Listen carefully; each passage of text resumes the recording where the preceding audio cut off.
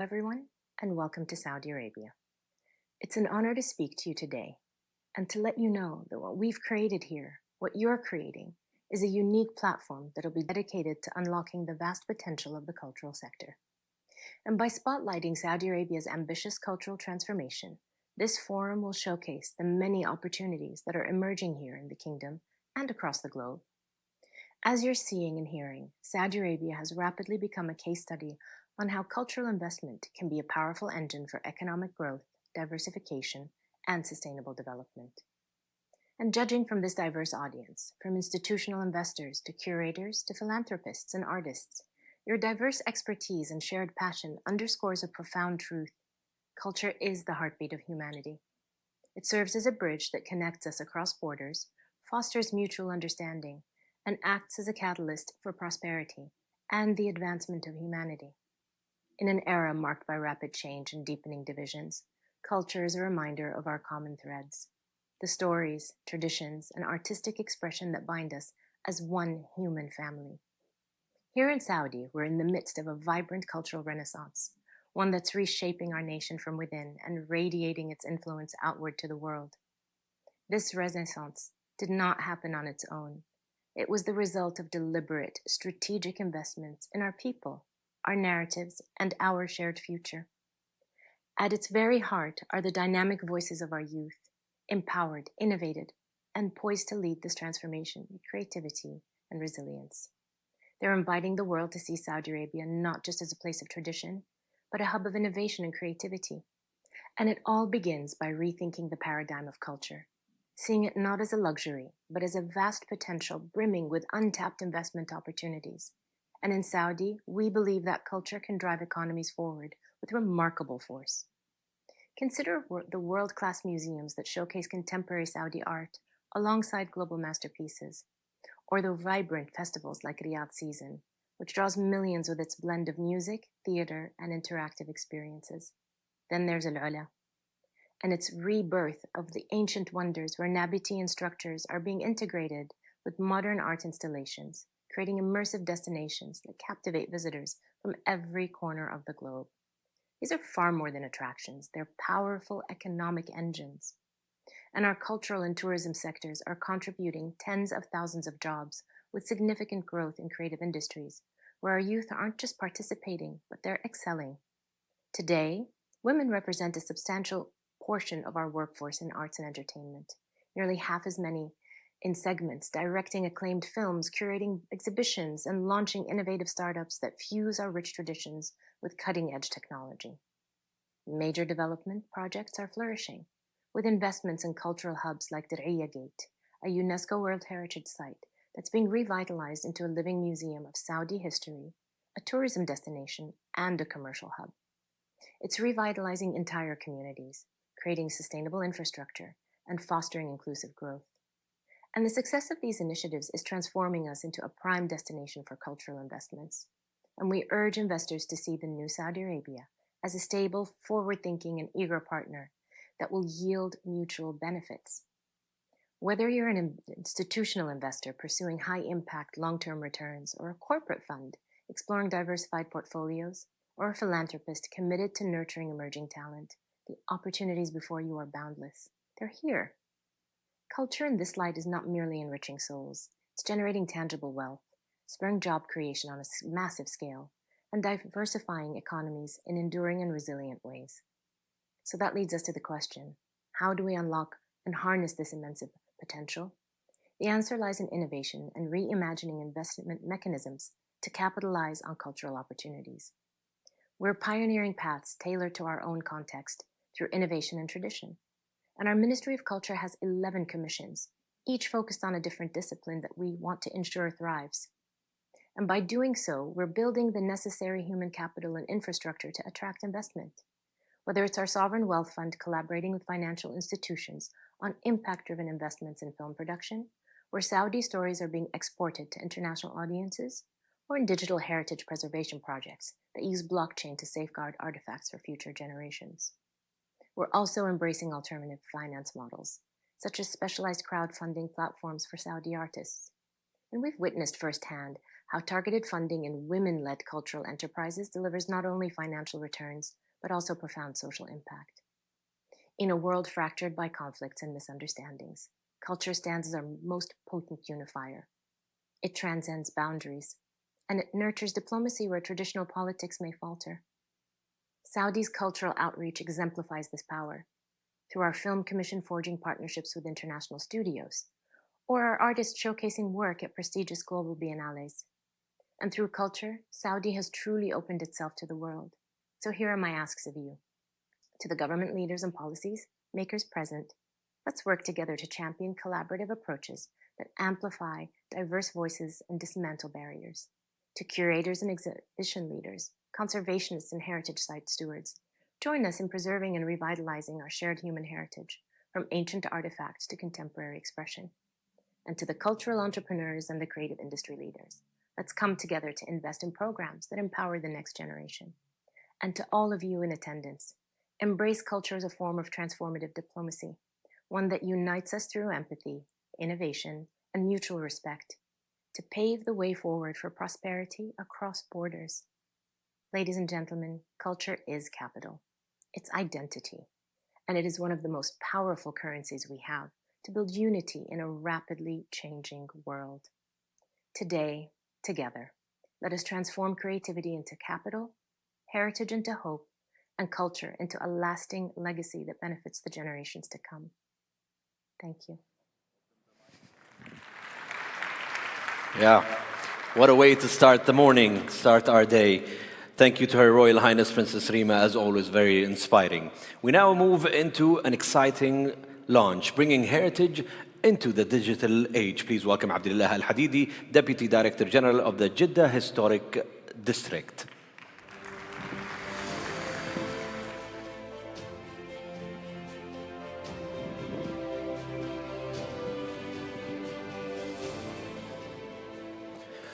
Assalamu alaikum wa rahmatullahi wa barakatuh. Your Highnesses, Your Excellencies, very good morning, and it's an honor to be with you today. I have a question. How many of you have visited Jeddah Historic District before? Wow, that's impressive. And those who haven't? Well, you're in for a treat today, because we're going to be launching the Google Arts and Culture Initiative for the Jeddah Historic District. The first of its kind in Saudi. And just to give you a little bit of a context, Jeddah Historic District is a UNESCO-listed site. It's a 2.5 square kilometer, which is housed to more than 600 heritage buildings and more than 12 archaeological sites. Now, imagine the possibility of experiencing this site digitally. So what's happening is that we're bringing the site to people. Now, with more than 12 archaeological sites, you would be able to feel them for yourself. We're embedding the digital and physical experience. We have always known heritage as something tangible, something you can experience when visiting the place itself. But today, we're going to change that for the first time in Saudi Arabia, starting with the Jeddah Historic District. So I would like to take this opportunity to thank our partners from Google and Arts and Culture, and to thank the team from Jeddah Historic District who have worked for the past couple of months to bring this to life. Now, this initiative is not only immersive and experiential for those who want to see the site, but also for the academians, for the students who want to really learn from this historic site and start working on research and development based on the facts that we have. Now imagine the possibility of looking at one of those artifacts that we have that is more than 1,000 years old, We're blending the experience of digital and physical so that it takes the whole journey of Jeddah Historic District beyond the expectations of the visitors. And with that, I would like to introduce Sherbil Sarkis, the Google Country Director, to explain further about this platform. Thank you so much.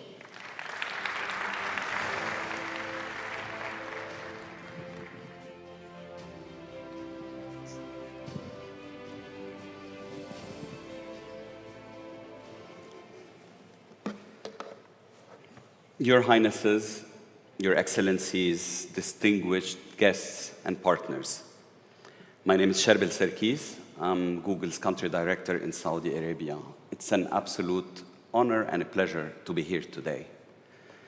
Let me tell you, in my 14-year tenure with Google so far, it's one of the most exciting and an energizing moments.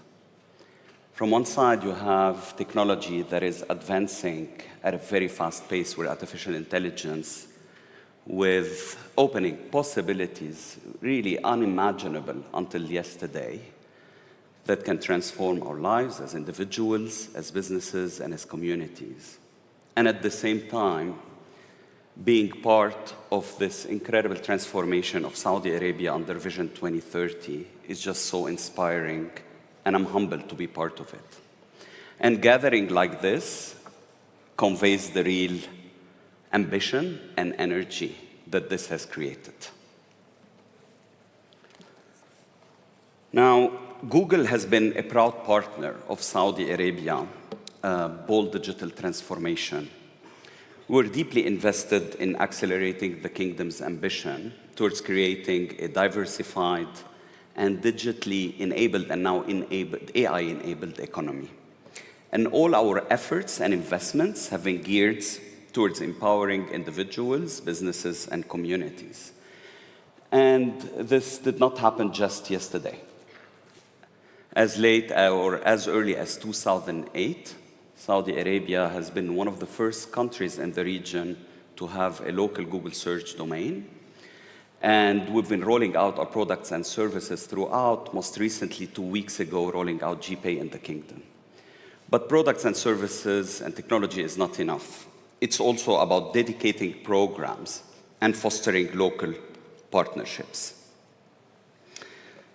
And a few things that come to mind, starting from Google Forum in Saudi Arabia in 2011, to the launch of Maharat min Google in 2018, to the launch of our first hyperscale data center, the Google Cloud region, in Dammam in 2023, which is expanding now into a global AI hub in partnership with PIF. And because we're Google, we like numbers and we like impact. And just taking a look at some of these impact that these programs had over the last few years. For example, since 2018, Maharat min Google has trained more than 590,000 individuals on digital skills, and now it's focusing on artificial intelligence.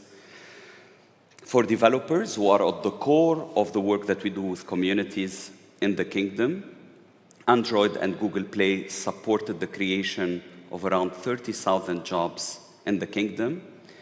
And last year, a report by Public First assessed Google economic contribution to the kingdom north of 30 billion Saudi riyal just last year.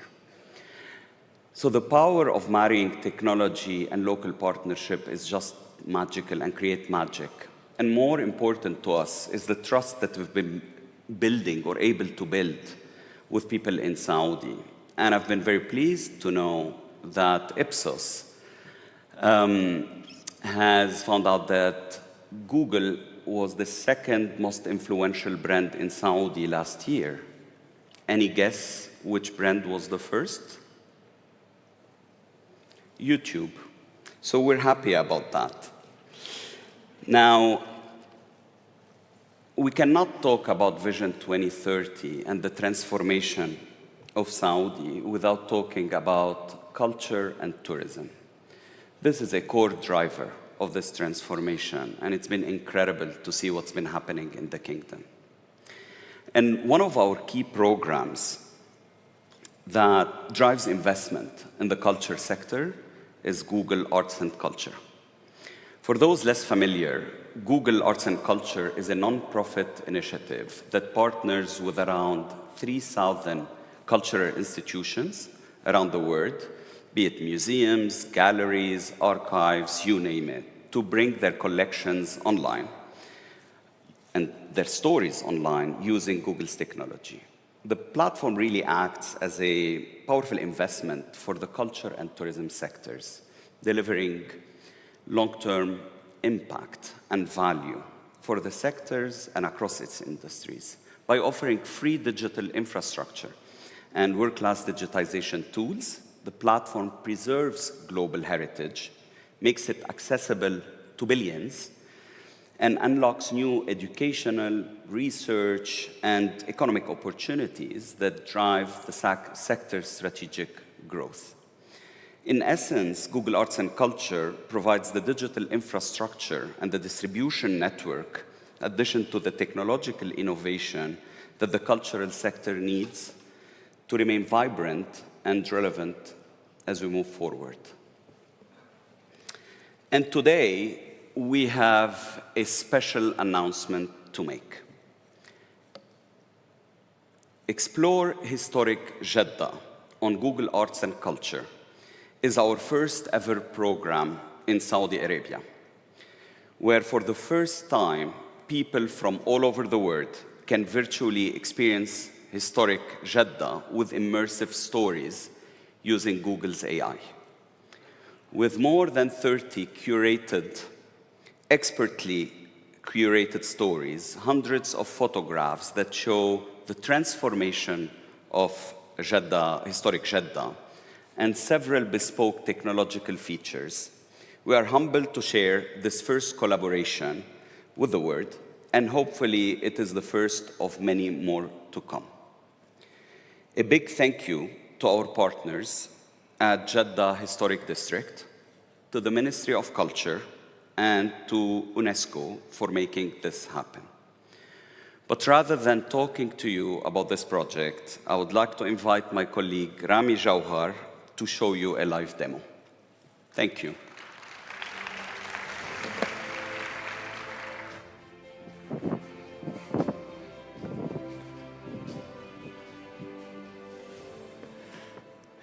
صباح الخير جميعاً. My name is Rami Jauhar, and I'm the regional lead for Google Arts and Culture. I'm super excited to be taking you on a live demo of what the full experience of Explore Historic Jeddah will be on Google Arts and Culture. You are the first people who are going to see this, and as of now, everyone around the world is able to go and experience it online for free. I only have a few minutes, so it's going to be a glimpse of what is possible and what's available online. We begin the journey by highlighting 10 different interesting things that people should be on the lookout when they explore historic Jeddah, from the ornate rawasheen to the coral stone walls and the tucked-away mosques in the alleyways. And now in Google Arts and Culture, we love experimenting with technology. And one of these experiments is live as part of this experience. So we've taken 360 imagery photography for the first time in the Kingdom of Saudi Arabia. And this allows to virtually visit parts of historic Jeddah. And once you're there virtually looking around the different streets and the buildings, you see something you like, you take a snap, a picture of what you see, and then Google's AI generates an audio guide explaining interesting cultural facts around what you see, and then you can continue the conversation with Google's AI. And I want to reiterate that Street View captures, the 360 images that allow these virtual visits, have been done in historic Jeddah for the first time across the kingdom.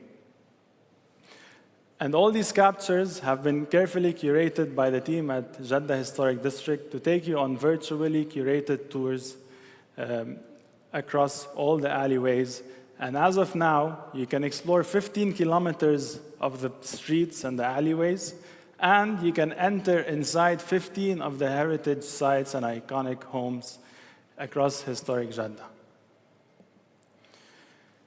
And now, as I was working on the project, I realized there was a lot of interesting things that I'm learning about the history of Jeddah, and also there was a lot of strong efforts of restoration of all these historic homes. And now, thanks to the power of technology, we're able to create a virtual gallery that does not exist in real life. It's only virtual. And that gallery is again curated by Jeddah Historic District that shows you unique and rare photos from the archive of historic Jeddah, so black and white photographs of how historic Jeddah used to be. And also, it shows you the before and after images of the different houses that have undergone restoration. And you can come walk around this space and explore it like you're exploring a museum. You come close to a painting and you learn more about what you're seeing.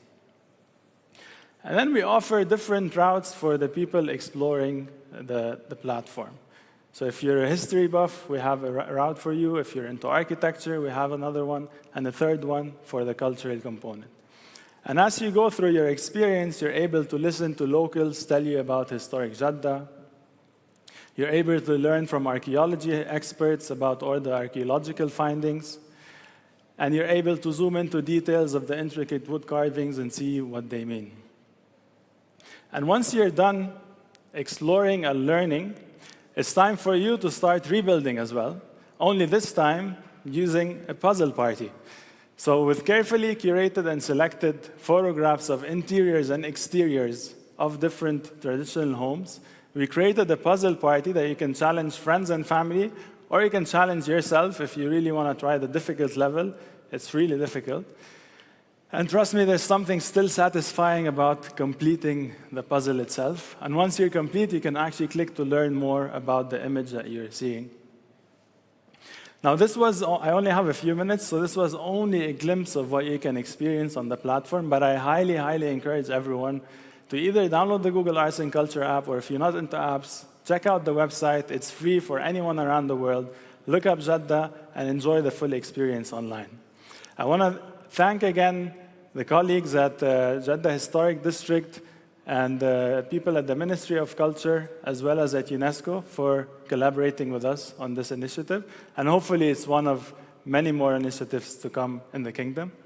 And I want to leave you all with just a final launch trailer video for us to look at.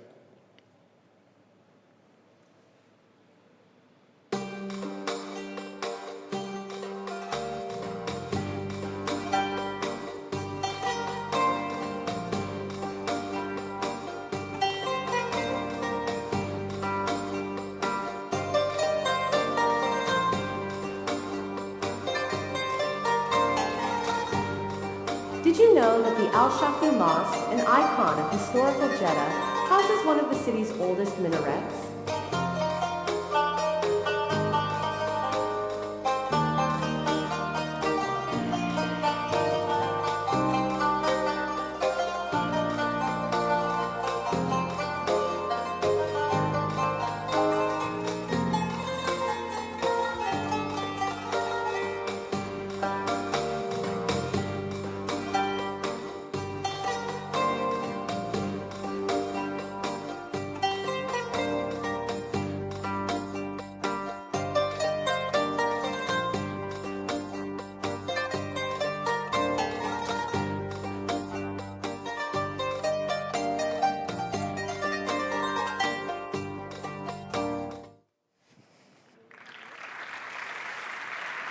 Thank you.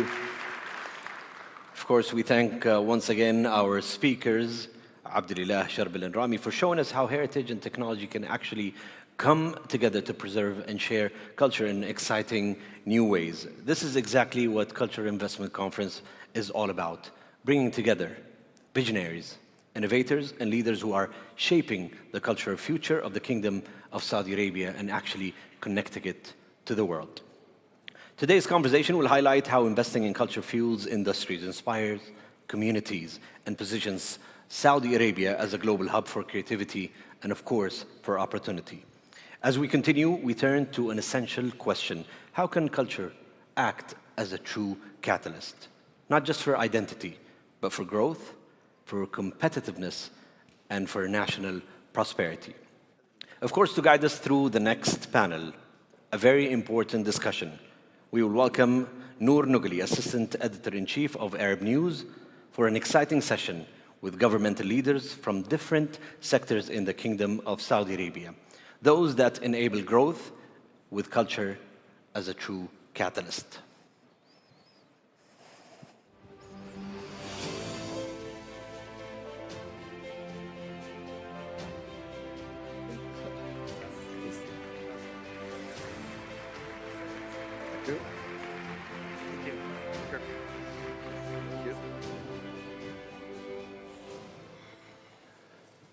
Good morning, ladies and gentlemen. What an honor to be here on the second day of the Cultural Investment Conference.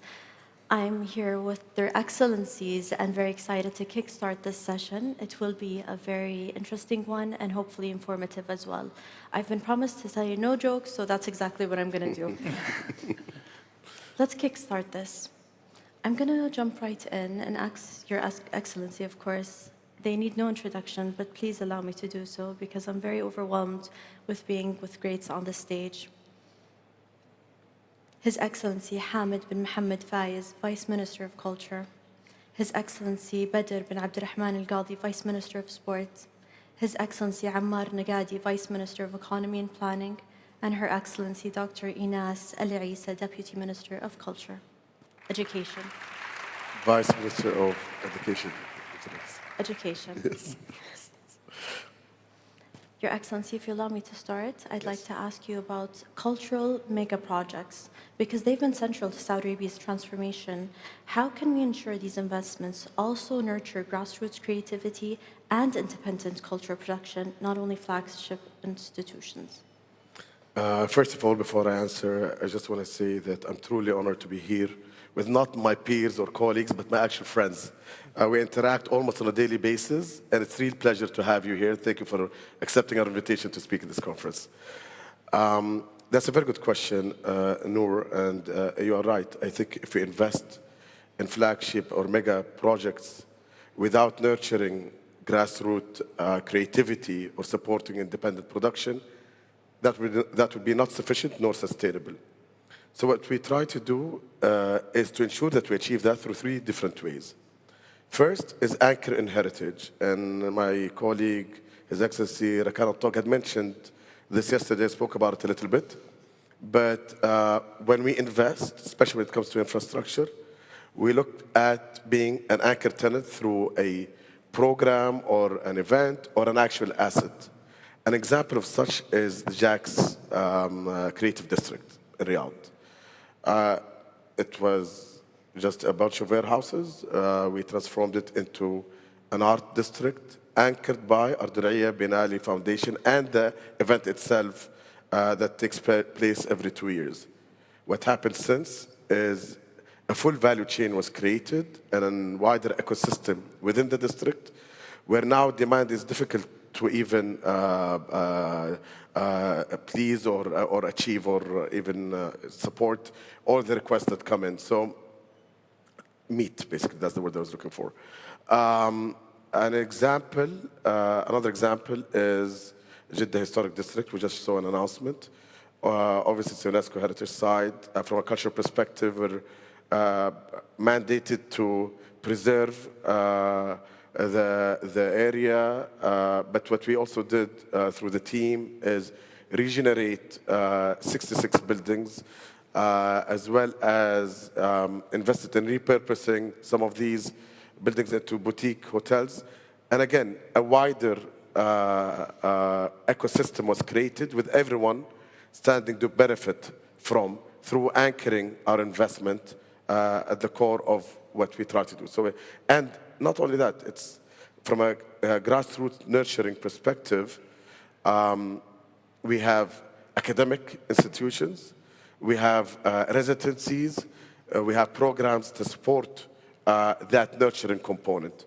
So that's one way. A second way is through investing in platforms as opposed to monuments So another example, Red Sea International Film Festival Foundation.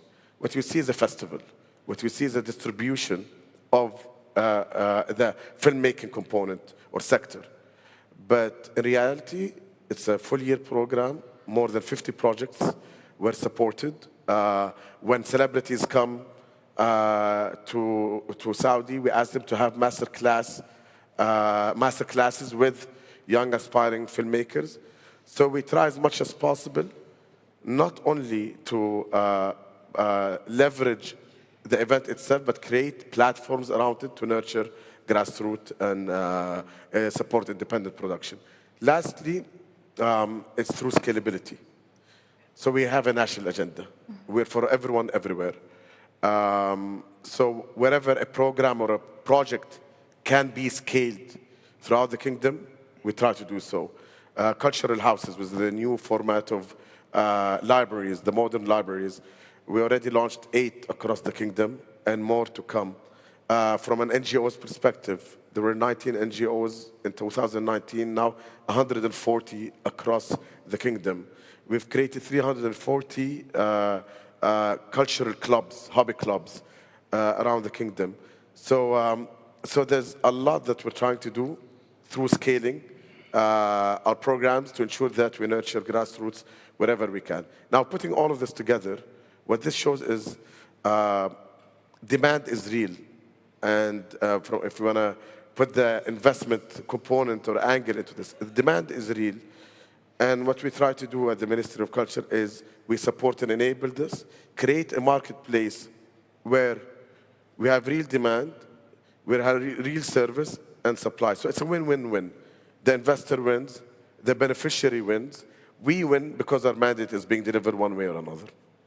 Your Excellency, what a fantastic answer. And I truly have to commend the Ministry of Culture because I'm old enough to see the changes and remember the things that we didn't have in the past and the choices, the unlimited choices we have now. So thank you so much for all your efforts there.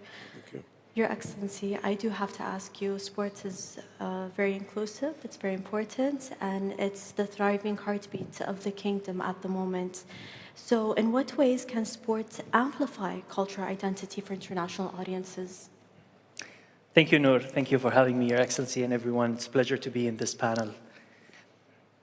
Let me start with a personal story. I'll tell you something happened with me in 2018. I was in Moscow. I went to attend the World Cup. Back then, I wasn't aware that one day I'll be in the sports sector. This trip was, as I said, to attend the World Cup. I don't remember today what was the game that I attended, but I remember very well what I've experienced in Moscow and St. Petersburg. I remember the museums I visited. I remember the culture, how hospitable were the Russian people. So if sport is the magnet that attracts visitors, culture is the glue that makes them stay and stays with them as well. To be honest, this is what we also do here in Saudi. Culture and sports goes hand in hand. You cannot imagine a sporting event without a cultural aspect around it happening. Similarly, if I think of some of the events that we host here, Rally Dakar, for example, what we remember from the rally, not who took the first place or the second place or who came third, but rather the scenery that we've seen, Al-Ula, Red Sea, and others, and so on. So all of that leaves an understanding and a memory with the people that have attended such interesting event. Think about international cities, for example, Barcelona, Real Madrid, or so on. What you remember is the stadium of these iconic stadiums of these cities. If I think of China, Beijing in specific, I think the first image that comes in my mind is the Beijing National Stadium, the one that was hosted the Olympic opening. And it's for that, this is a sport without culture doesn't really leverage the full-fledged of such sporting event. The Saudi Vision 2030 is very interesting, where you see the collaboration happening between different entities. And I work with His Excellency and his team very closely on whenever we have a sporting event, what will be the cultural aspects that we'll be leveraging aside of this. We do that not only with culture, but with tourism as well and with other sectors. So all of that sets the stage for leveraging the most out of these sporting events that takes place and give the international visitors the best experience of Saudi. Once they come for a sporting event, they leave with a cultural memories. So fantastic to hear that culture is embedded in every entity and you find it everywhere, and that's the impact that leaves you when you visit a country. Thank you so much for sharing that personal story, Your Excellency, Engineer Ammar. How does the Ministry of Economy and Planning integrate culture into diversification strategies? Assalamu alaikum. First of all, it's great to be here today, and I want to thank His Excellency Hamid and the Ministry of Culture for organizing such a great event in such an exceptional venue. Let me start by saying that Saudi's economic transformation is built on the idea that we want to unleash the potential of all regions, all sectors, and the people for Saudi, with diversification being one of the core objectives. Now, diversification is important because it ensures long-term prosperity for Saudi and its people. Saudi has two main engines of growth that drive this diversification. These engines of growth are not important because they drive growth and create jobs only, but also because they are export-oriented. They are not limited by the potential or the demand that we have in the local market, and they export products and services. The first engine is industry and mining. This is a stronghold, and we continue to build our industrial base. The second engine of growth is actually the new and emerging sectors: culture, sports, tourism, entertainment. These sectors complement one another. They attract visitors and increase the exports of Saudi. Now, there are other sectors as well that enable this growth, from education to health, building human capital, to energy, water, and transportation, building the infrastructure. This momentum has led to 18 consecutive months, or quarters actually, 18 consecutive quarters of growth in non-oil activities with an average of 5%, bringing non-oil activities to 56% of GDP, which is an all-time high. Jobs are being created, participation is increasing, and today we're at an all-time low in unemployment. And the most striking part of these results, or this story, is exports. While the exports of goods have increased by 70% since 2016, the exports of services, which is driven by culture and tourism, has tripled, actually, more than tripled since 2016. And we've seen that driven by these new sectors that we talked about that drive these exports of services. This is proof or an indication that culture is not a luxury. Culture is a sector that is in the heart of the economic diversification of Saudi. Thank you so much, Your Excellency, for that amazing answer. I do want to move on to you, Your Excellency, Dr. Inas. Each of the sectors that are here with us on stage, education, sports, economy, and culture, intersect in distinct yet complementary ways. How can joint action across these fields help translate cultural assets into real investment and competitiveness? Thank you, Noor. Assalamu alaikum, everyone. I'm so happy to be here. Thank you, Your Excellency, Dr. Hamid, for inviting me to be here.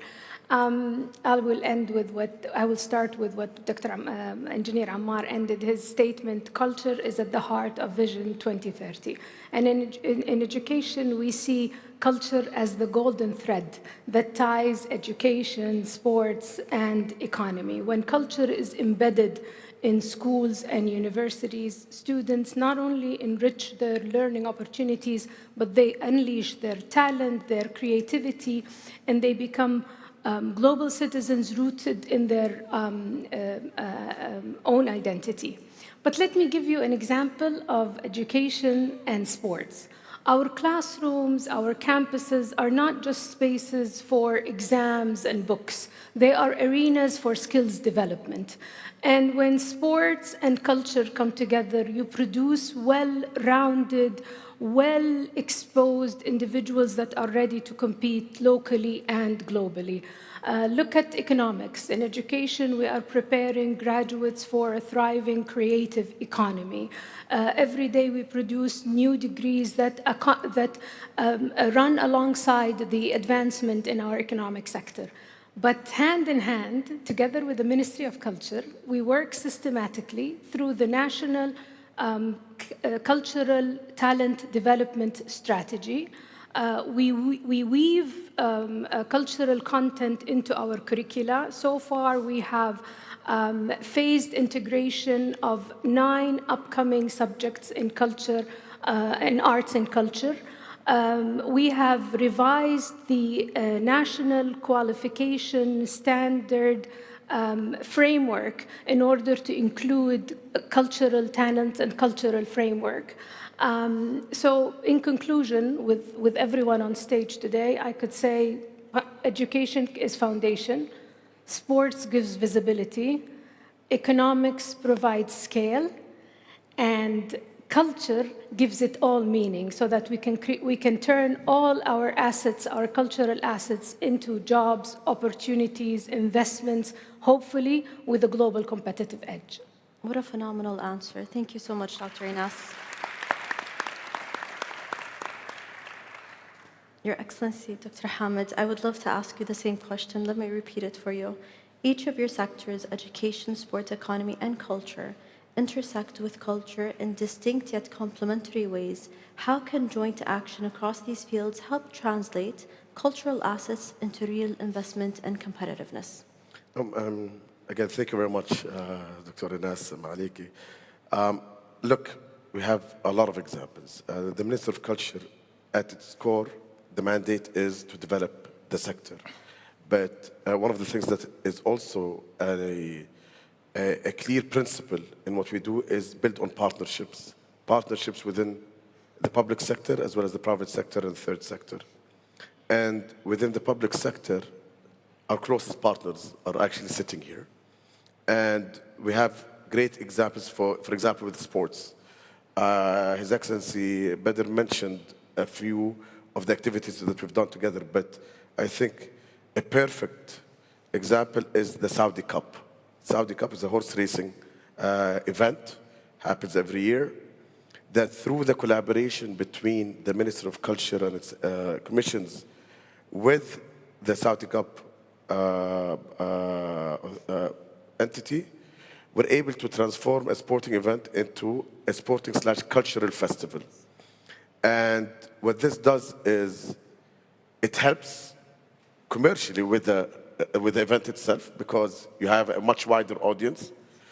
It helps us in terms of showcasing our culture and national identity and priorities to those who are visiting from all around the world and those who are watching on TV. And we also it helps us from a perspective that we share, for example, a 100 brands program. Our fashion designers, we have a setup for them there, which helps them commercially. So going back to the commercial side. So again, everyone benefits from such collaboration, and it really became part and parcel. It's not sports, it's not culture, it's one. And that's just one of a few. As His Excellency mentioned, there's no event that we do not collaborate with. Design of a cup, for example, or a few years ago we had the year of Arabic calligraphy, and the Minister of Sports had the players print their name with Arabic. It had a massive impact, even though it's a small initiative. With education, I can speak hours about our work with education. Her Excellency mentioned it, or she said it better or more eloquently than I can ever do.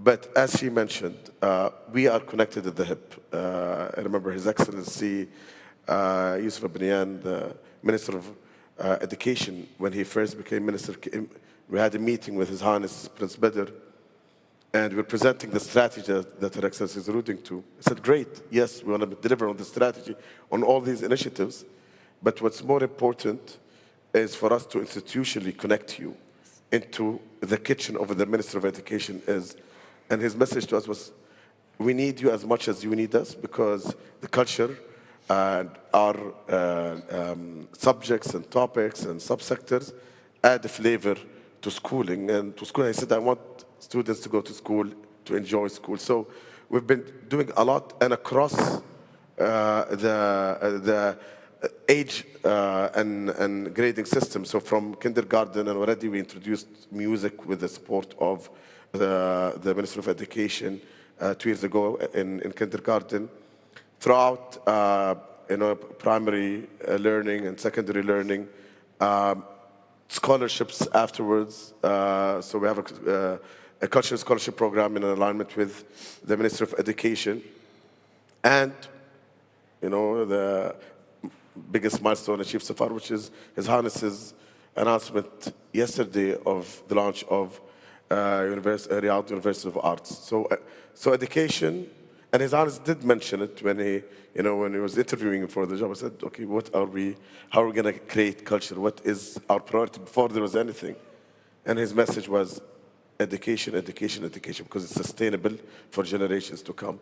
So a lot is being done with education, but again, putting all of this together in terms of a commercial perspective, we're working with our partners in education and the Ministry of Human Resources to ensure that we educate for demand. So when people graduate from university, there are jobs, there is that talent demand for that specific sector and role. And lastly, I think with the Minister of Economy,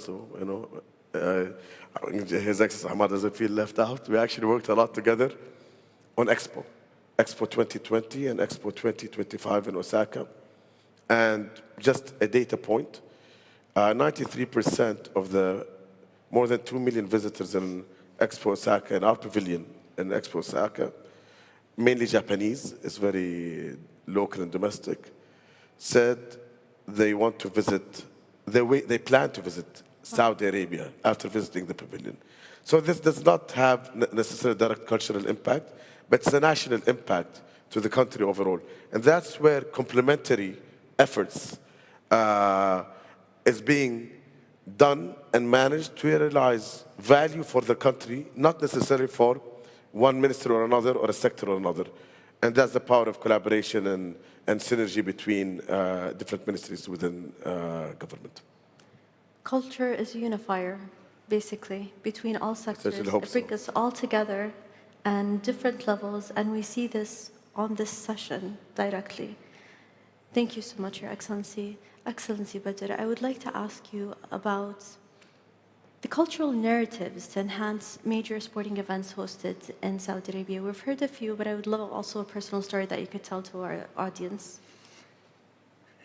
Let's imagine together attending a car race, Formula One, for example, without having an activation happening with it. So it would be just attending for an hour, looking at cars going in laps and going back home. Would this be interesting or entertaining? Obviously it won't. And hence it's quite important to have that activation, cultural event happening, the concert after the race itself and so on. Likewise, if we remember major global events, major sporting events, the likes of the World Cup or the Olympics, I think what I would remember from an Olympic game or a World Cup is the opening itself, the ceremony that happened there, what key messages has been delivered to the people and all that. So it's quite important to embed the cultural aspect of a city or a country as you attend a sporting event on it. And we in Saudi Arabia, we're very much caring about this and now building our World Cup stadiums to have this into account and perspective. For example, I was just looking at a tweet this morning showing the progress in Jeddah Central Stadium. And most of the comments were there about the beauty of the building and how it represents the culture of Jeddah and the architecture there. Likewise, the King Salman Stadium that is being built here in Riyadh, it reflects the topography of Najd region. And hence, these key messages will be taken away with people visiting Saudi and coming here. In sporting events, we always have giveaways that the guests take with them, and mostly they care about takeaways that has a local cultural aspect to it. His Excellency mentioned the Arabic calligraphy that is written on the back of the jerseys of the players. We also had the same in Formula One, where you see Max Verstappen, for example, his name written in Arabic, and he used to like it. He took a picture of it and stood there to show the world his name written in Arabic calligraphy. I believe enabling our content creators to pass their messages is super important. And with that, I remember my colleagues in Thamania, for example, the broadcasters of the Saudi sports events today.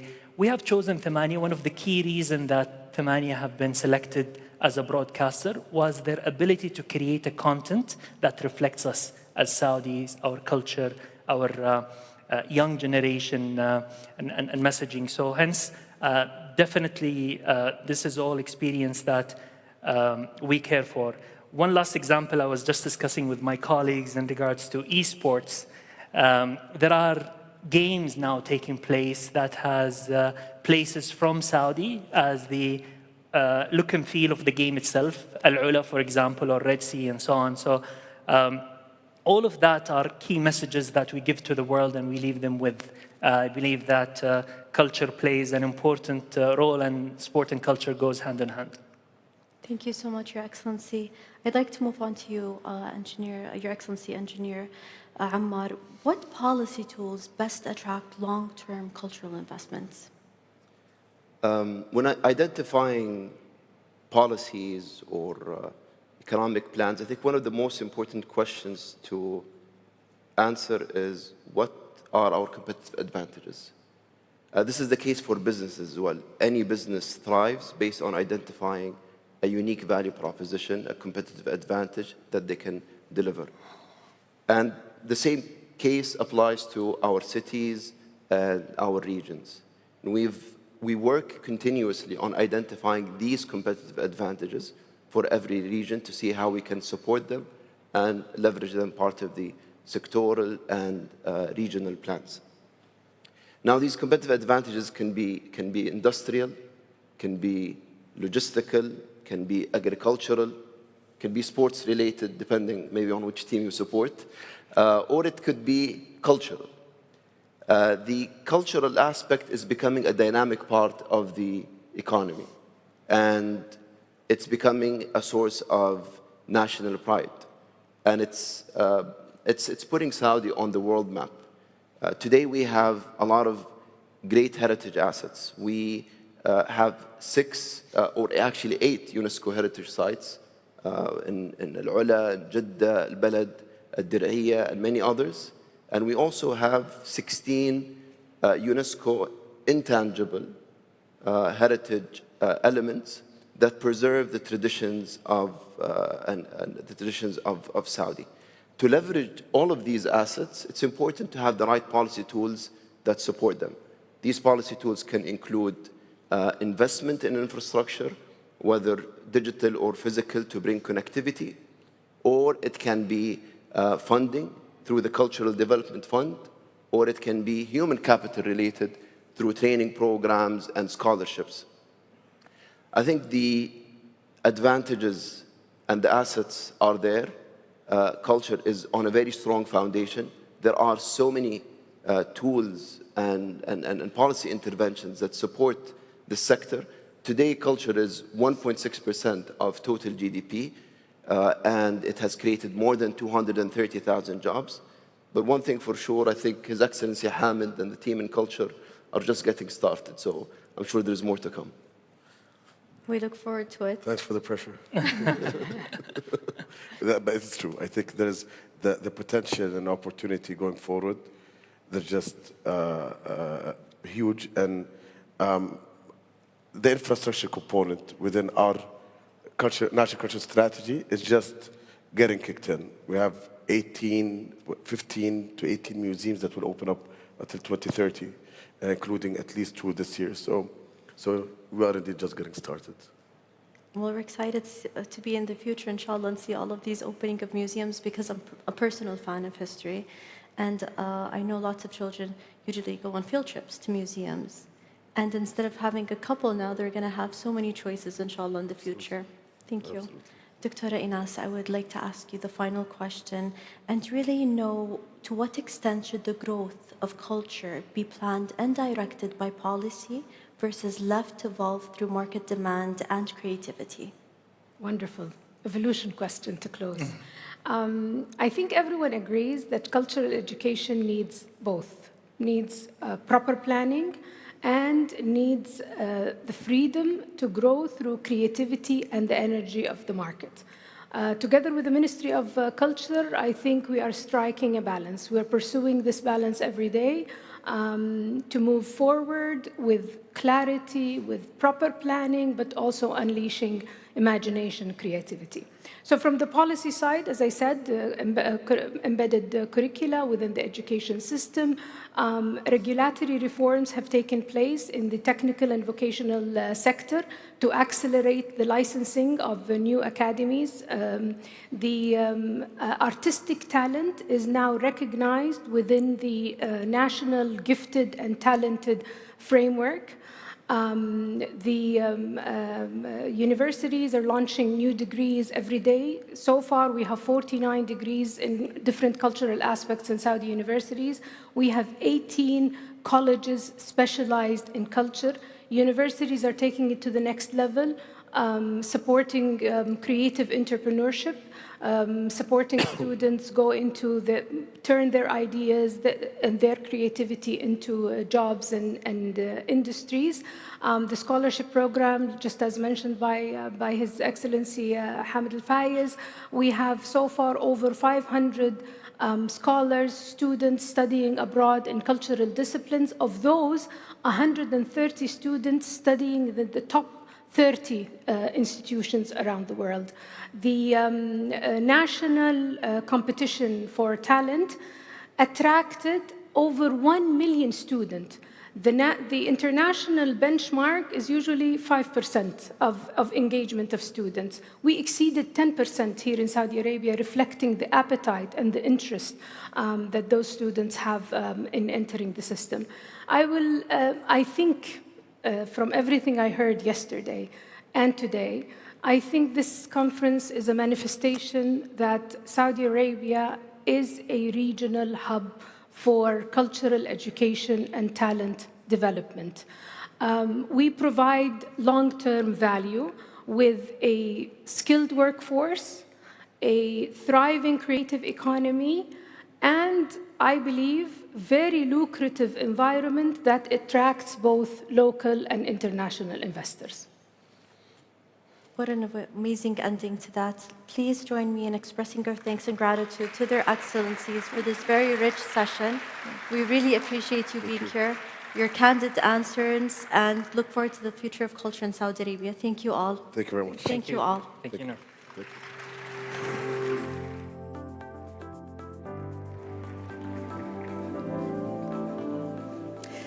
Noor, thank you very much to you and your panel for that conversation. Highnesses, Excellencies, honored guests, colleagues, friends, good morning, wherever in the world you may be. Good afternoon, good evening. My name is Dumi Makhabo. So, when we are often talking about the creative industries, we think about them as something which is really nice to have. But increasingly, we appreciate that we have to recognize them for the economic engines and drivers that they actually are. Well, as we speak, in fact, as we've been speaking for the past day and a bit, we're increasingly recognizing this gap between the creatives and the creators and the money and the capital and policy infrastructure that currently exists. There is this mismatch. They don't necessarily align together. So, how do we begin to close this gap? How do we get capital that is smarter? And how do we ensure that we have policy that is bolder and better able to serve the purpose which we intend. So one of the things that I really love is when I can have conversations with people that are incredibly smart. We've had many of them, but also that I happen to be really, really fond of. So please join me in giving a very, very warm welcome for one such person. He is the CEO and board member of the Saudi venture capital company, also known as SVC, His Excellency Dr. Nabil Koshak.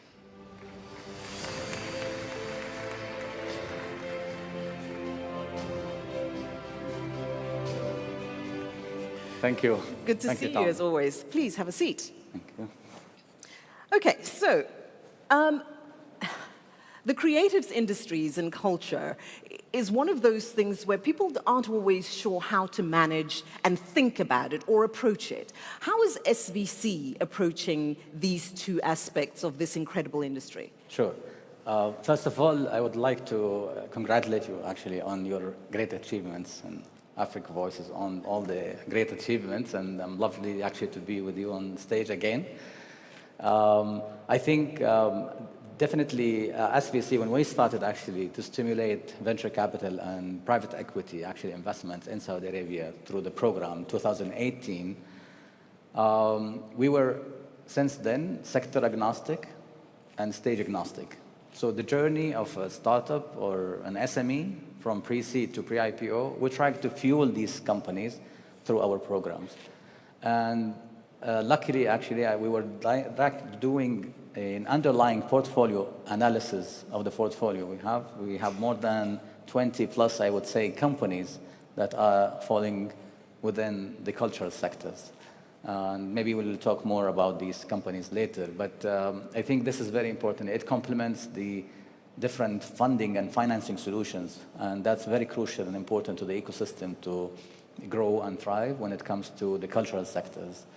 And I think since we started actually, if we just shed the light on some of the highlights, the total deployed capital 2018 investing in startups in Saudi Arabia was only $60 million, 60. And that reached 2023, $1.4 billion. And this year, we're actually going to surpass that highest number that since then. And I think that's almost 21x when you do see how this is progressive. I claim we are, if not the fastest, the most actually, the fastest actually ecosystem when it comes to supporting startups and SMEs. But part of this movement actually, which is sparked out of Vision 2030, how SMEs and startups are crucial and important to the ecosystem, and definitely the cultural sectors and subsectors are pillars of these actually sectors that are relevant to these some of the companies and startups that we have back through our program. Our program mainly 90% we're doing a fund of funds, so invest in funds. We are unlocking and attracting and encouraging and stimulating local, regional, and international investors to join the scene and add value to the ecosystem. Yeah. And then that's actually very crucial to fuel these actually companies that are focused on the cultural sectors. So when you talk about that 21x growth in investment capital, that demonstrates not just growth, but also aggression in the sense that you're very aggressively pursuing this particular sector. 100%. So for you, when you're assessing, what is it about this industry that you view as being attractive and that you think is a worthy investment when you're looking at long term? Because investment is never about what happens in the next 12 months or 36 months. 100%. So actually the nature of venture investment or investment in SMEs and startups actually with growth potential, it's the riskiest asset class. So based on that, actually, this is where SVCs was created actually to de-risk the funding and financing for these companies at the very early stage, and then help them to grow and also fill the gaps when it comes to growth funding, pre-E funding, pre-IPO funding. So from pre-seed to pre-IPO, you need to make sure that we created an army of investment firms that are deal sourcing, fueling, and adding value to these companies. Since inception, we invested, for example, in 63 funds that these 63 funds are local, regional, international, with one requirement: equal amount of the ticket we invest in these funds has to be deployed locally in Saudi Arabia.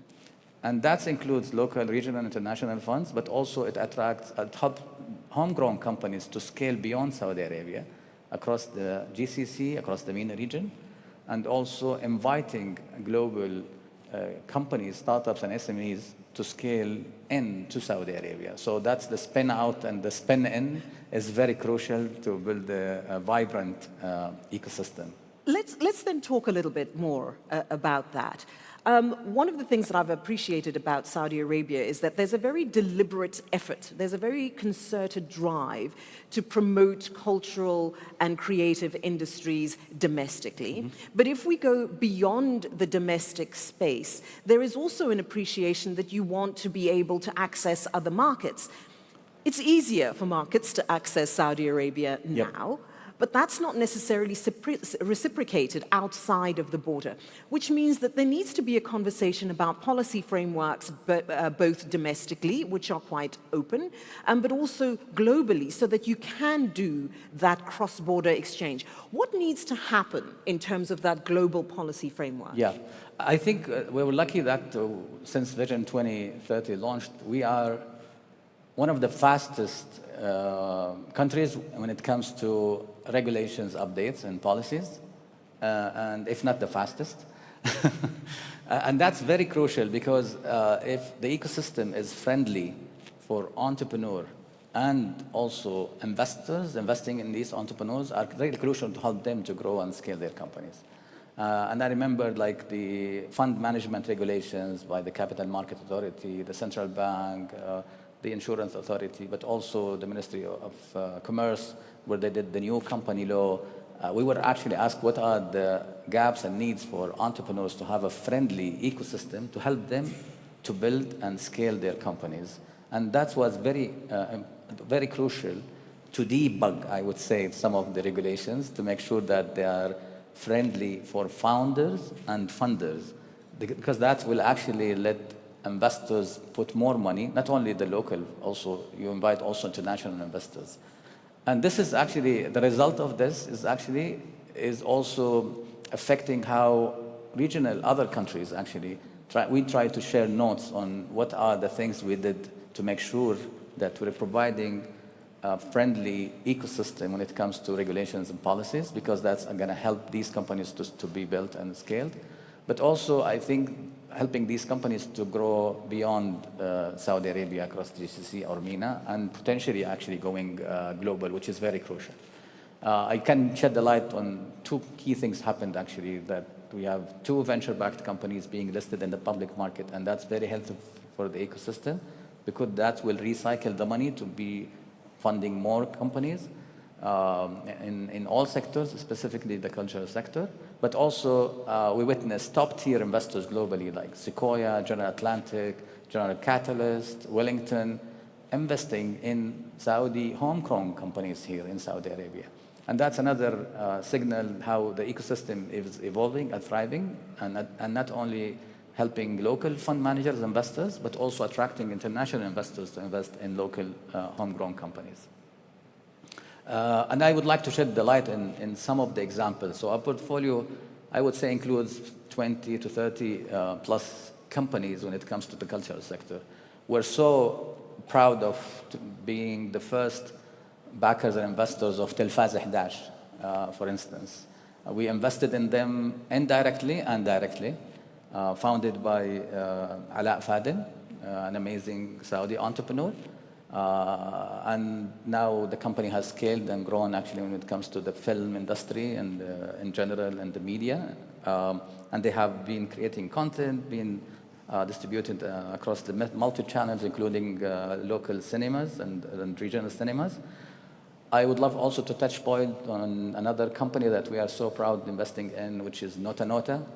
It's actually a platform to digitize the design, creation of perfumes. So that's actually part of also the, I would say, the fashion industry at large.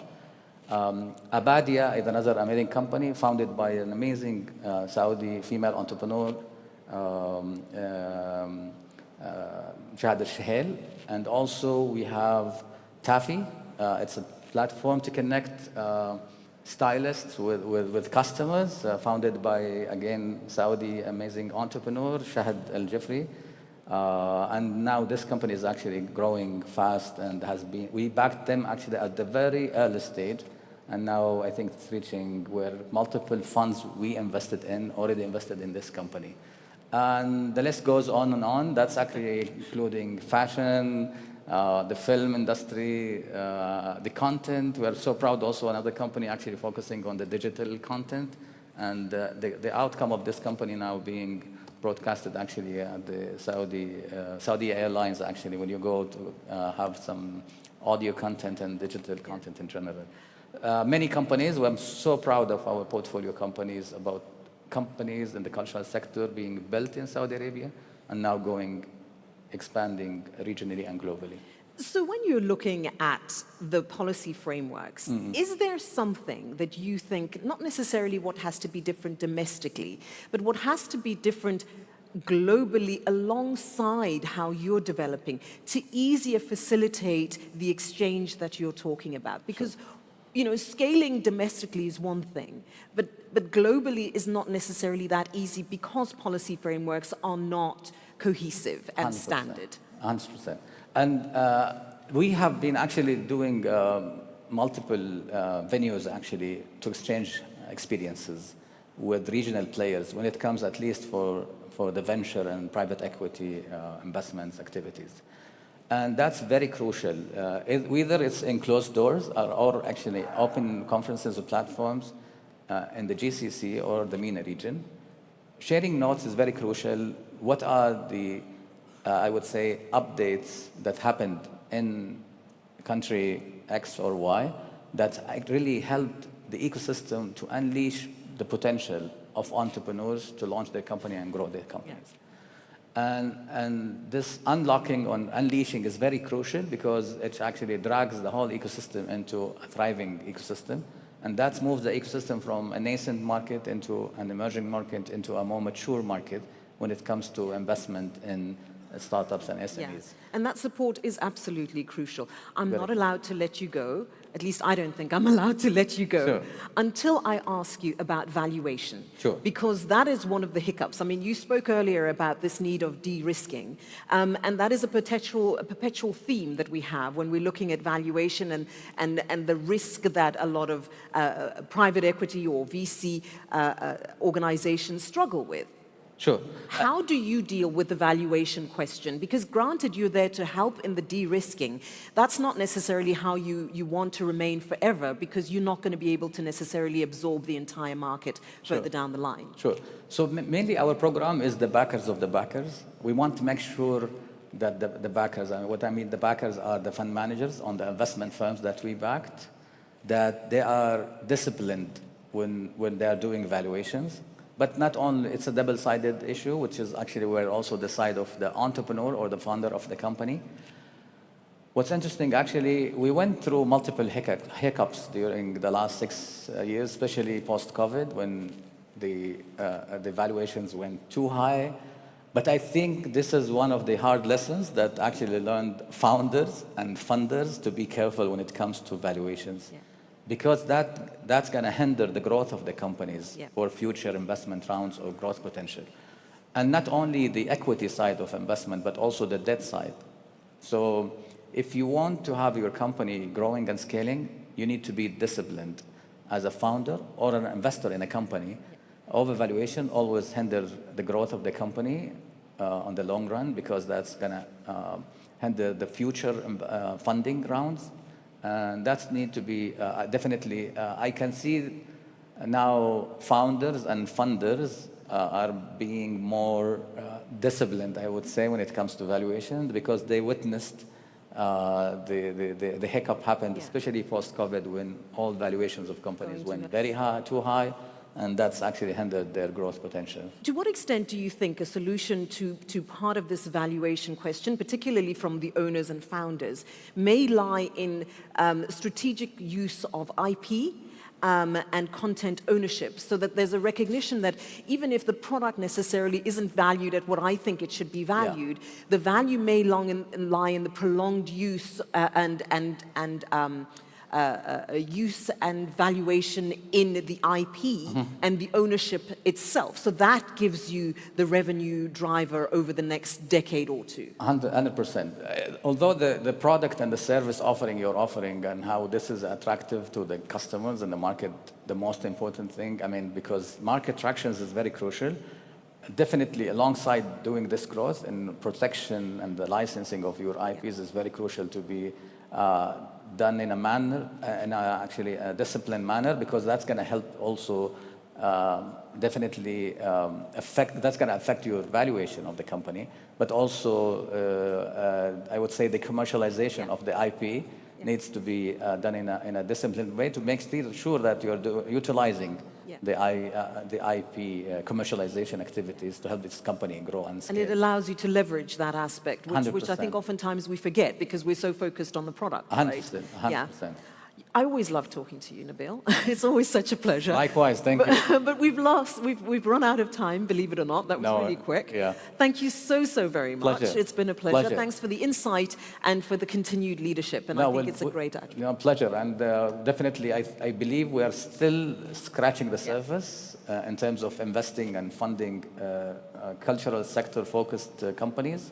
I think there are more to be done, and I want just to recognize the efforts of the Ministry of Culture and also the Cultural Development Fund, where they are doing a great job now fueling, because funding is very crucial to the ecosystem, and what we call the risk capital, the patient capital, always unlocks amazing entrepreneurs and innovators in the cultural sector. So exciting. Can't wait to see what you're going to do. Ladies and gentlemen, Dr. Nabil Khoshak. Thank you.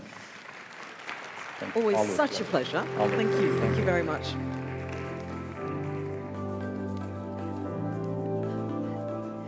It certainly is one of those things where I think when you encounter people who are not just passionate about what they're doing, but highly skilled, it's really, really rewarding. And certainly for me, that conversation was. I hope you found it so too.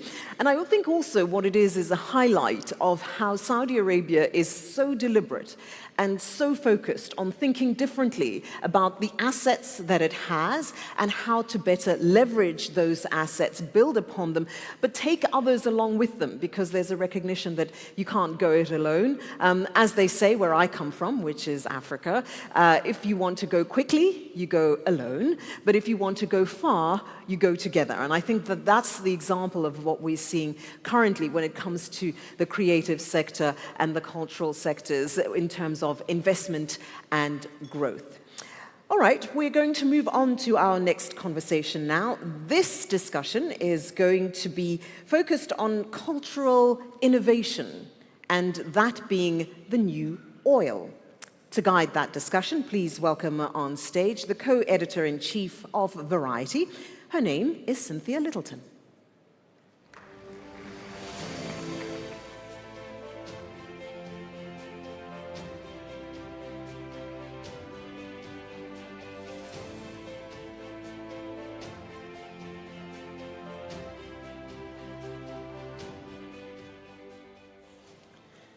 Thank you. Thank you very much. So appreciate everyone coming. Thank you to our panelists. There's a lot going on here. This is quite a fascinating gathering of people and cultures and discussion. And I am Cynthia Littleton, co-editor-in-chief of Variety. I was very flattered to be asked to be part of this event, so I'm really just grateful to the organizers and everyone.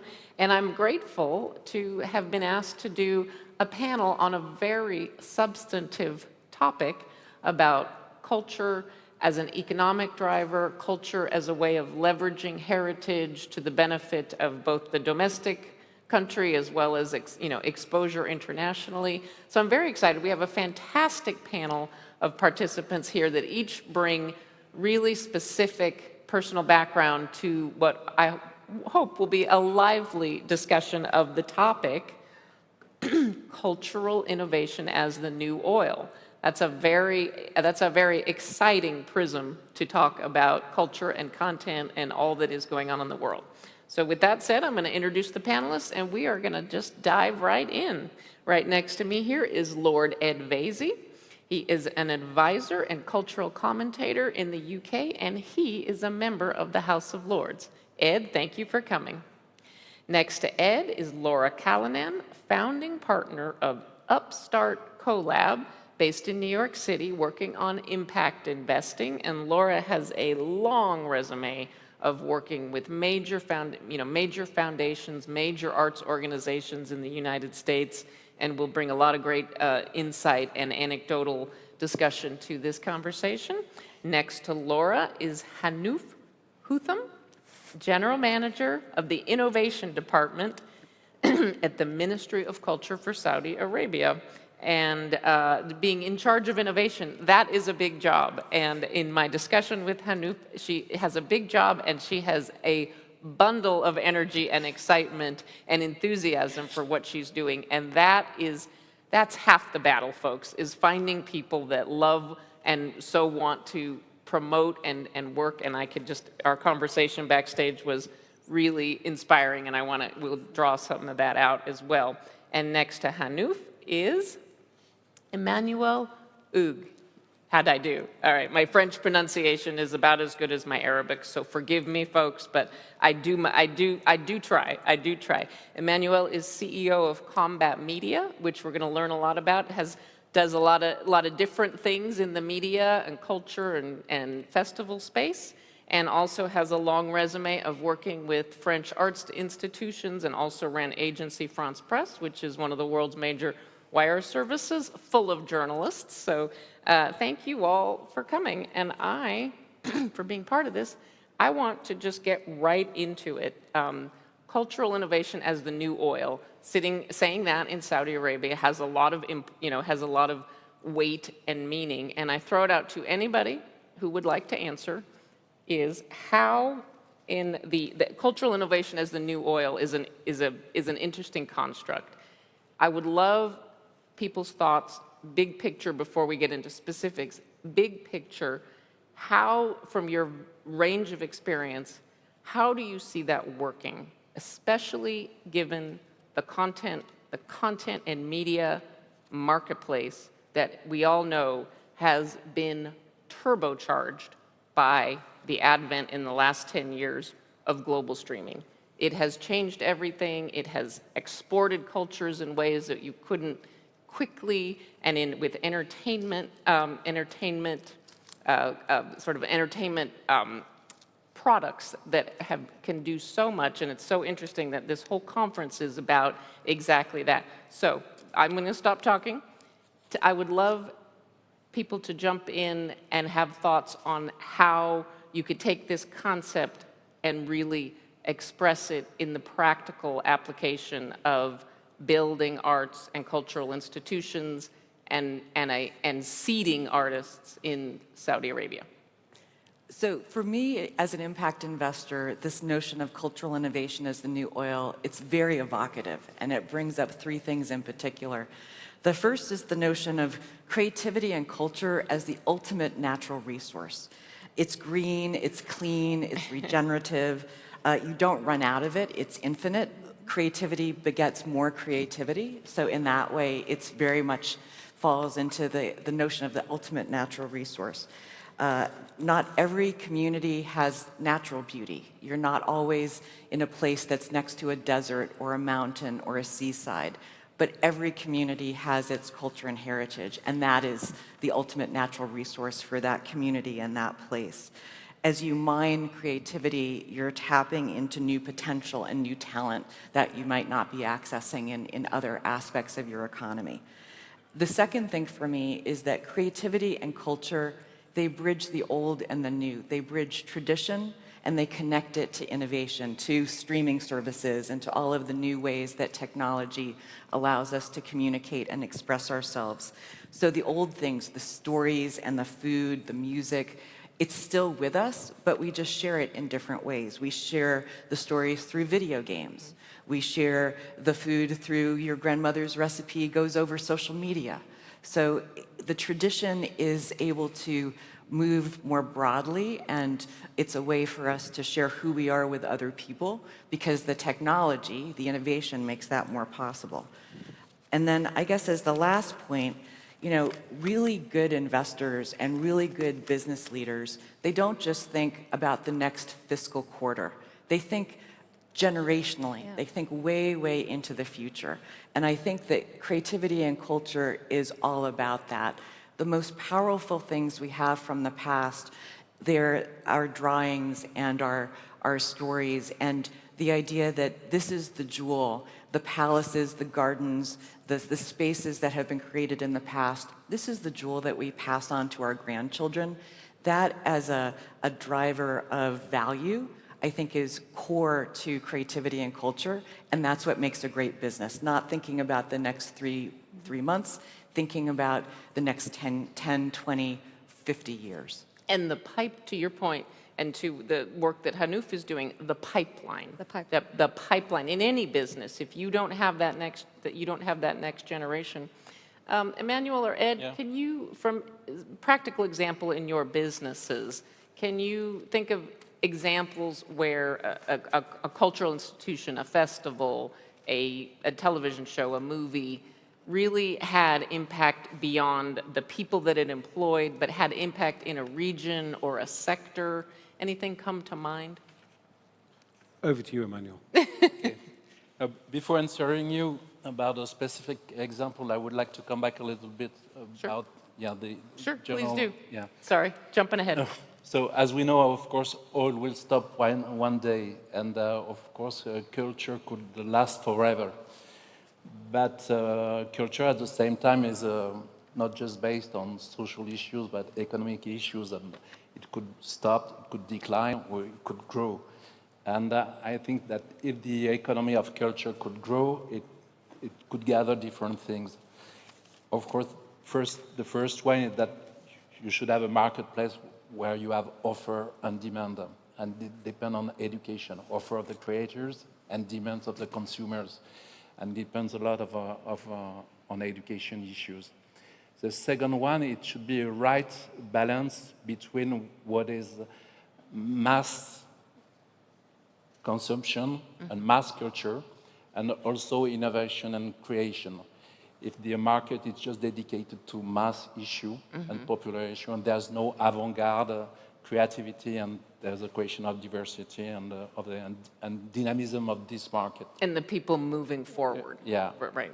It should be at the same time the first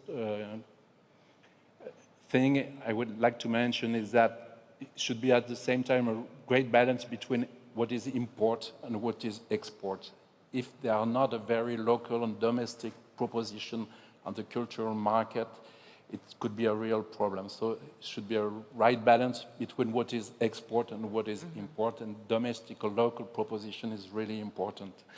And the last one, and I would come back maybe to a specific example, it should be also a real diversity in proposition. It should not be a market just dedicated to music, to heritage, to museum, and so on, and to make the links that you mentioned between the other types of economic models with fashion, with culinary, with tourism, and so on.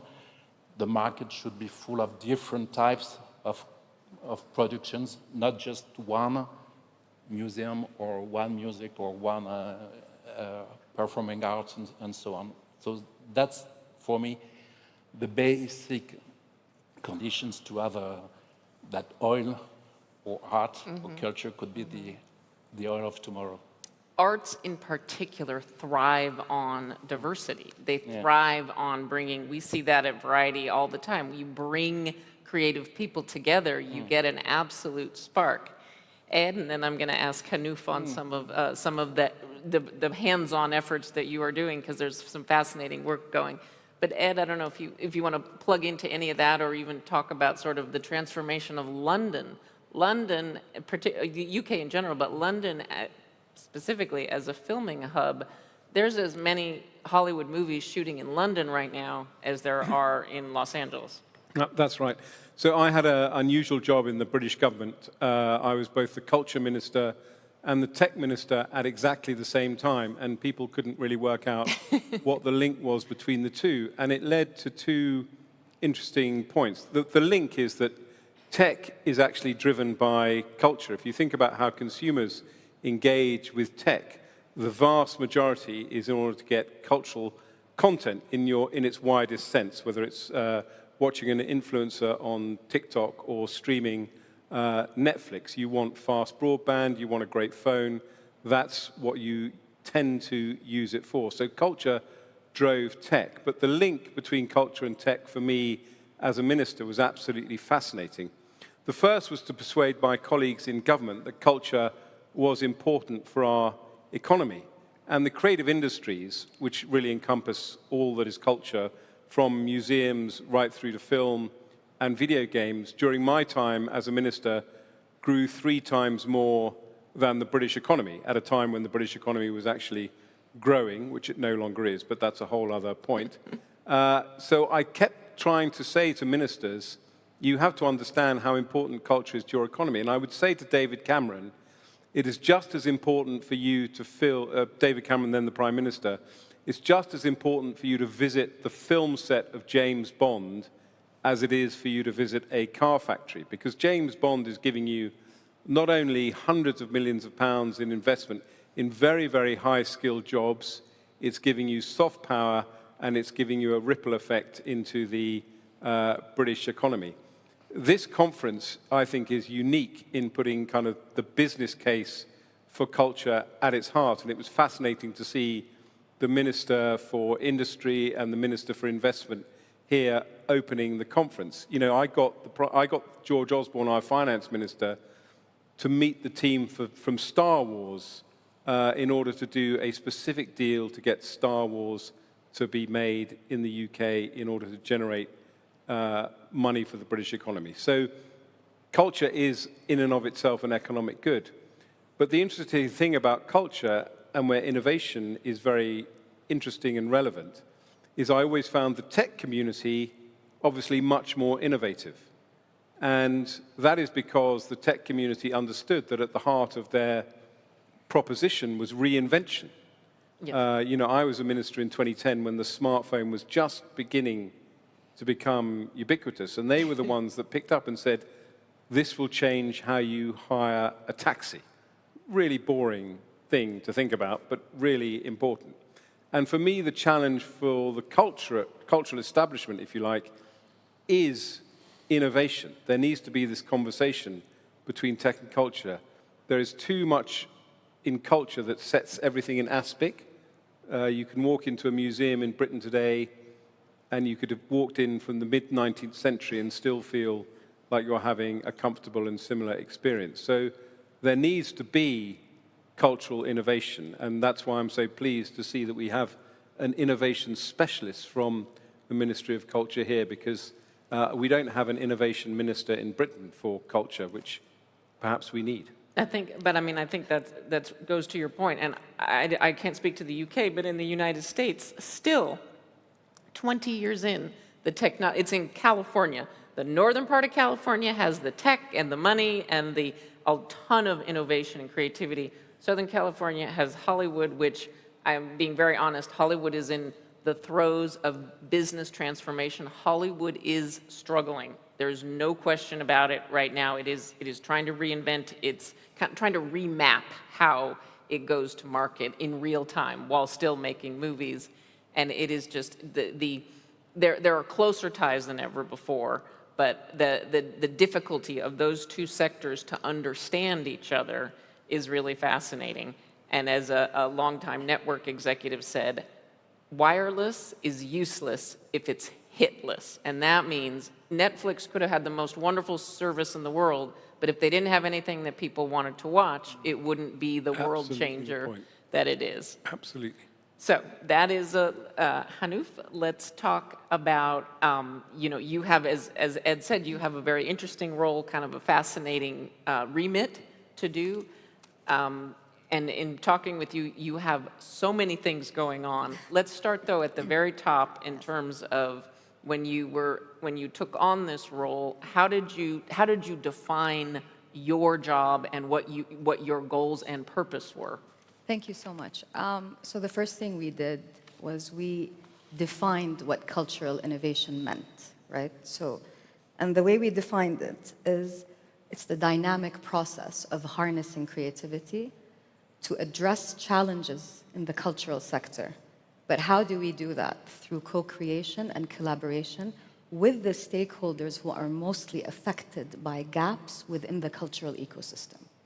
We've created a beautiful space called the gray area. And what we do within the gray area is once we identify these challenges, we like to turn negatives into infinity, right? So we take these challenges, we turn them into themes. We then have a pillar at MOCX called Insight and the other one called Engagement. You cannot go to experimentation and ideation before fulfilling these two pillars. When we talk about insight, we are gathering research, we're doing all of this, we're identifying the gaps, but we also speak to the stakeholders who are greatly affected by these gaps. We get their insights, we unify our insights together, government, private sector, and the third sector. After that, we go into engagement. Engagement, our mandate here is to cultivate and nurture cultural innovation communities, right? It's great that we come up with ideas, but you need to ensure that there's a system that is sustainable.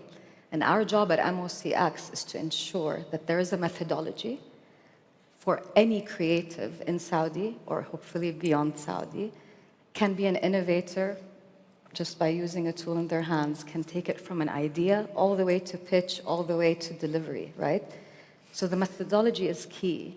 But how are you going to measure the impact? Measurement is important. Measurement is important. Let me ask you, though, yes. Can you give us an example of one of those gaps? Something that the gray area, which, to be clear, is a gathering. You do it a couple times a year? We is do that it right? 2 to 3 times a year. Gathering? It's a gray area workshop. And as I said, we invite the stakeholders who are mostly affected by these challenges. And we bring in the decision makers from the Ministry of Culture to co-create these solutions with the stakeholders in real time. Everything concludes in one session. It culminates into a Shark Tank. And the decision makers basically qualify these ideas. MOCX then takes these ideas, works with the creators, and I need to be very clear about it. The ministry does not own these ideas. The IP stays with the creators. So we protect their creativity. We enable and create opportunities for them to solve these challenges. And it's also empowering them to take ownership of these solutions themselves, where the government role is to de-risk these solutions for greater impact for them.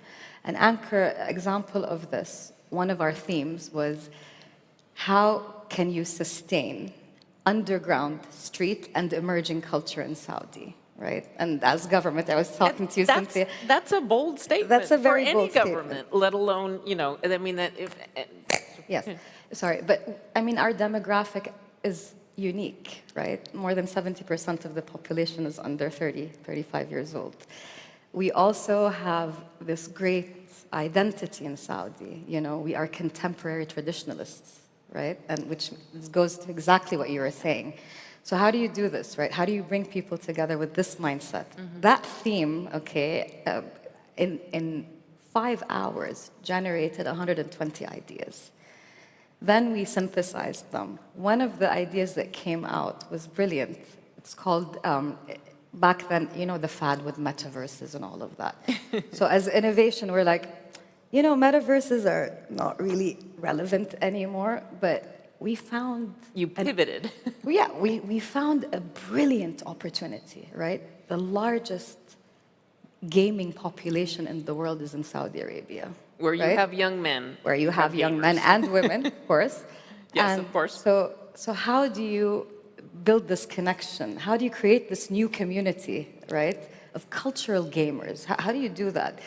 So we co-created this virtual cultural playground called Kown. In Arabic, Kown is a universe or world. In English, we spelled it K-O-W-N, a kingdom of our own for creatives. So imagine your Six Flags or that, but engineers haven't designed it. Creatives and artists and architects designed it. And so this platform was the ultimate form of experimentation of what how can you elevate cultural consumption in a sustainable way for the future, forever, and how do you also anchor and archive these beautiful artworks, and how do you give the largest platform in the world to emerging creatives, right? So that was kind of the solution that came out. And an example of this, I was telling Cynthia, it bridges the gap between the virtual and the physical. So one of the challenges we had is like, how are you going to get culinary arts into this playground, right? What are you going to do? So we're like, hold on. Culinary arts are like, no, let them grow the farm, let them pick the ingredients, and then we'll send the ingredients to Saudi chefs in Saudi. They'll prototype the dish, they'll name the dish under the creative, and by the end of the year, you get recipe books generated from the creative population. So that's just an example of the things that we do at MOCX, and ensuring that cultural innovation is not just services and products, but it's a mindset, right, that will continue. And that... This is why Saudi is so far ahead of the UK, because I tried for years to get David Cameron to make high-end restaurants part of my portfolio as part of the creative industries, and he refused. You can probably tell that I like going to high-end restaurants. But I think truly, and the world, I got my Hollywood blinders on, but the world is music, fashion, architecture. I've been impressed by how much architecture has, the importance of design and architecture, and how, sort of the spaces that you're in are important. And Hanouf, all of what you described is, if I'm not mistaken, was put into motion by the Saudi 2030 vision, which is, in my short time here, I have been enormously impressed at. It just feels like there is a groundswell here to reach that goal, which is, as we know, is 5 years away, and I know has been in the works for a while. And let me ask you very, very candidly, has that been, is the intention behind what you discussed, has that been difficult culturally for Saudis? Is that appreciation of arts, is that something that appreciates the appreciation of the potential of arts to drive so much more? Has that been something that took some getting used to for the sort of the larger government population, the larger population here, or do you feel like there is that spirit of innovation and driving to what is new and what is next? So we're very fortunate that Saudi Arabia, we have 13 regions in Saudi. Each one has a very unique cultural identity, right?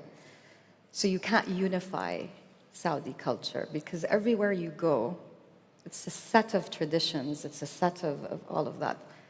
So culture was always there, art was always there, right? It's just that we didn't communicate it, but it was always there, and it's part of our identity. As contemporary traditionalists, right? We explore, we identify, we create, and Saudi Arabia has evolved so much that we're not really phased, right? We're used to the transformation. We're used to evolving. We're used to being part of this evolution, right? So challenges, there weren't challenges. It was just like getting people together, right? Bringing them, so the gray area, that was our prototype. Gotcha.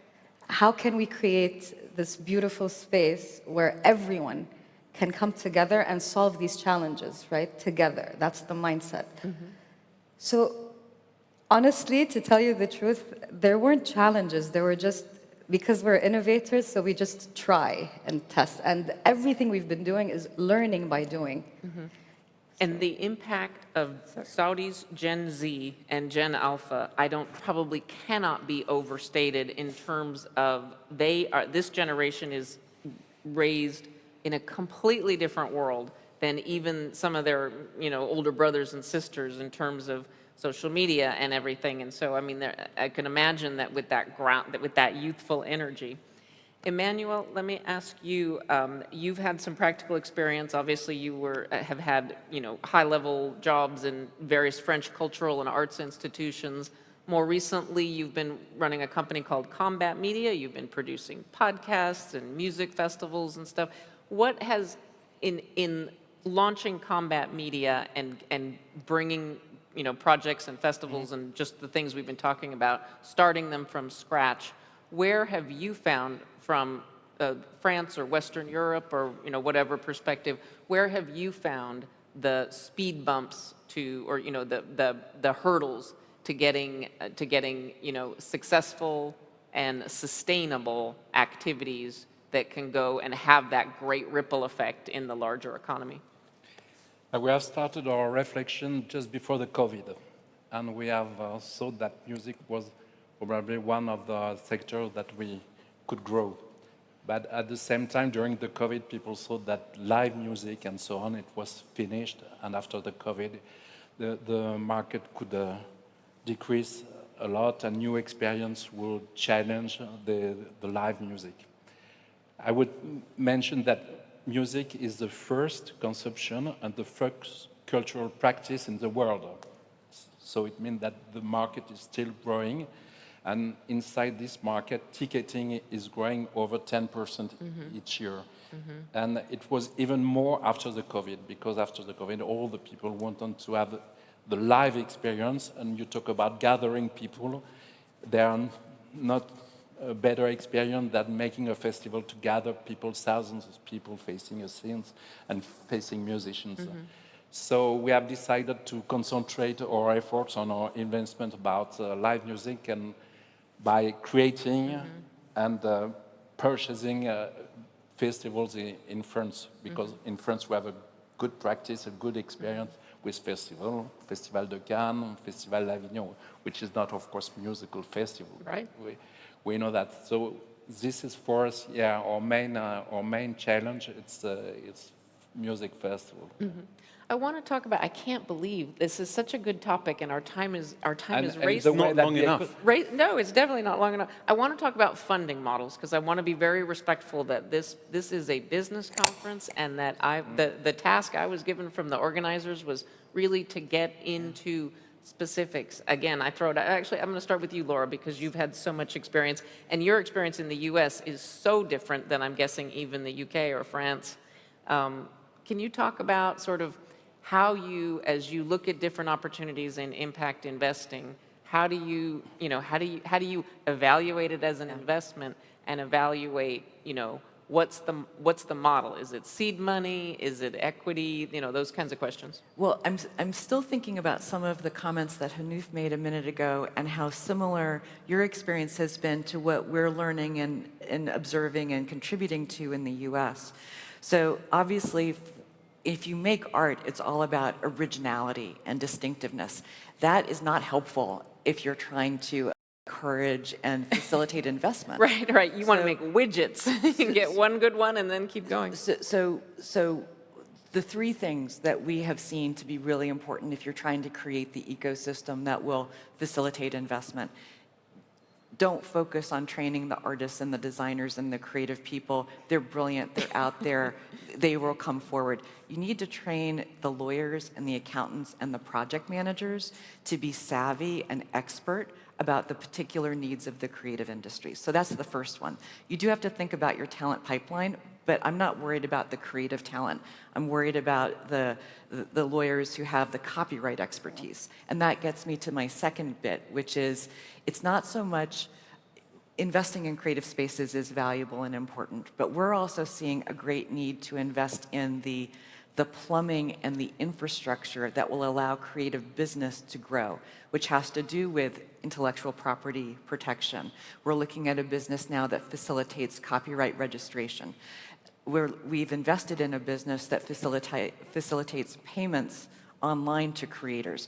I was flabbergasted when we started to look at this company, which is called Breaker. They're a creator marketing platform. I didn't believe it was hard to pay people online in this day and age, but apparently that's really been holding things back in the creator economy. And then the third piece is, collecting royalties and making sure people get paid. It's all of this kind of boring stuff. The boring, but it's absolutely necessary. And then the third piece I would observe is, while the creative work needs to be distinctive and original. The business model of the investment opportunity needs to be familiar, and in being familiar, it will feel safe. Investors get very weary if they have to understand something new. They like to see pattern recognition because that makes them feel like they can understand what the risk profile of the opportunity is, and then they can make their determination about whether the return will offset that risk, and then they'll move ahead. If you need to teach them a new business model, it's very problematic. That's a lot of meetings. Marketplaces and platforms that connect, business to business or business to consumer, if you're able to lean into familiar business models, even if the activity is creative, it really facilitates the investment.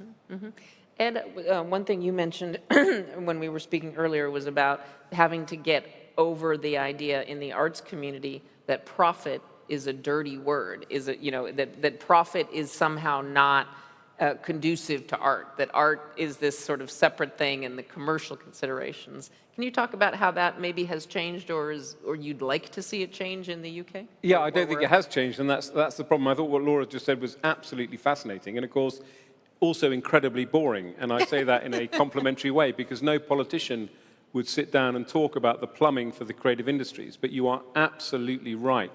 You don't see the problems at a high level in a ministry of what it's like to be a sole practitioner in the creative industries and the kind of hurdles you face in protecting your IP, getting good lawyers and so on. We used to, funnily enough, do that for the tech community. We didn't do it for the arts community, and perhaps that's because the vibe, if you like, that you get from the arts is that they're not interested in making money, and I find it very... They want to starve. I find it very frustrating. I sit on the board of Tate, and I hope I'm not talking out of school here, but Tate has the largest membership. Tate is the big modern art museum in London, has the biggest membership of any national museum in the country. And when I look at it, people are joining Tate so that they can get free access to our paid exhibitions. But I look at it and I think if that was a startup, if you said you've got 170,000 people who are interested in contemporary art and prepared to pay a certain amount of money, if you were a startup and you went to an investor, they would say, if I give you X million, how quickly can you get to 1 million subscribers? What do you need to do? And that mentality does not exist, in my view, in the publicly subsidized arts. The publicly subsidized arts are incredibly important because actually they are a talent pipeline. Publicly subsidized theatre can become very commercially successful theatre. It's a really important talent pipeline. It's a really important neutral, safe space. But the quid pro quo of that is that you don't get that innovation mentality, that how do I maximize what I'm doing to make a real impact, which you have to do as a business, otherwise you go under. All right, I am going to just press it just for like 2 minutes here. I would love to know, there's so many things we could talk about. I would love to know the importance of, you mentioned James Bond, Emmanuel, I'm thinking, you mentioned the Cannes Film Festival, Jean-Luc Godard, Brigitte Bardot. How important is it, and let me start with you, Hanu, how important is it for you to have Saudi artists, architects, designers, fashion design, how important is it for them to be successful on the world stage for this, for this larger campaign about... From maybe 8 years ago, Coco, which told a story that was set in Mexico. The reason it became a box office runaway hit in China, a completely different culture, is because it was authentic and it told a deeply felt family story. So to become more global, you actually need to dial in to what is uniquely your own. The specific can become universal, and to Emmanuel's point, Coco also had great songs. We could go on another 35 minutes, but they're going to throw us off the stage. Thank you all so much for being here and listening. Thank you all for your thoughts. Really appreciate it, and more to come. All right. Thank you.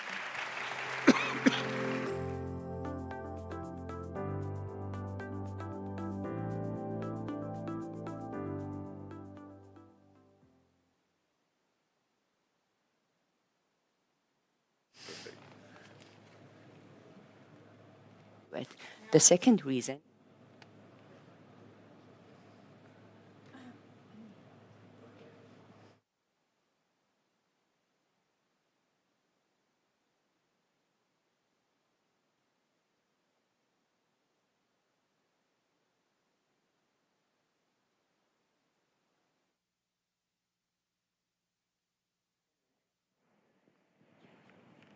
Now, this is working. Thank you, Cynthia, and thanks to our panelists. We are live streaming, and we are live on Al-Thaqafiyya and Shahid, just to remind everyone. Now we continue with our global perspective, ladies and gentlemen. Please welcome Nicolas Bourriot, Curator and Cultural Strategies Consultant, and his panelist to the stage.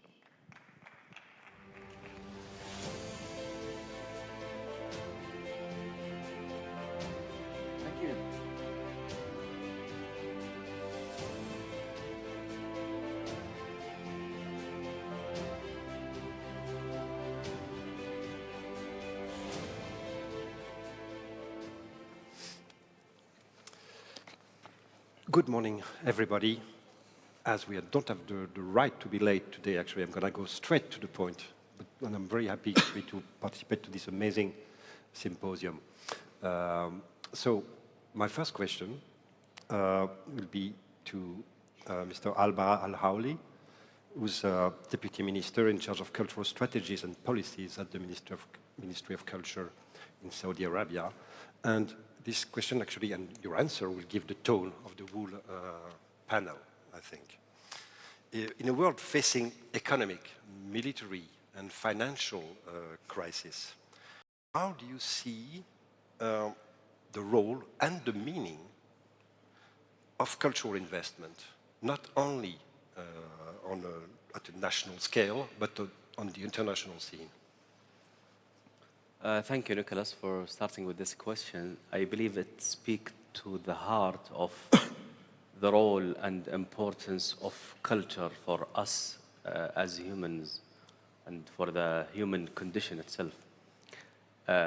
Throughout history, whenever humans faced struggles, conflicts, wars, economic collapse, environmental challenges, they have had always searched for something that would unite them, bring them together, and provide them with purpose or meaning or common narrative, and something that would help them keep moving forward, keep throughout all of the life's challenges. And that core thing had always been culture. Across all of its forms, shared stories, dances, music, rituals, mythology, all of cultural and creative expression. And today, it is the same as well, with all of the economic challenges and even pandemics, environmental issues, some military tensions. Culture is the thing that will bring people together, unite them, and help them be more collaborative as societies and nations. So it is the binding force of the people. It is what help people share between each other, interact, and trust each other. It's not only a binding force, but it is also the driving force. Throughout history, it is what drove people to invent, innovate, and be entrepreneurs, be business-oriented, thinkers, etc.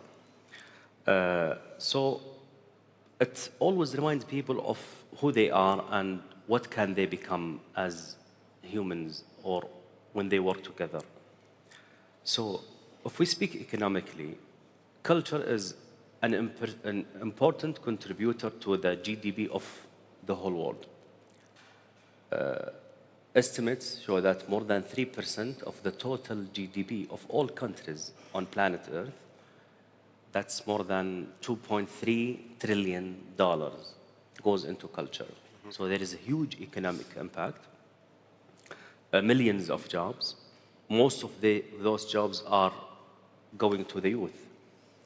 And speaking in Saudi Arabia, which is a youthful country, this is a great opportunity for us to provide our youth with that purpose, that drives, and those jobs that will help them be part of the evolution and the civic development that is happening in the country. And that's economically. And if we speak socially, culture builds resilience among the people, and it build social cohesion between the people when they have a common narrative, a common purpose between them. It fuels their innovation, thinking, and the social cohesion and the community pride. It has always been, if we look at the history, culture has always been the driving force behind all of the development and evolution that happened across countries. And for us here in Saudi Arabia, with our aspirational vision 2030, that we all work toward achieving those common goals, we believe that culture is not a luxury, it is a core of the development and all of the evolution that is happening across many layers and many tracks in the country. That's our belief of culture and its importance economically, socially, and to the people overall. Renaud Dondieu-de-Vabre, as a former Minister of Culture of France, you wanted to tell us about some innovative programs that you actually, wanted to notice. Because during this symposium, we have been talking maybe a bit more about infrastructures, the hardware, than the content, which is the software. So you wanted to mention a few of them, including the Louvre Lens, I think. When I was Minister of Culture in France, I always wanted to convince people that culture is an investment for the future. It was not so easy because when you speak about medical, scientific research, people say, yes, it's investment. But when you speak about culture, a lot of people say, oh, culture, it's an expense. So I was obliged to be something like a fighter to try to convince people. There is a necessary shift of perspective is to show what major cultural projects are not just celebration of culture and identity, even it's very important, but there are an investment in the influence, in the attractiveness and development of a region. Worldwide, everybody speaks about Halula. 10 years or 20 years ago, it was not in the mind of the people. So it's very, very, very important. But before speaking about the Louvre Lens, just let me tell, in such a period, in such a violent period, that culture is very important because it acts of respect, of diversity, and of peace. And I hope that this conference will bring a lot of hope in that field. We are different, but we are unified by the spirit of human being and, of course, by the necessary fact of peace. It's an investment. That's why I'm thinking about the decision we made with President Jacques Chirac to make the Louvre in the north of France, near the city of Lille, the city of Lens. Maybe you know Lens because of the football team. But now there is a Louvre too. And it was a city marked by unemployment, industrial crisis, and we decided at that time to find the most difficult location to give hope, to create jobs, to make and organize a touristic destination. At the beginning, people say it won't match. Nobody will go there. And in fact, it's a big success. And I think, it's culture is not a part of strategy. It's the heart of the strategy of development because also for young generation, it has a lot of outcome for education and wellness. So the reason we tried to make this economical development project was the choice of Lens.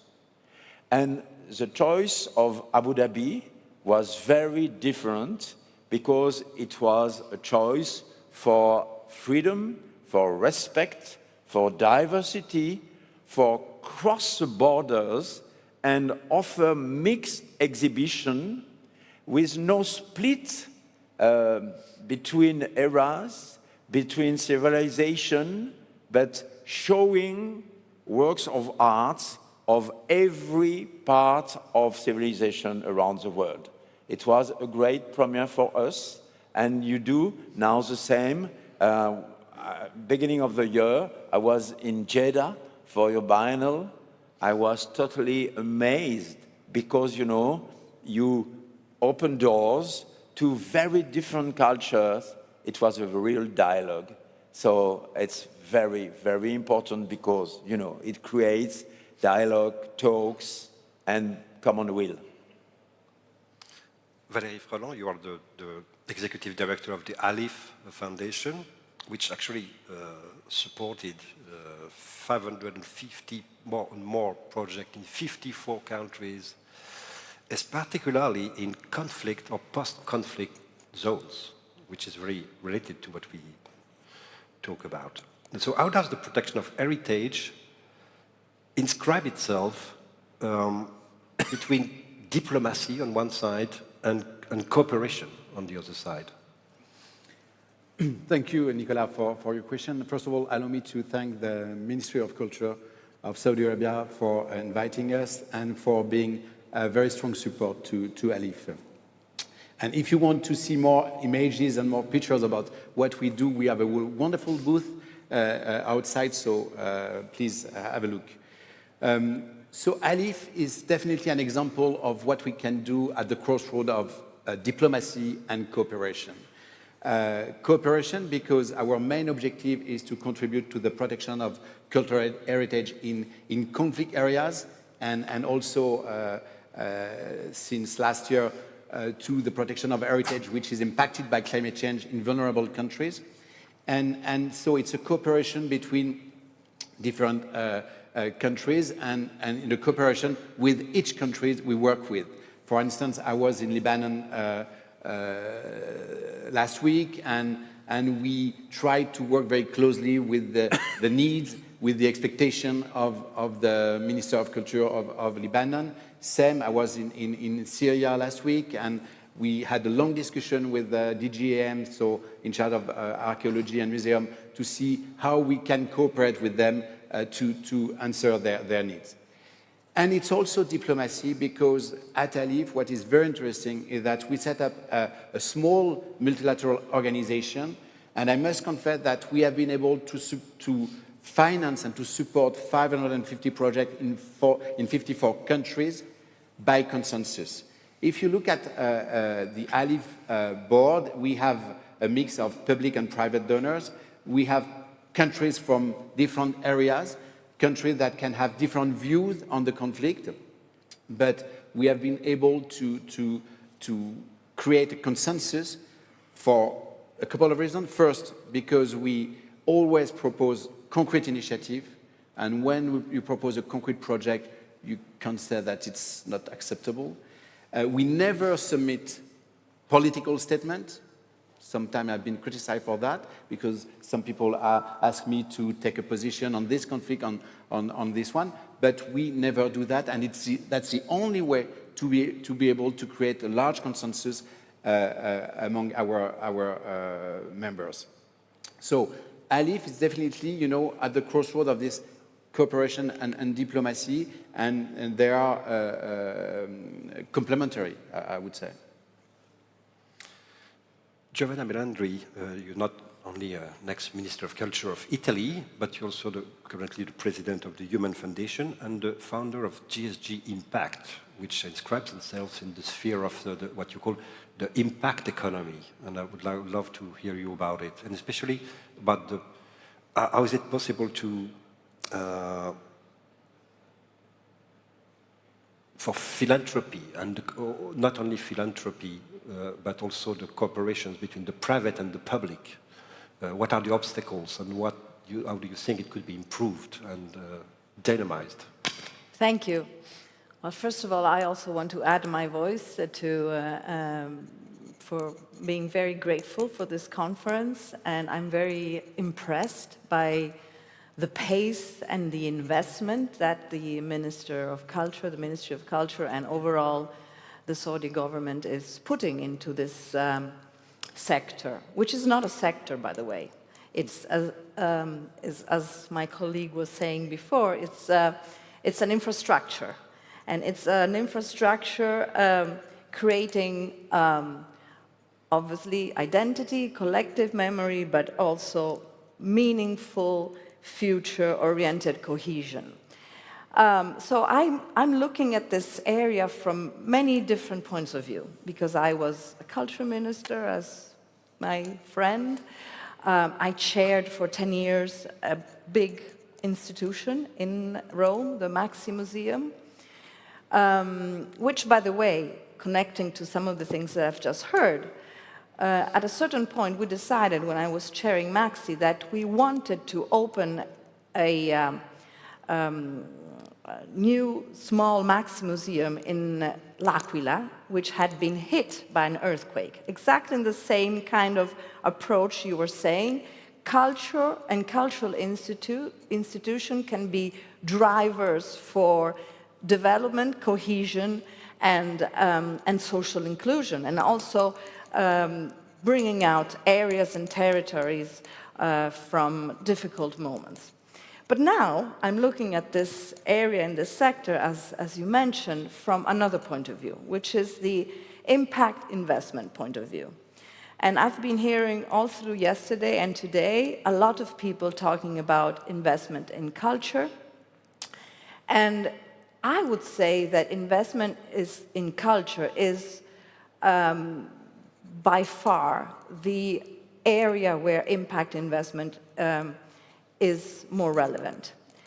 And let me share with you some ideas around this. First of all, what do we really mean by impact investment? We mean investments that are looked at and decided, not looking at the traditional two factors issues of an investment, risk and revenues. You have to reduce risk and optimize revenues, but you look at three factors. So I would say it's a 3D investment.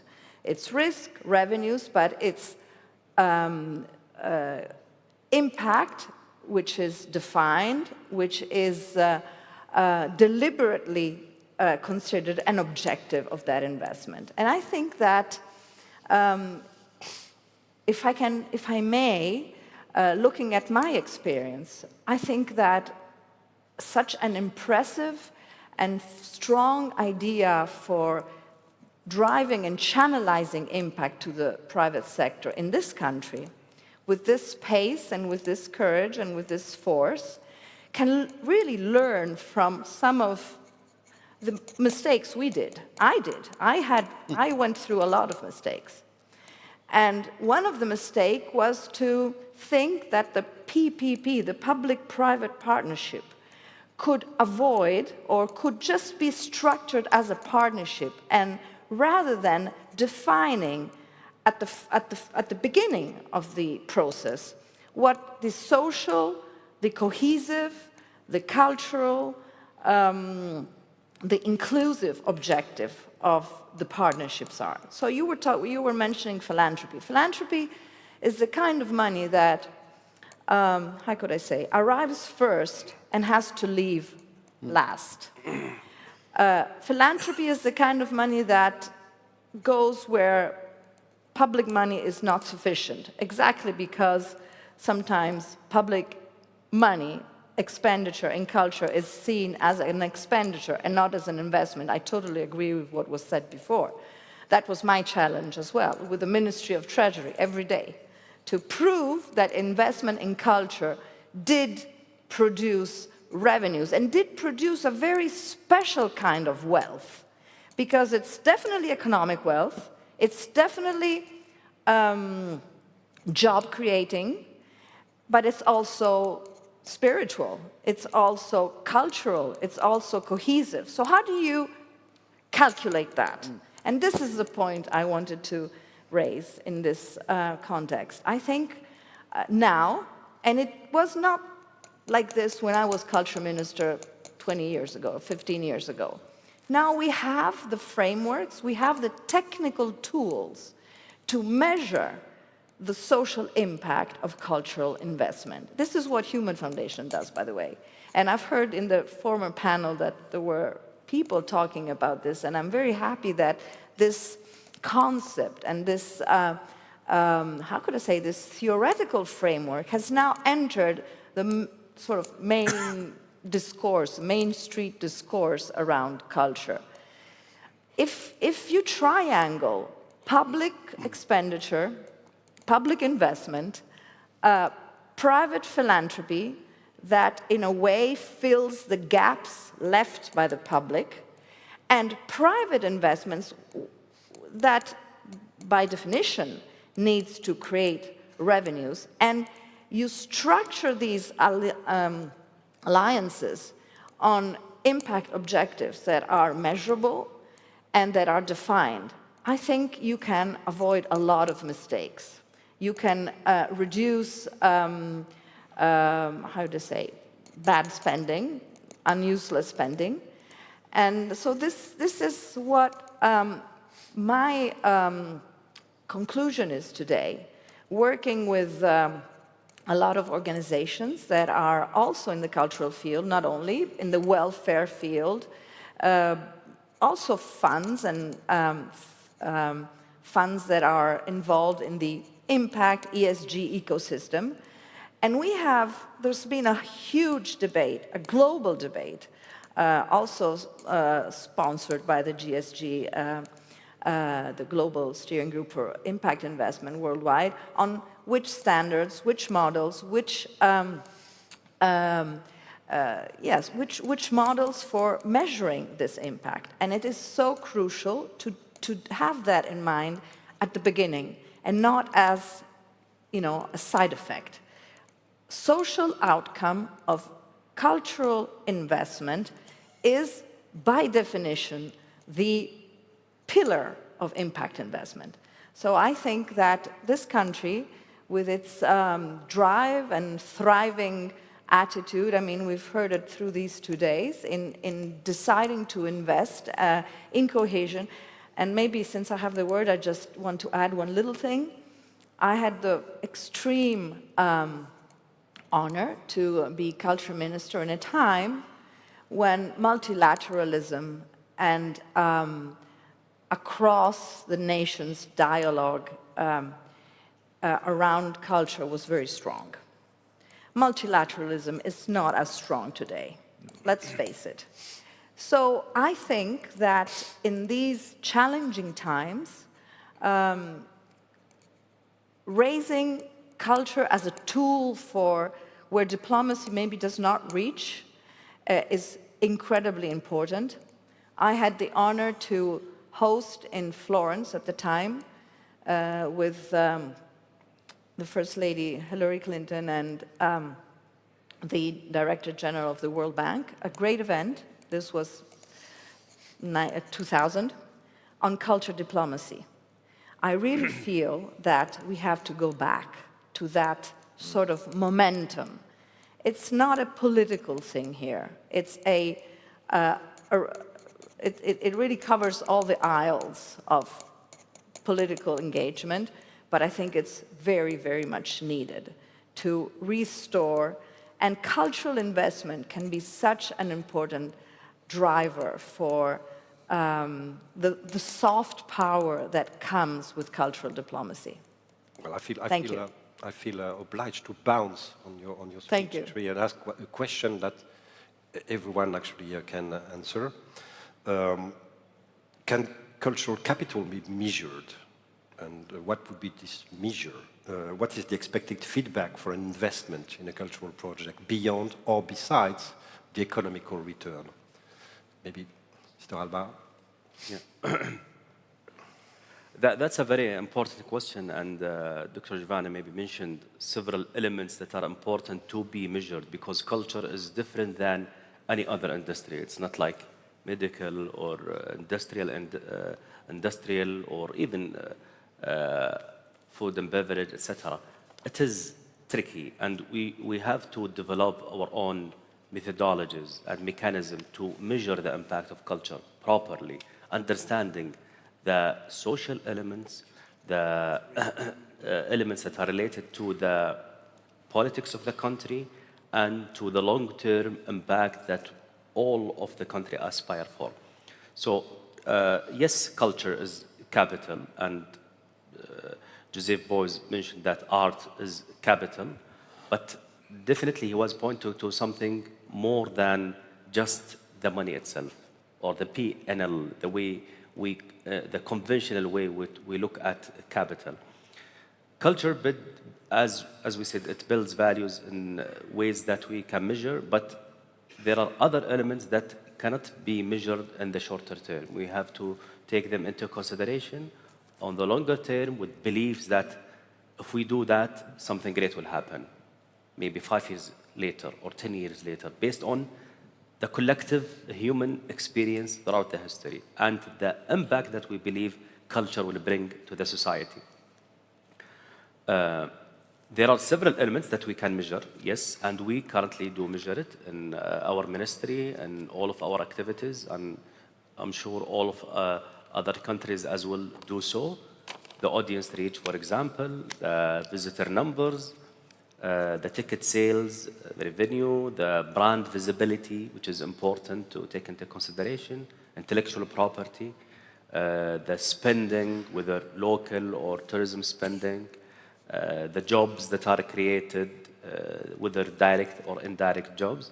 These are direct economic measures that we all do measure. There is a science behind them, how to measure them, etc.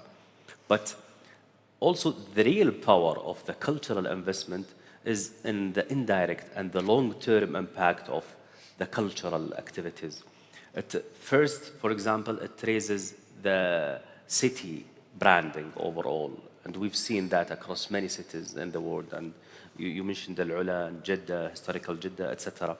So that's something to be measured, and we have to develop methodologies and mechanisms to measure that. Also, it brings more tourism and more visitors to cities and countries. It enhances the community pride, the belief, the collective memory, collective shared stories that will drive people to be more productive in their societies, to be more committed at their work, to be more innovative in their thinking and in their ways of thinking.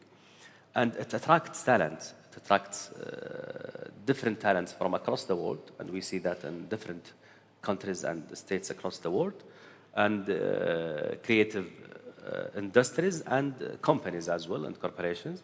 And it can transform the underused districts or spaces in cities into thriving creative economies. So even for investors who invest in culture, they should look at the broader impact, not the single year's revenue, but the large impact. And we see that in many top corporations in the world. For example, why would Apple TV do that? Why would they have? It's among the top 3 companies in the world. They have margins that are among the highest margins in history of corporations. And why would they invest a lot on Apple TV and keep losing year after years? Because they believe that there is an impact in this investment. There is a brand equity, there is a customer acquisition, loyalty, changing perceptions, and many other direct and indirect impacts that they are definitely aware of, because they are truly just investors. They look at the dollar value, yet they intentionally keep losing with Apple TV. And the same applies to many others like Amazon Prime and many others. So this is, I think, the way we should holistically look at the impact of investing in culture. And this is how we in Saudi, and part of our aspirational look and aspirational Vision 2030, we look at the success in the broader sense. We look at all of the metrics and elements. We do measure KPIs, key performance indicators or metrics on the shorter term, that's similar to the things that I mentioned, yet we measure other elements that are important to the society, to the social cohesion, to the overall evolution and development of the country on the longer impact. And we do develop, like what Dr. Giovanni mentioned, frameworks, which is honestly among the most challenging frameworks to develop. It's much harder than developing frameworks to measure the impact of in the medical field or in the pure financial field or in the, any other fields of investment. It needs to be, because there are many variables that you need to take into considerations in order to measure the long-term impact on the community, on the youth, and the real return of investment and culture. There is a last question that concerns both of you, actually, Mr. Renaud de Vabre and Valérie Freland. Say, how do you strike the balance between heritage and cultural innovation? Or in other words, how can the past help us to define the future? You know, we never to forget that heritage was created. So we have always that in mind. And when it was created, sometimes there were controversies, it was a revolution, it was not easily to understand. I also believe that heritage sites can be open to contemporary creation. It's a dialogue between periods, you know. We always have the passion to create. Sometimes it creates debate. When you will visit the Cathedral Notre-Dame de Paris, you will be amazed because there are contemporary stained glass windows inside, just recently installed. It creates a lot of debates. But it's necessary to try to maintain this dialogue. Another way to try to combine heritage and creation is the use of new technologies to show the works of art, the details, to put very sophisticated light, to present with beautiful scenographies, Master of Arts, with a new technology system. It creates opportunities and it brings sometimes the young generation to go inside museum, inside theaters. So it's not a fight, it's a reconciliation. Thank you. If I may, just two remarks. I would like to go back to what you said because we had a very interesting discussion and I think that we will work together, which is great. We, at Ali, for instance, we need to have a more precise evaluation of the impact of what we do because we work in very complicated areas. We work in crisis area, we work in conflict areas. So of course it's not the same evaluating the impact of what you do in the cultural field in developed countries and in this crisis area. So we need to develop data, develop case studies, and I hope that we'll be able to do it together. And the second point is that I fully agree with Renaud de Vabre. Innovation and heritage are complementary. At Ali, for instance, we work a lot on 3D documentation, which is a way to contribute to the conservation of heritage. But there is one point for me which is very key. We mustn't forget that we need to develop 3D documentation, but at the same time, we need to work very concretely on the ground. You know, it's very key. Absolutely. Do you want to conclude briefly, unfortunately, because we're well, just to catch up on the question on how we measure culture capital. I think that's obviously. I think we all agree that the return on investment (ROI) is not enough, okay, to measure culture capital. And what came to my mind listening to the Deputy Minister, very interesting approach, is that we definitely need qualitative and quantitative analysis that at the end of the process need to be synthesized in a number. You need a number because you need to understand how the process is going, if you're doing better, if you're, and it's not a judgment. It's a real management tool. And the second thing I want to say is that very often true value of cultural capital lies in what it prevents. That is a difficult concept to translate into evaluation, but this is what we are challenged to do. Because if you think about it, culture capital, if the value lies in what it prevents cultural amnesia, it prevents alienation, it prevents polarization, it prevents, at the end of the day, it prevents conflicts. It prevents exclusion. So I think, you know, if we turn the equation around, yeah, I'll stop here. And that's a fabulous conclusion. Thank you. Thank you. Bravo. Thank you. Just to conclude on the importance of looking at the balance between the heritage and the innovation. This is important for us in Saudi. We look at the heritage as something, it's not like a baggage or something holding us back. It's like a springboard that helps us to go to the future, to innovate and to reinterpret everything that we have, the shared stories, the mythology, the identity. So we look at it in a way that like the past anchors us and the innovation propels us toward more prosperous future. Thank you very much for your fabulous contributions. Thank you. Thank you. Merci.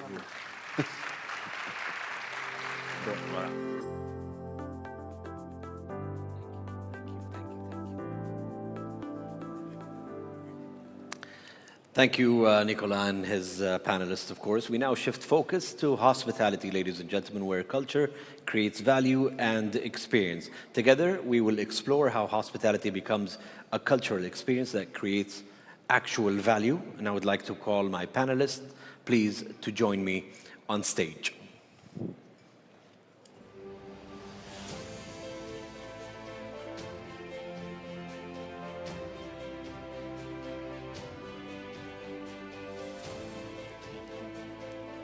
Thank you.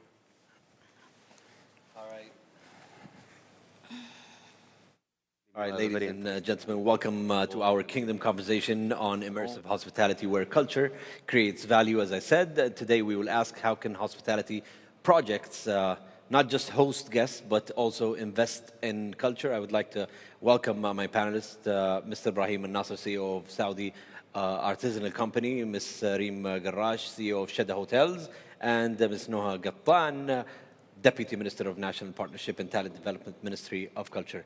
Ahlan wa sahlan feekum. Ahlan wa sahlan. Hello. Shall we jump to the subject right away? All right. So, first of all, I would like to ask Mr. Ibrahim on how crafts can actually be scaled into investable hospitality assets, and then we move on with the rest of the questions. Thank you, Yasser. I believe scaling the artisanal products is simply how to systemize them. And what does that mean is how to use them and adding them as hotel designs or maybe guest experiences or to leverage on the retail stores. So having these, it will affect and change the consumer behavior. It will push the guest to choose your hotel over another.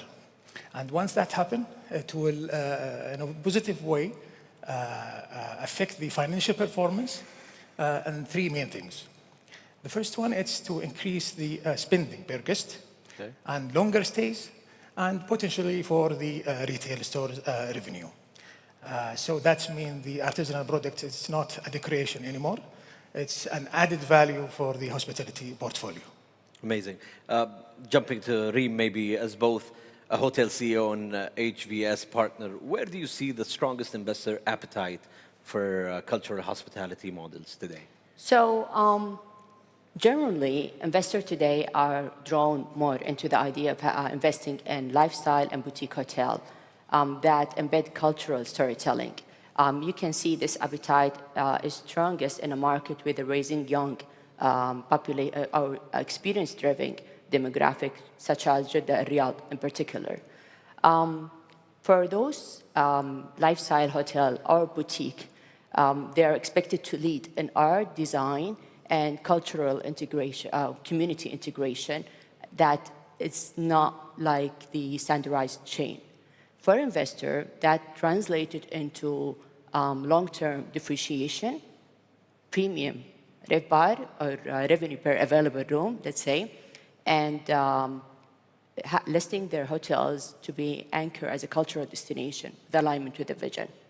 Amazing. What was the abbreviation you just said? I will make it simple. Yeah. It's revenue per available room, or you can refer, for people who are not investing in hotels, you can say average daily rate. That would be much easier. The average daily rate. Yeah, yeah. Okay. You can actually have premium on average daily rate if you list culture as part of the experience. Okay, amazing. But jumping to Noha, from your perspective today on partnerships, how can investment in culture be hardwired into hospitality deals, let's say from the start? Sorry? So, sorry, go ahead. First of all, I'm very happy to be here, and I think we're happy to be here announcing today a culture and hospitality program that we launch in partnership with our colleagues at the Ministry of Tourism. Amazing. The concept is simple. We work with our hotel operators, with our venue operators from the start to think about all the cultural elements, tangible and conceptual elements of culture in Saudi Arabia, to make sure that our visitor journey, no matter from where the visitor is coming from, has a touch point throughout the visitor experience with all of our cultural elements that exist today, be it in the music that they listen to, the culinary opportunities or options on their room service menu, everything from frontliners to back of house, and so on, and make sure that this is something that's well embedded in that experience. Working with our colleagues, be it in hotels or on the governance side, we look at policy, we look at incentive schemes, we look at different providers of those cultural contents to make sure that it's embedded not only at a superficial level or as an overlay, but rather it's well embedded in the design of every element and aspect of the visitor journey. Do you think cultural diplomacy through hotels can actually be monetized? For sure, I think Reem mentioned in her answer that once you embed culture as part of your guest experience, you can even add a premium. Today we see, looking at the benchmarks around the world, hotels that have been able to reflect that or well embedded have higher visitor satisfaction rates, they have higher return visitor rates, and they can add different pricing schemes to their pricing schemes in general, so that you can make sure that it makes the case for a hotel to look into investing into culture and adding it as part of their offering. And do you consider this soft power? For sure. Today, let me think about all of our experiences as tourists somewhere around the world. Your most memorable experiences are ones that were unique and well embedded in culture. Your generic experience, or let's say your typical experience in a hotel that's very basic and excellent per se, but doesn't have that identity or cultural element to it, are ones that you'd probably forget. But you remember the tea experience that you had in Japan, or the coffee or the smell of oud walking into a hotel lobby. You remember the oriental music out of a traditional folkloric dance, or somewhere that you walked into. So those are the experiences we want to make sure that people leave Saudi Arabia to become cultural ambassadors on our behalf, and make sure that they return to Saudi to experience and enjoy a bit more of that. Even for locals, you know, when I stay at Jeddah, I actually experience all the Saudi artistic walls that I see throughout the hallways and all the way to the room. So it's amazing. Reem, what are the financial risks today of embedding too much heritage, and how do you mitigate them? Can you repeat your question? So, yeah. The financial risks of embedding too much heritage into Okay. I think when you ask me this question, I can recall some of the experience or some of the project that I've personally seen in Saudi, putting too much, implementing too much heritage. So obviously there is always the risk of being over niche. Yeah. So that will let international traveler not come to your hotel.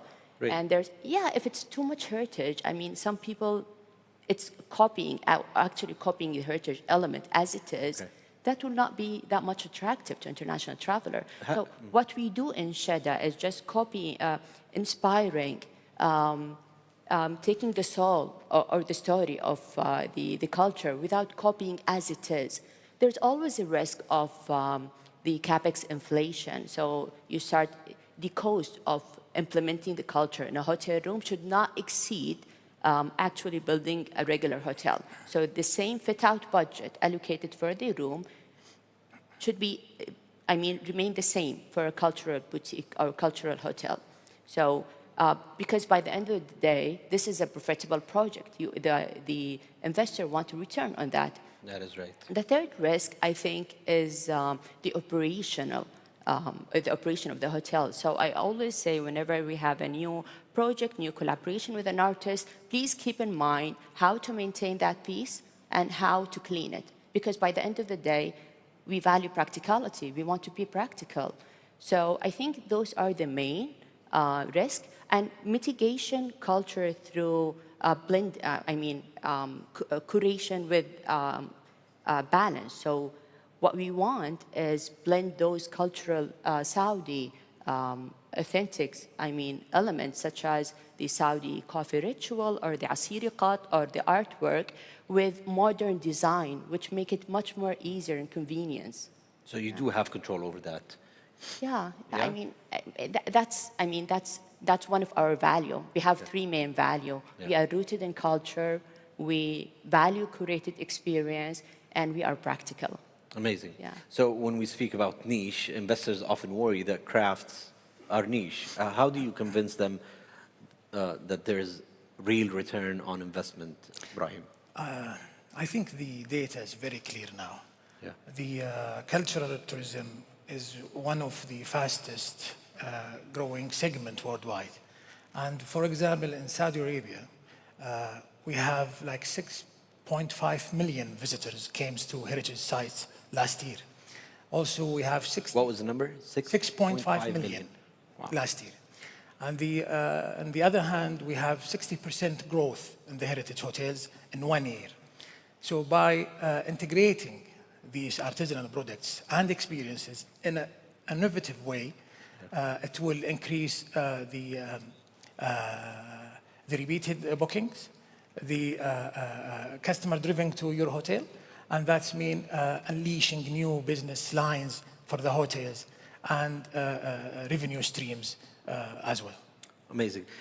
So, Noha, what tools today, let's say maybe funding programs, PPP models, licensing, incentives, that best unlock private capital for culture in hospitality in specific?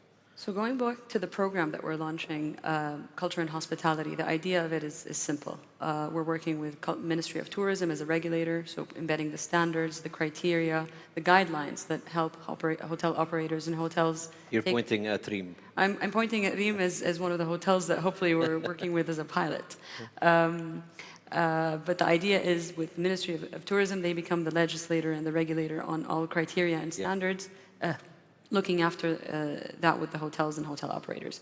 The second is looking at our partnership with the Culture Development Fund and releasing and launching quite a few incentive schemes for hotel operators to take this on as a new venture. We understand that it might not be as widely spread as we want it to be just yet, but if we put that as a target and provide the tools and enablers to those hotels, we have a great appetite from hotels already asking and seeking that kind of support, which we're happy to extend.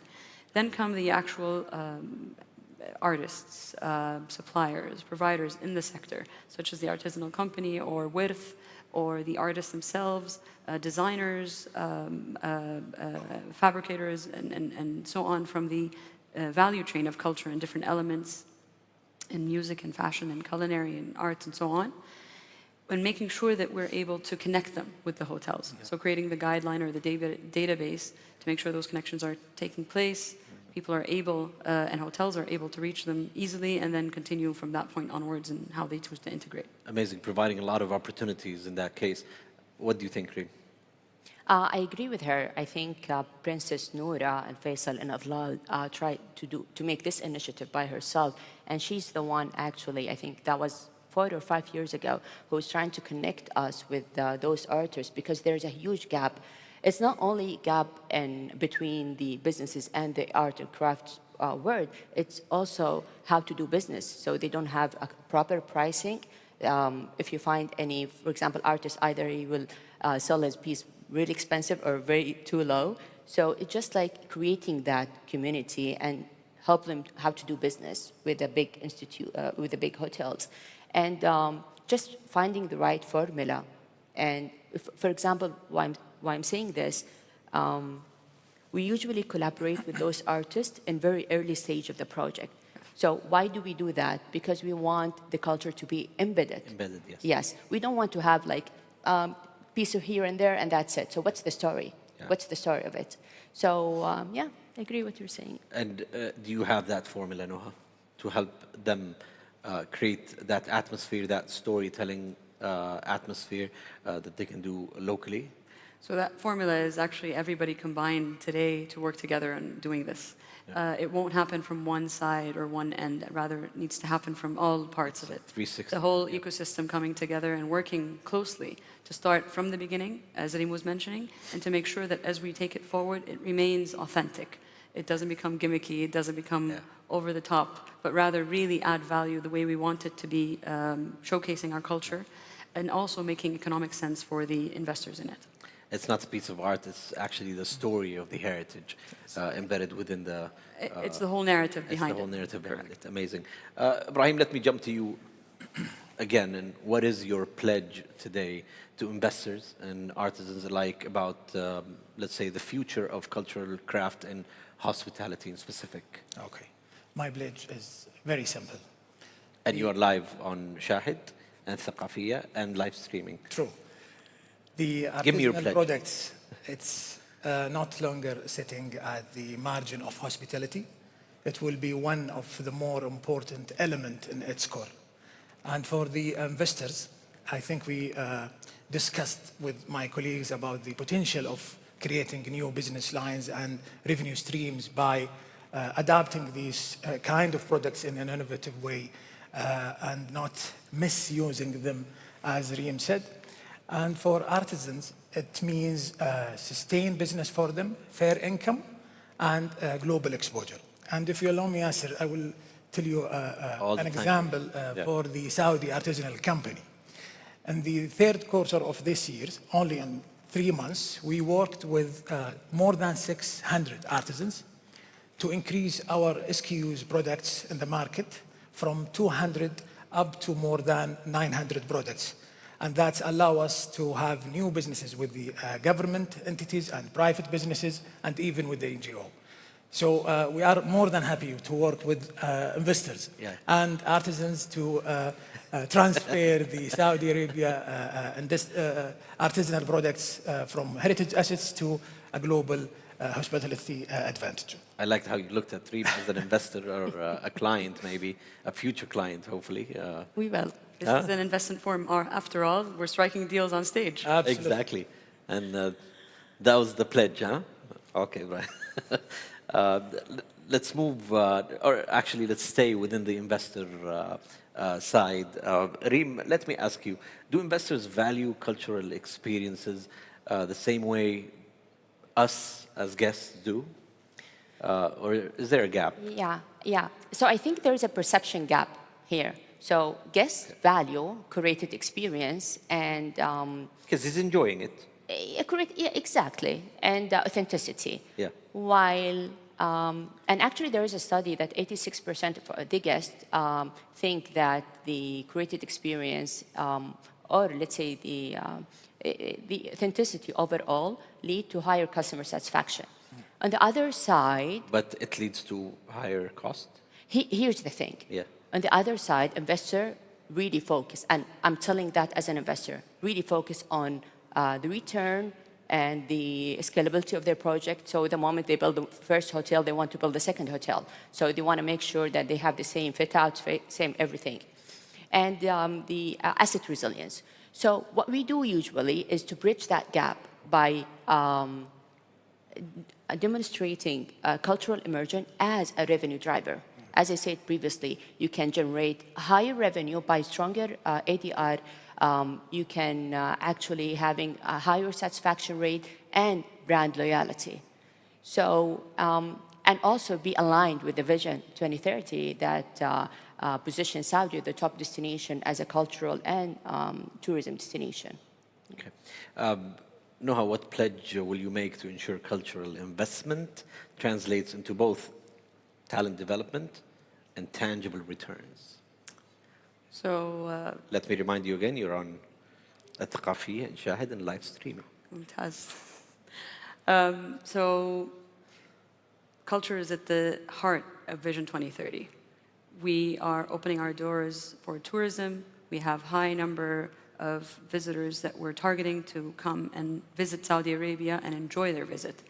Making that visit memorable and enjoyable through immersive experiences and hospitality, augmenting that with culture and identity, and making sure the richness of Saudi culture and heritage are at the very heart of every visitor or tourist journey and experience in Saudi is something that we want to work together with our partners on. Through this platform and through all avenues that you mentioned through the program, I think we could work together to increase our number of visitors and tourists in Saudi Arabia. We can make sure that once they're there, we offer the best we have to offer and to showcase to the world. And that will for sure make the case for them to return. That will make the case for our investors in arts and culture or in hospitality to make their returns well beyond what they expected or what they started out to do. That's where we stand today, and that's, I'm sure, where we're going to reach in a few years. Amazing. You're doing a great job. I'm not going to ask you for a pledge, but I will ask you for one commitment, your one takeaway commitment to investors about making Saudi culture investable through hospitality in specific. I think it's a challenge, but it's a commitment at the same time. How to make cultural commercially scalable without losing authenticity. So, for example, now the highest number of rooms in Jeddah hotels is 125. And why we are limiting that number of rooms, although it's not the best investable scenario, is because we are very afraid that we lose our authenticity. So that's our challenge. We don't want the Saudi heritage to be a static museum piece. We want it to be a living narrative that translated into profitable business and modern hospitality through thoughtful design, curated experience, and community engagement or interaction. So I think that's what we're really working hard on it. Amazing. Ibrahim, Reem, and Noha, I will give one last word for each of you, and the floor is yours. I will quote one of the words you started with in this session, which is the soft power. I think what it's happening now in the culture ecosystem, it's the starting for the real soft power of Saudi Arabia. We are now waiting for a giga events coming in the future. So I think the basic and the infrastructure for that soft power is ready to meet the demand. Amazing. Reem? Anyone know? No. Ed? Cultural diplomacy is one of the areas that we really want to make sure that is available and well portrayed. It's leveraged to its best capacity. We want to ensure that while we're working with new sectors in Saudi Arabia and working on developing the value chain and ecosystem for those sectors, that this is something we do together in partnership with both the private sector as well as our government bodies. We have the opportunity today with our increased focus on arts and culture, with our increased focus on tourism, to bring those two worlds together, to make sure that we are not only talking about it from a distance, but rather on the ground with every other step of the value chain, working together on it and materializing it, making it come to true. Amazing. Well, I think including or introducing Saudi culture in our business in the first place was not only something that complementary, it was really initially to succeed. Because look at the other option. For a real estate investor, the other option is to bring international brand who will keep eating from the base fees, management fees, marketing fees, etc. So when you look at other alternative, you can easily create a brand, Saudi local homegrown brand that inspired from the rich heritage and the diverse culture of the Saudi, and create an amazing Saudi brand that people can relate to or can enrich their journey. So as I told you, I think that was something initial. It's not only complementary. And I think the strength of any brand comes from the story of it. So it's not only that art pieces, etc. No, what does it mean? What's the story behind it? I can give you stories from here till tomorrow, but I'm sure the time is running. So. I have 2 minutes, but okay. One small story. Very small story. Very quick because I have to. Yeah, end sure. it. Yeah. So we have an amazing artist. Her name is Afnan Tash. We worked with her in multiple projects. So basically in every project, we work with 14 to 15 artists. So Afnan is not originally from Saudi. Her great-grandfather traveled all the way in a long journey, walking journey from Far East to Saudi Arabia to Mecca in particular. So what she did next to the reception, the check-in area, she drew an amazing map representing her great-grandfather journey to Saudi and what does that reflect on her? What does that mean to her, finding a new destination, new home, country for her? So that's when I say, what does the Saudi culture means to her as a foreigner? So that's what I mean, is not copying the culture elements as it is, it's just finding the story, the inspiration, how we connect with the word. Amazing, amazing. Thank you for being with us today. And ladies and gentlemen, today we have not just heard stories, but investment pathways, talent as capital, and luxury as a platform for cultural immersion. Today, before we leave, each speaker has given us a clear pledge and a commitment. So we thank you for that. And I would like to please give a big round of applause to our speakers. Thank you. Thank you all, and it is now time for the partner acknowledgements, and I would like, of course, in a bit to have Tumi on stage for that, and thank you for being with us. Goodbye.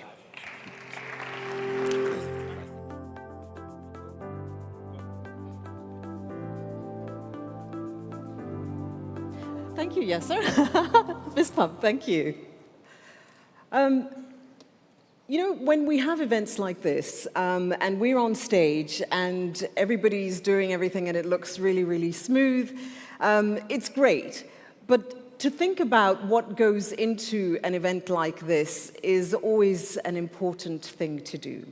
So in the next few minutes, we're going to be taking some time out to acknowledge the partners and those who have worked tirelessly, literally tirelessly, for months to ensure that we could not only gather here today, but ensure that what we offered and what we presented to you was interesting and compelling and exciting in all the right ways. So in just a few moments, we're going to be taking some time out to award those friends, if you will, partners of this event for their tireless work in making sure that everything comes together in a way that is good and exciting for you.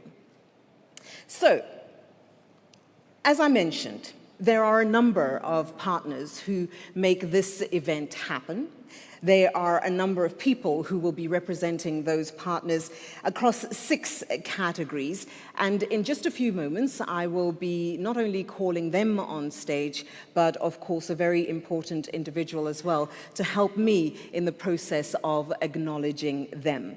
But before we do that, we are going to be giving them an actual award. And I'd like to just take a moment to acknowledge and give our most sincere and heartfelt thanks to the very, very extraordinarily talented artist Fahad Al-Numayah, whose remarkable artworks, which are presented as these awards, really are a timeless cultural investment and a true celebration of creativity and excitement. And I think they really are quite representative of this beautiful country in which we all get to spend a little time. So, please help me, ladies and gentlemen, in welcoming on stage His Excellency Hamad bin Mohammed Fayez, the Vice Minister of Culture of Saudi Arabia.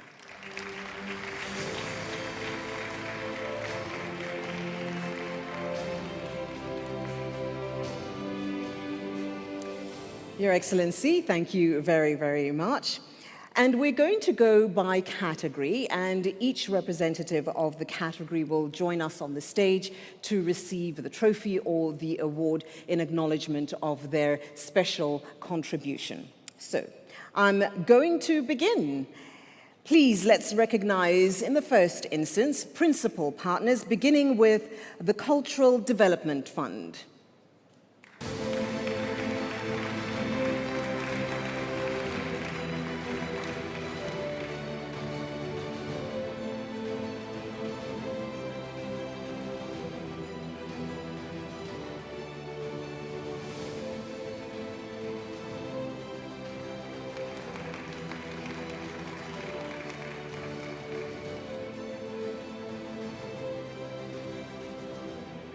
The Cultural Assets Group.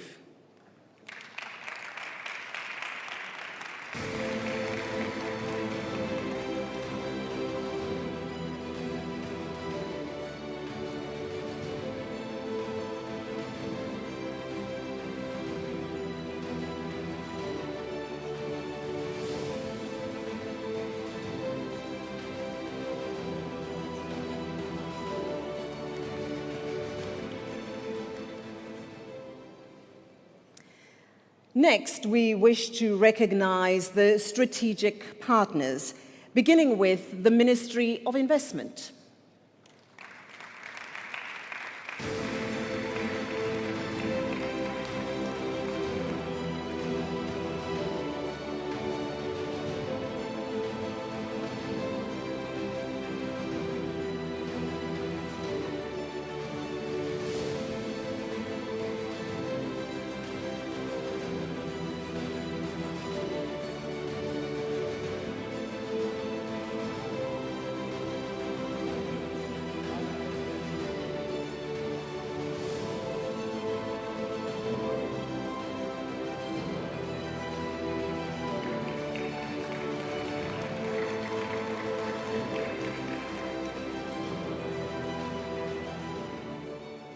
The Royal Commission for Al-Ula.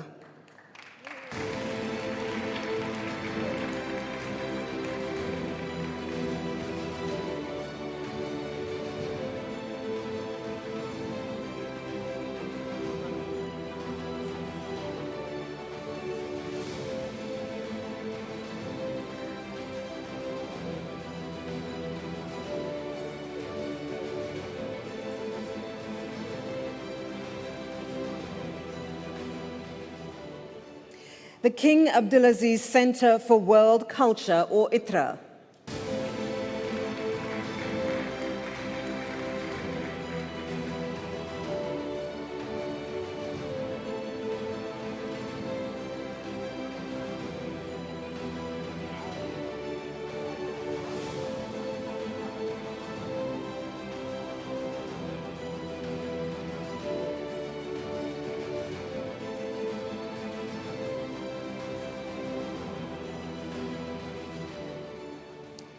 SRMG.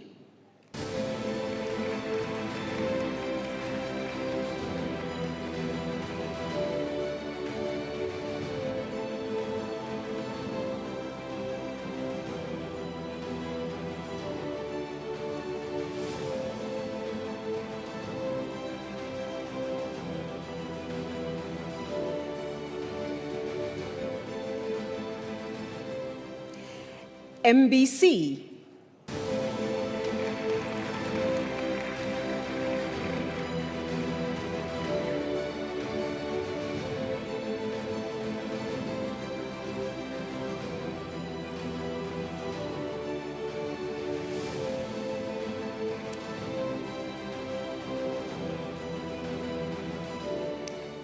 And another round of applause for all our strategic partners. Thank you to all of you.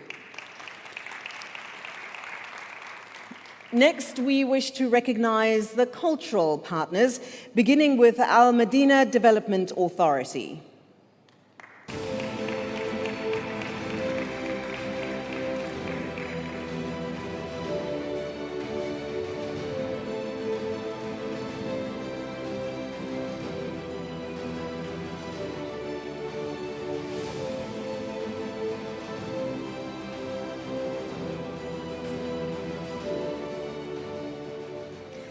a Leap Foundation.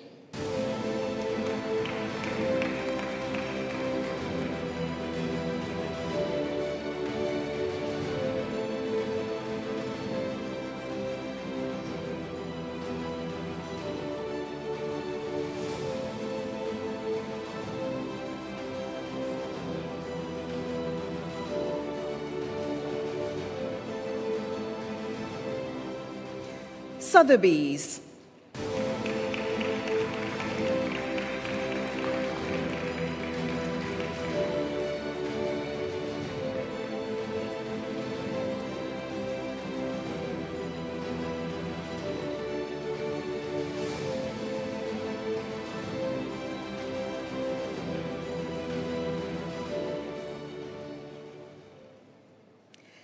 Art Collectum.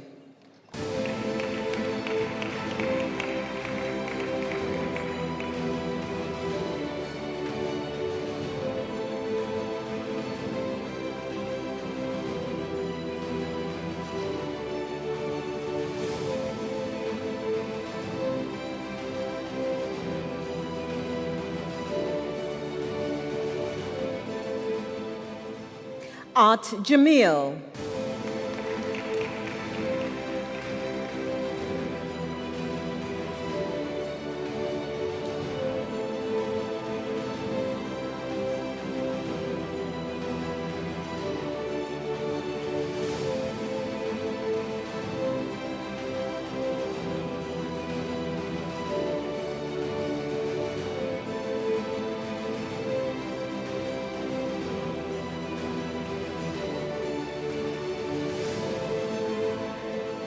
Hmong Investments.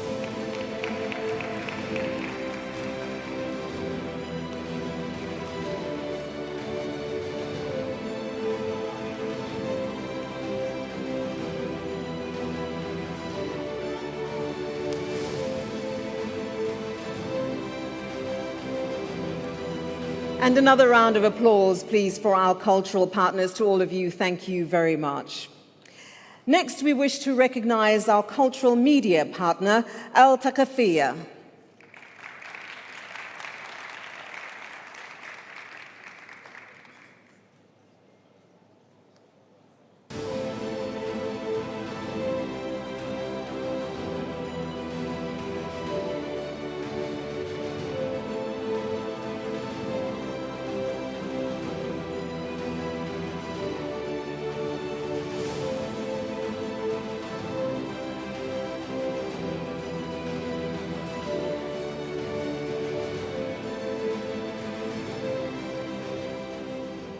And thank you to them.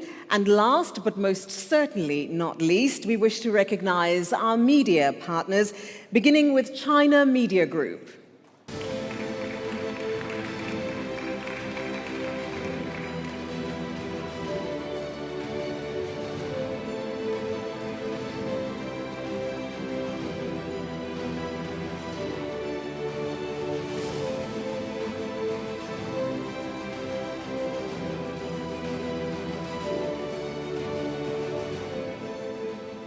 And of course, the Saudi Broadcasting Authority.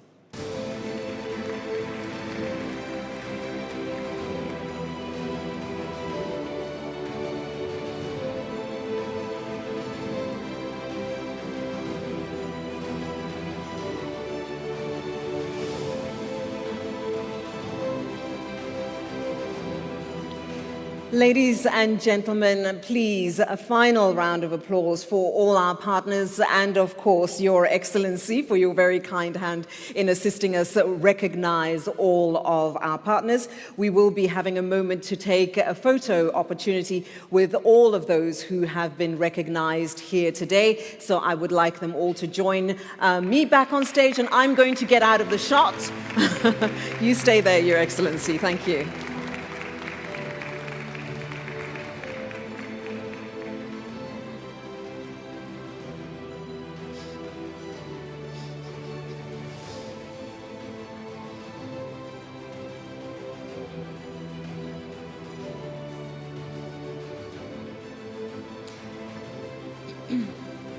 And there you have them, a round of applause for all of them. Thank you so much to all our partners for your hard work, for your commitment, and for your dedication to making this such a special gathering of people from the world over.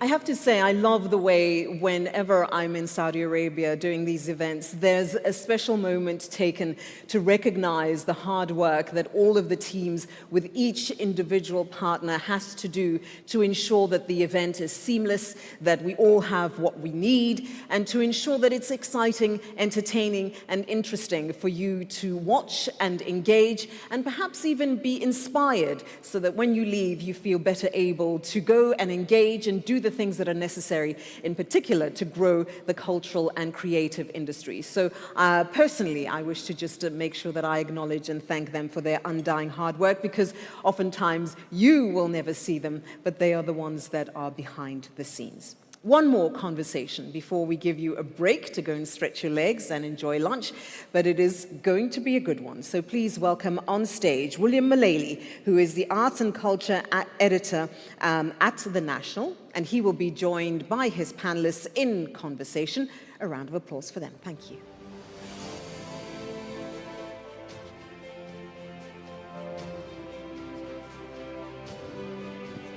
Thank you. Thank you.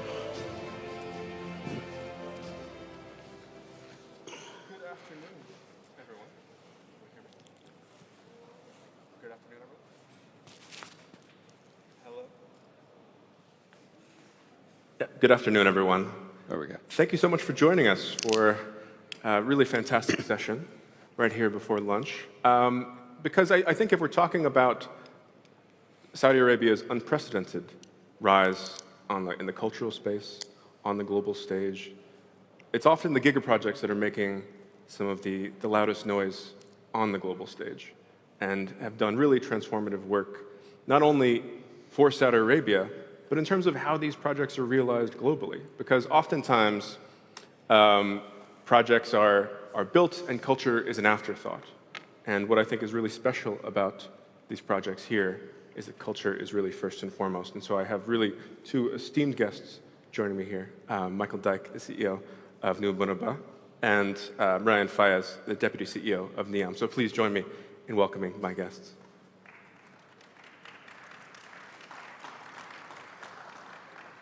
So I wanted to start there on that point, in how the cultural aspects of how these gigaprojects was not an afterthought, was something that was from the earliest stages of planning development, and also how that has learned, how you've learned from, that massive build, and made sure to tweak and change things as things are developing. So, Ryan, if you could start, how did NEOM? Sure. Originally? Thank you very much, and pleasure to be here among this esteemed panelists, which we share the stage quite often lately. As you know, NEOM is not a simple real estate development project. Today, NEOM is developed around an ecosystem development. So economic development is very important, although you see a lot of real estate and infrastructure being built, but economic development is at the core of what makes NEOM successful. And out of economic development, we've identified 15 sectors to be the economic engines of NEOM, and culture and heritage is one of them. So going back to your question around it not being an afterthought, ensuring that it is driving decisions, ensuring that it's at the core and at the center of ecosystem development within NEOM in particular, and I can't speak on behalf of the other projects, but I can almost assure you that it is the same in many of the other projects as we can see ourselves. So culture is at the center of building an ecosystem, and that's the only way we're going to be able to attract talent. That's the only way we can attract capital. That's the only way we can attract businesses to come, and livability. It's at the center of what the offering is there to develop. So although we see and hear a lot about the real estate and the big steel structures that are being built, culture and heritage and entertainment is at the center of what NEOM is there to deliver, and is at the center of the ecosystem development that we have at NEOM. Absolutely. And a lot of that is about, just the breadth of what culture has to offer. That there's film projects, there's heritage projects, there's really so much that I think NEOM has done a really tremendous job in spearheading and continuing to grow. And now we're seeing, films debuting at film festivals on the international stage, where NEOM is a heart and center to that, and Saudi culture is a heart and center to that. So I think it's really been amazing. So how have you gone about making sure that those are the right projects for you? I also think, which is a very important point to raise, I also think we're able to activate these sectors before the full development of NEOM is complete. You mentioned the film and media industry.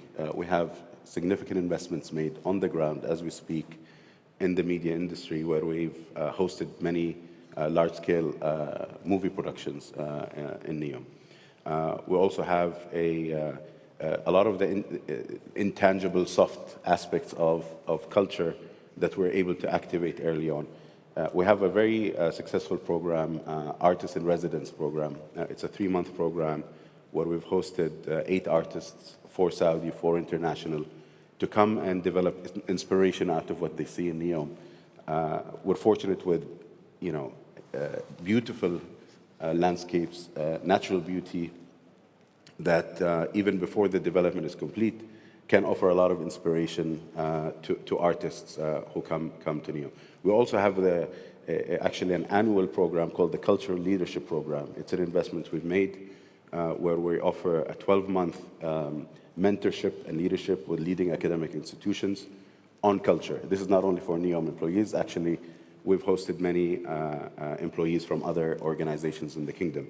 So this just showcases the investments that has been made in NEOM, and I'm sure it's the same in all the other projects, in the cultural aspects, even before the real estate development is up and complete. Absolutely. And it's fascinating to me as well, because if you look at the US, for example, they really utilized, it's the areas that were not developed that are now, I think, such a huge part of the cultural imagination, because it was about what the imagination of what the America could be, that still resonate now 100 years later. And I think NEOM is capable of doing that same for Saudi by, yes, looking at that heritage, but also looking towards the future. Yeah. And Michael, for you, it's a bit different, because NEOM is building something from the ground up, and you are building something in Riyadh, where there are already so many different multifaceted cultural spaces. We're in one right now, and you want to have something that's adding value to that, that's distinguishing that. So tell me about what was the thinking and the impetus behind what you wanted to bring to the project. Thank you, William, and thank you for having me today. I think we're in a very fortunate position at New Murabba. We occupy a prime piece of real estate in the northwest corner of Riyadh. The important thing to say is that New Murabba is not a city in its own right. It is essentially an opportunity to make an already great city even greater. And we take a lot of our oxygen from the past, which is the cultural connectivity.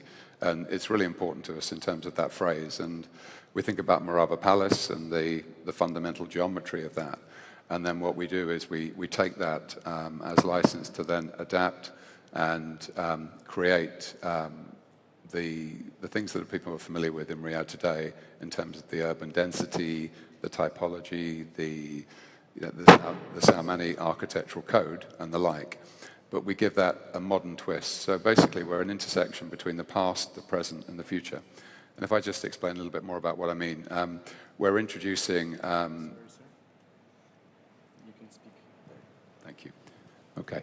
We're introducing mid and high-level architecture into Riyadh at a dense scale. So today, Riyadh doesn't have a high urban density. It's 4,000 or 5,000 people per square kilometre. We're going to north of 20,000 per square kilometre. So Saudis who are very well travelled are familiar with living in those environments. And what we're doing at New Murabba is creating that, but actually in Riyadh today.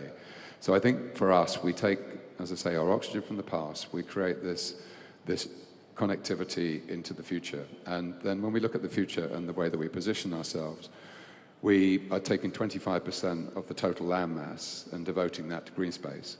But we're not just creating green space, we're actually connecting to the western side to Wadi Hanifa, and we're extending to the east to create our own linear parks, which actually builds on the culture and the heritage of the past in terms of the natural wadis. Above and beyond that, we have Maqab, which is the world's largest structure at the heart, that is the beating heart of the downtown, of the capital city. And around that, we have several anchors, including the World Cup Stadium, which is forged from the acacia tree. And that, again, speaks to the history and the heritage and the culture of Saudi Arabia, but also brings it into the future. And I think, finally, we have other anchors that wind their way around Maqab and around the entire estate, whether that be education, whether it be culture, or whether it be innovation and tech. But there is something for everyone in the new modern downtown. Could you tell me more about those cultural spaces? Because obviously, yes, place building is such a huge part of this, but tell me more about some of the cultural initiatives that you have planned. Yep, so we have plans for museums, but again, what we mustn't do is actually replicate museums that exist elsewhere in Riyadh. We have to think about museums, whether they're museums of the future, which actually speaks to the vernacular of New Murabba. Because of our position, you know, we are a back door to Diriyah.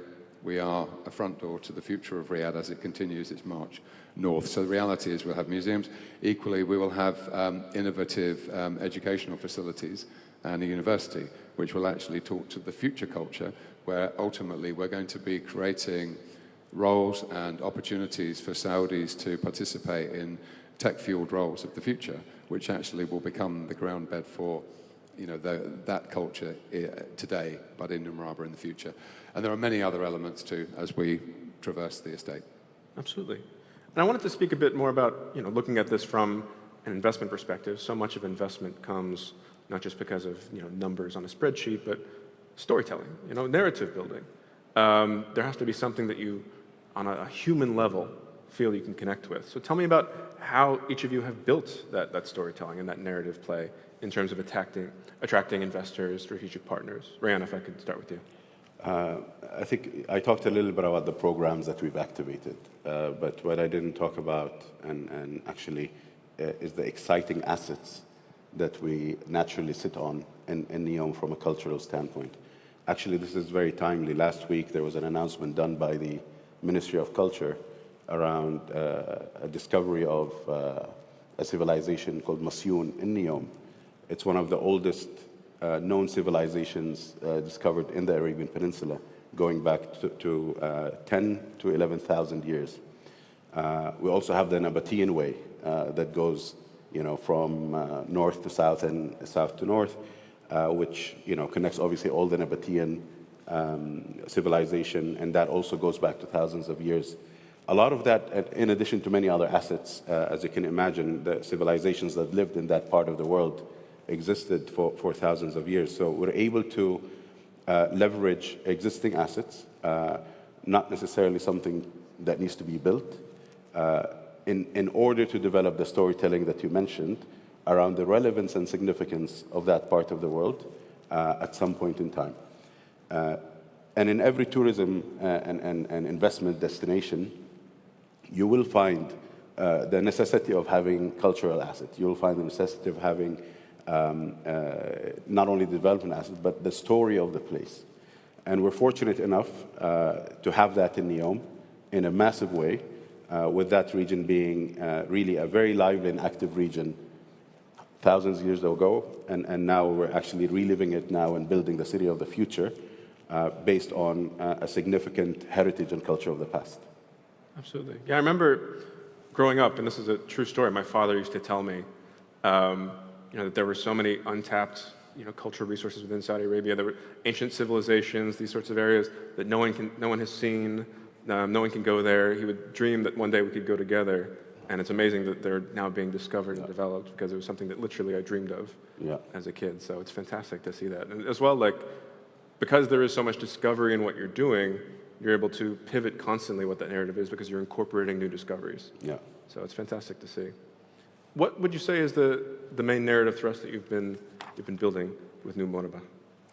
So the narrative we've been building is essentially to say we are part of Riyadh today, and actually we will be part of Riyadh tomorrow, and we will develop the future form of Riyadh. If we think about what lies at the heart of New Murabba, and we know Maqab, it's a structure and a place like no other. But to your point, a building is just a building unless it has a story and it needs a narrative. So the way that we are positioning Muqab is another world.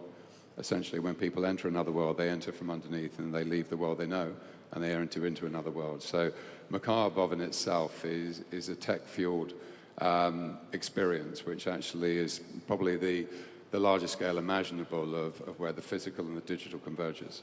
So what I mean by that is essentially you can bring the culture of Riyadh today, but you can take it into Muqab, and you can actually live in a very different way when you're inside Muqab. And we have the potential to, through technology, to enable people to feel like they're living in another world. And with that being the case, that means that 100 million visitations a year will come to Muqab. We believe that will create followership, and it will create its own culture of the future, which will be basically enshrined upon Riyadh culture, Saudi culture, and also international culture. So it really will become a city and a place as a part of Riyadh that is all about the future, but it's anchored in its roots from the past.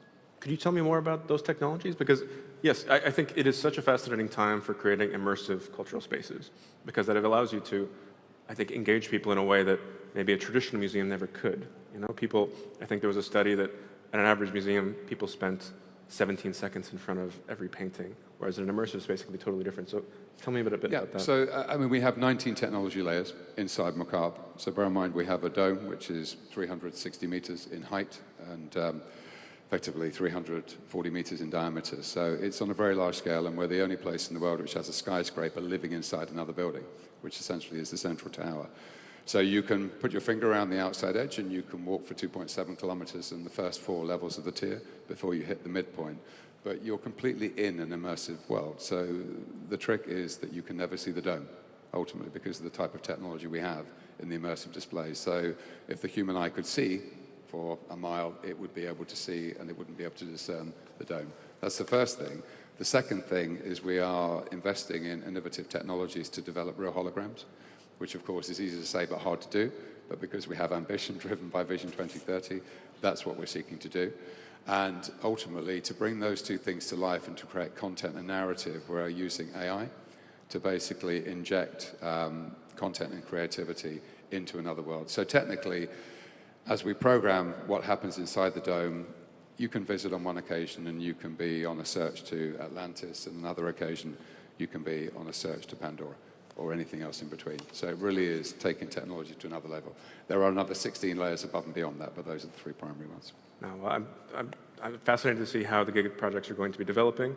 Unfortunately, that's all the time we have for this conversation, but it's wonderful speaking with you. So for Ryan Fayez and Michael Dyke, I'm William Mullally. Thank you so much. Thank you.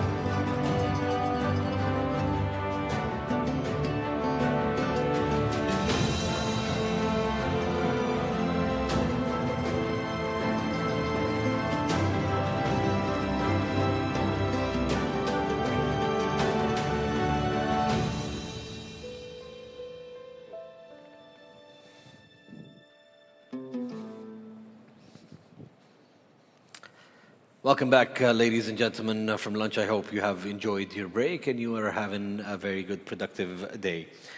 Our next session, titled Documenting Creative Exchange, the $500 million soundtrack, how music becomes cultural capital. Music is not just entertainment, it is a language of identity, a powerful economic driver, of course, and one of the fastest growing creative industries in the Kingdom of Saudi Arabia. Today, we will explore how streaming, smart pricing, and public-private investments could build a $500 million music market by 2034, transforming music into both a cultural identity and an economic capital. In the next session, I'll be inviting two of my panelists on our stage, and they are ready for this panel. Of course, we will have two parts in this panel. First, we will start with music, and then we will move on to fashion. We are ready to welcome our panelists on stage. Thank you.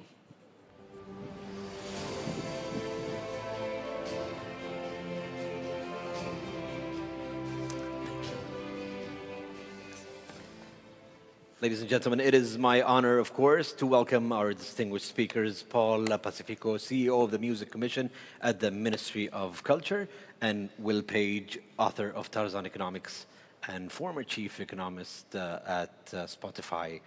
What a journey for both of our speakers. So, gentlemen, welcome to our stage.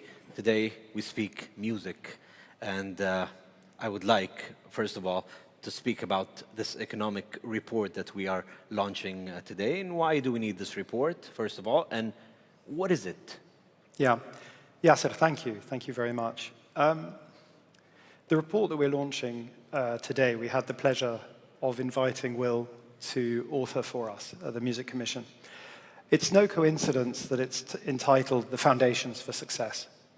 You know, the work that we're doing under the Ministry of Culture at the Music Commission is to take an art form in music that has deep, deep roots here in the kingdom, going back millennia. But for the first time, to start to really structure a commercial sector and a talent development pipeline around that art form in order to enable people to generate economic as well as social and culturally viable pathways. Amazing. This report sets out a framework for what that's really going to be worth. We can talk, and there's much great work that's been done by sets of consultants to frame the sector, to say it should generate this many jobs, it should generate these kinds of jobs. But what does that actually mean? And actually, for me, I'm a very practical person. And I want to know, if we're going to have those jobs, what is the money that's going to be coming into this sector? How are we going to be funding it? And how do we turn around to leadership and start to project reliable return on capital into the future? We're asking you to invest this in us so that we can do this job. Yeah. What are we going to give you back? What is our sector going to return? This report starts to set that out very, very clearly for the first time. Amazing. Maybe Will, can you show us the report? Sure, I can summarize it in, I guess, 3 quick lanes. We can bring up some slides here. So we'll have it on back screen. There we go. Perfect. So I've called this 5-minute brief segment, The Road to $500 million. And to reiterate what Paul said, we can talk as much as we want to about culture as capital, but I would love to come back to Riyadh this time next year and see action. And hopefully what we're going to present here is not just action on behalf of the music industry, but of every discipline in this room, the museums, the galleries. Treat this as a baseline, a foundation that you can use in building your own economic arguments as well. The 3 bullet points I want to hammer home here, and we're going to unpack each shortly, but 1, Saudi Arabia clearly has all the ingredients for success. Let's just keep it brief. Half the population is under the age of 35. Most people are carrying iPhones, which is crucial for monetizing digital media. And YouTube is literally everywhere. I think the DAU, the daily active users of YouTube, equals the population of Saudi Arabia. It's quite remarkable. I could add a 4th, which you may want to explore later, which is you also have stable money, unlike many other countries in this region. Then into the second point, which is how did we forecast we're getting to $500 million. What do I say? It's this simple. If Saudi Arabia can achieve in the next 10 years, before the World Cup comes to town, what Turkey achieved in the past 10 years, we're going to be looking at a $500 million US business by the time the World Cup happens. That's a mouth-watering prospect, and I challenge anyone to prove me that we can't do it. And thirdly, the most important audience here is the government. We've talked very eloquently yesterday about crowding in investment, but we're looking for a 3-for-1 ratio in terms of tax returns as we build this business, not least because VAT is on streaming. So for the government in this room, His Royal Highness, there's a serious tax proposition here in terms of generating income for the economy as well, diversifying Saudi Arabia. So to the first observation, how can you prove that Saudi Arabia has the ingredients for success? And if I magnify in on this, you can see very quickly that Saudi Arabia beats comparative countries like Egypt and Turkey with regards to its premium population, its YouTube usage, and its iPhone penetration. Let the data do the talking. And again, to reiterate, this is not just for me, this is for you. Whatever project you're working on in this audience, this is really great foundational stuff to build your cases around as well. So it's clear Saudi Arabia has the ingredients for success. What does that success look like? So here, if we magnify on this chart, you can see how we're going to get from zero to hero, from barely any music industry to one that's going to be worth $500 million. Now, 2 points around this chart. Firstly, it's up and to the right, which you would expect. But secondly, you can see who gets what share of that $500 million. How much goes to artists and record labels? How much goes to songwriters and publishers? How much goes to the streaming service looking to make money in this region as they invest? And finally, and most importantly, how much goes to tax? What does $500 million business look like? That would suggest that Saudi Arabia could be the size of Sweden within a decade. Sweden being the home of Spotify. That's a pretty interesting prospect. Can I also just say the mechanics of that forecasting model is really detailed. I understand conversion from being at Spotify back in the early days. You understand price increases. If the streaming services raise prices, you bring that yield curve forward for the venture capitalists in this room. So there's a lot of mechanics, but the statement is actually very simple. What Turkey achieved in the past 10 years, Saudi Arabia could easily achieve in the next 10 years, and it has stable money. Last exhibit is to look at what it means to the government. And this is a very clever chart for those who do infographics. It's a cumulative spend by the MOC and then cumulative tax revenue. And you can see, if I use the American expression of bang for your buck, a 3-for-1 ratio in terms of tax return coming back, given what the government would have to put in to make this market work. So there are 3 key highlights. It's got the ingredients for success. It can get to the size of Sweden by the time the World Cup arrives, and the government can see a positive return on investment. But before I hand it back to our moderator, just one last word. Time starts now. It really does take action. Talk, this is a great conference, but the CIC 2026 has to be about action, has to be about execution. The conversation needs to stop, the execution needs to begin. Thank you. Thank you. And hopefully we can have this same session next year and maybe speak about the execution, how we're going to do it. And thank you for presenting the slides, but let me simplify it for myself first, maybe the audience as well. Can you break it down into supply and demand? So great. So as a Scottish economist, I can't talk about supply and demand without waving my hands around in the air. The demand side is there. It's easy. You've just seen it. You know, the prospect for Spotify, Apple, YouTube, and Gami in this country. Yeah, we could be looking at 10 million music subscribers within 3 years, not 10 years. Wow. Demand is there. Supply is where the hard work begins for Paul. We need more artists, and we need more songs. And we also need more copyright infrastructure.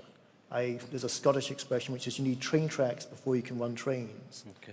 We can generate a music subscription population tomorrow, but it's going to take time and effort to get those music education programs up and running, to get those studios built, and to get the copyright management infrastructure in place. And the hard work is on the supply side. Maybe we can move to there and ask Paul, from your perspective at the Music Commission, what are the biggest structural gaps we must address to reach that $500 million target by 2034? And what kinds of capital will be required to do that? Yeah, it's a great question. Thank you. I think the first thing I would say is that this report is deliberately focused on the recorded music market. Will and I both work with a very well-known analyst who runs the Center for Music Ecosystems, Shane Shapiro, who kindly layered some data to indicate what the live sector would be expected to do on top of these numbers. That takes us from $500 million to, I think, something like $2.5 billion by 2034, which starts to sound like a very big number indeed. What's missing? Inevitably, because we're at an early stage in terms of the structured sector, it's a little bit like a jigsaw puzzle with pieces missing. What are those pieces? So first of all, the train tracks that Will talked about. This is the collective management organization. When people are listening to music, when they're going to concerts, how are songwriters getting paid? How are performers getting paid? Well, at a performance, it's obvious to think that the singer and the musicians can be paid because they're there, they're performing. But what about the songwriters and composers? What about the poets? So again, structures are needed to make sure that that money flows where it needs to go in the industry, both to the creators and to the rights holders who are investing in them. And sorry, just to finish, going back to some of the important information in the chart, where Will brought up the slide that shows you who gets the money, who gets what share of $500 million, I am really, really enthusiastically pushing to find those Saudi entrepreneurs and investors, the international entrepreneurs and investors that are going to come here, put a footprint here, invest in the creator class, and that will make sure that not just 10 cents in the dollar of consumer spend comes back to the Saudi economy, but that 20, 30, 50, 80 cents comes back to the Saudi economy. I was about to ask the same question, but in a different phrase. So, which public-private investment models are you looking at to, that look most promising for you to build that scale? Are you talking about equity partnerships, for example, grants, matching funds at the Commission? All of the above. All of the above. We need a healthy mix, and we're lucky enough to work with partners in the ecosystem like the Cultural Development Fund. Yesterday, we signed a deal as the Music Commission with Benchmark to license them a festival IP that we've developed for the next 5 years, the Fusha Singing Festival. These are signs that public-private partnership, it works, and it can work here in Saudi Arabia very effectively. Amazing. Will, go ahead. Just to add quite an exclusive insight for me, I flew into Riyadh from Seoul, Korea, so jet lag is an issue. But I met everybody involved in K-pop, from SM Entertainment, Hype, Netflix, Demon Hunters. The question they're asking about expanding what they have is quite different. They're thinking, do we export our K-pop artists, or do we export our K-pop methodologies? So it's like car production in terms of, do we export how we make the cars, or do we export the cars themselves? It's quite interesting to see that, why can't you have Swedish songwriters writing K-pop hits performed in Punjabi in India? That's how they're beginning to think. And that dynamic way of thinking about exporting culture abroad is where Saudi Arabia needs to go now. You need to go from A to B to C to F. Paul was talking about returns, and I want to ask you, how do you design, from your expertise, a streaming architecture that ensures fair returns for both platforms and emerging artists? Well, I mentioned leapfrogging. Can Saudi Arabia build something that's I was better about than to the West? specify Saudi Arabia, but Yeah. We can make it more generic, just to know the methodology. Paul talked about in terms of train tracks, collective management organizations. Why is it, as a songwriter and an artist in the UK, it takes months to get paid from Spotify as the artist? It takes years to get paid from Spotify as a songwriter. In 2025, it should be days, if not hours. Now, you could build something which is far more efficient, costing less cream coming off the milk in terms of the administration cost of royalties, speeding up payments, and delivering better accuracy. If you can triangulate those 3 points, you could easily have something better than the West has at present, and that's leapfrogging personified. Amazing. So we have 2 minutes exactly. I'll give 1 minute to each. Paul and Will, one commitment, or let's say, let me just try to get as much as possible from you. What do you advise for Saudi stakeholders to build a sustainable, investable music industry today? And that advice, what would it be? Fix the supply side.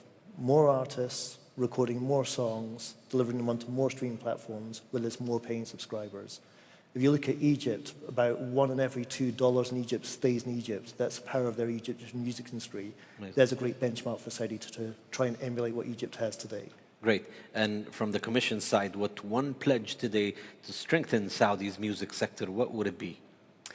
I was very interested in some of the comments earlier by His Excellency Hamid Fayez, the Vice Minister of Culture, where he talked about having a thriving demand side here in Saudi, having thriving supply side in terms of untapped talent. Our job as a commission is to put in place the enablers to connect the dots, and I see that as us acting as a lens to focus and really make sure that we're delivering both the easy wins, the quick wins, but also the hard yards that are needed to really develop a sustainable sector for generations to come. Amazing. We have 30 seconds. Have we missed anything in this session? Well, I just really look forward to coming to the World Cup in 2034 and seeing Scotland lift that trophy in amongst a thriving music industry.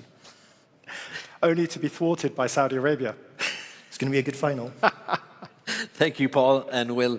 Please, let's give them a big round of applause. Thank you so much for your inside information. Thank you. And congratulations on everything you have done. And it's a job well done. Thank you very much. Thank you very much. Thank you so much. Thank you.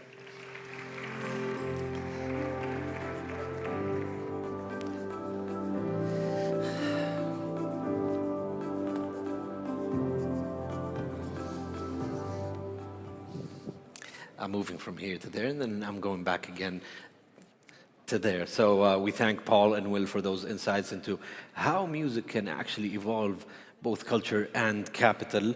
And we have enjoyed their speech. And okay, I'm keeping going. And I have 4 speakers coming up on stage. I don't know why I'm looking at the stage. Okay, there's 5. I missed myself. We now move to chapter 3, the power of fashion. So we have done music, and now it's time for fashion and how cultural identity drives economic growth. Fashion is more than clothing. It is culture made visible, identity transformed into global media, and a very creative sector. Today we will discover what it takes to scale culturally rooted brands into capital-ready global ventures. Please join me in welcoming our 4 distinguished voices in fashion and investment.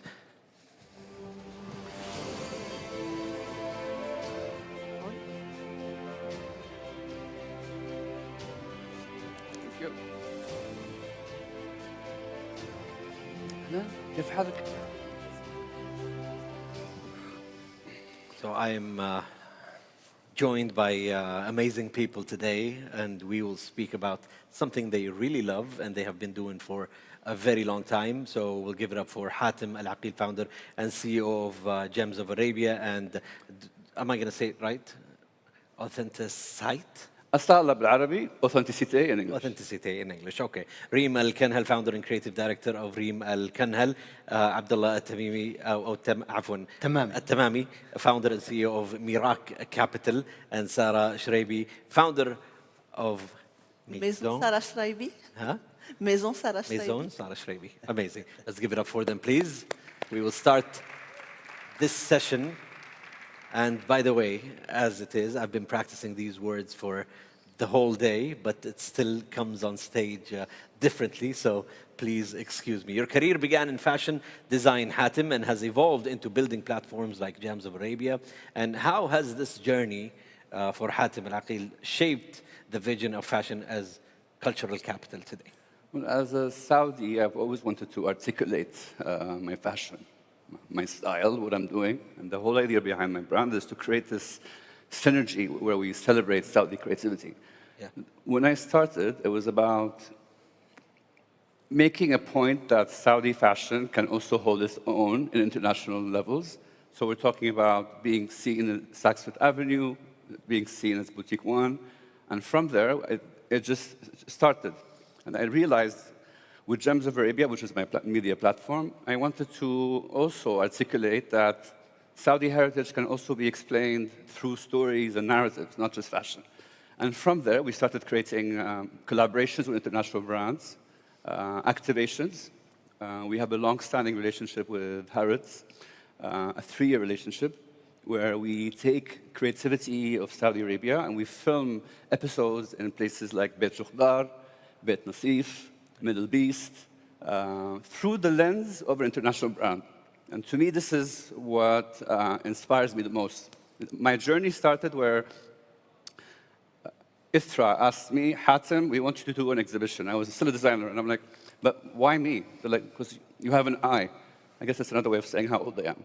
But basically, the way whole of saying you're very creative. Yes, yes, absolutely. Yeah. But no, I was really honored, and I had the opportunity to create an exhibition with the likes of the incredible Reem Al-Kanhal, where we celebrated Saudi design and created a synergy by having an actual forum, bringing people from MIT, London School of Fashion, creating a Made in KSA panel.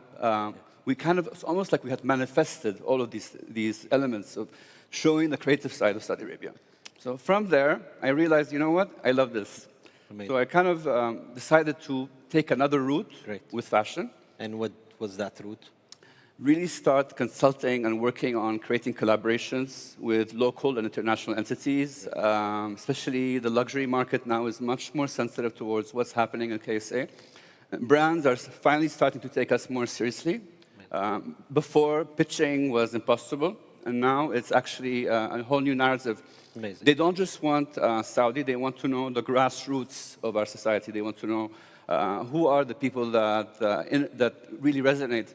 And Gems of Arabia is not just about fame, it's also about authenticity. And that's why I see you have some slides. Yes, exactly. Okay, we can move to the slides, but let me just jump to our panelists, and we will move to the slides right away, and we will get to know Gems of Arabia in details. For sure. Hopefully. Amazing. Reem, أهلا وسهلا. أهلا وسهلا. All right.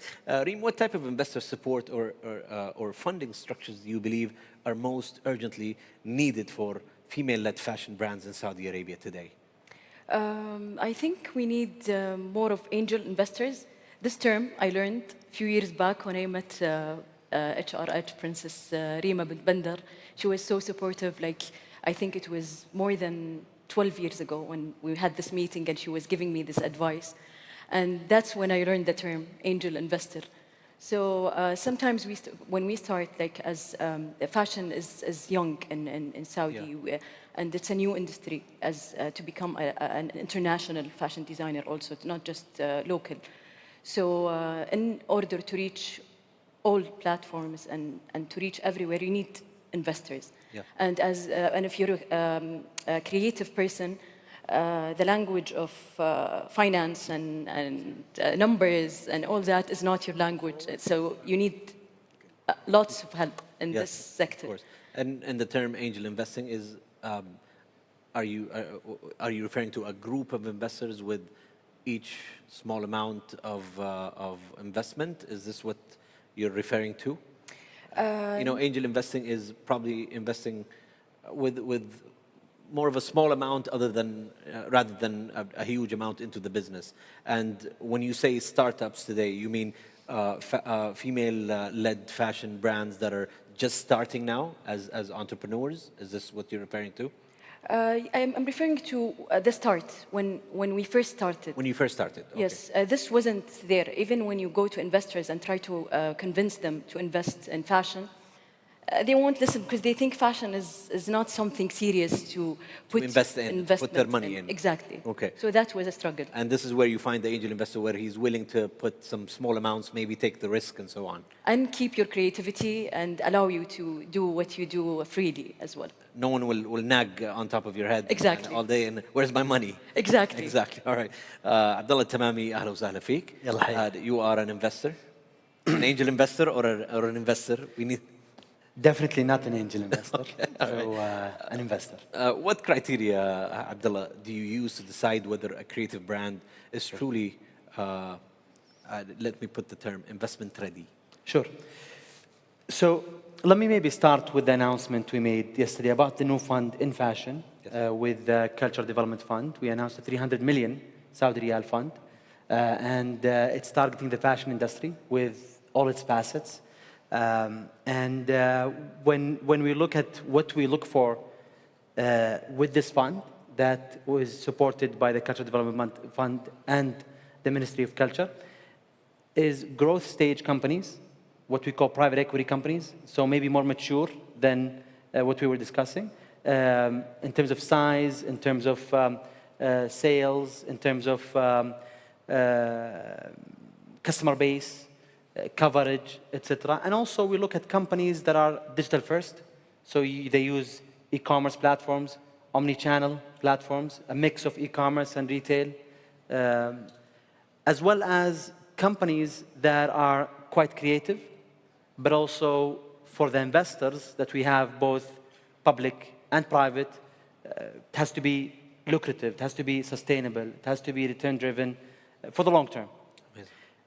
And the way we look at businesses, especially when it comes into fashion, is it's important, as mentioned, that the leadership is still creative, is fast, and follows the trends in an effective manner.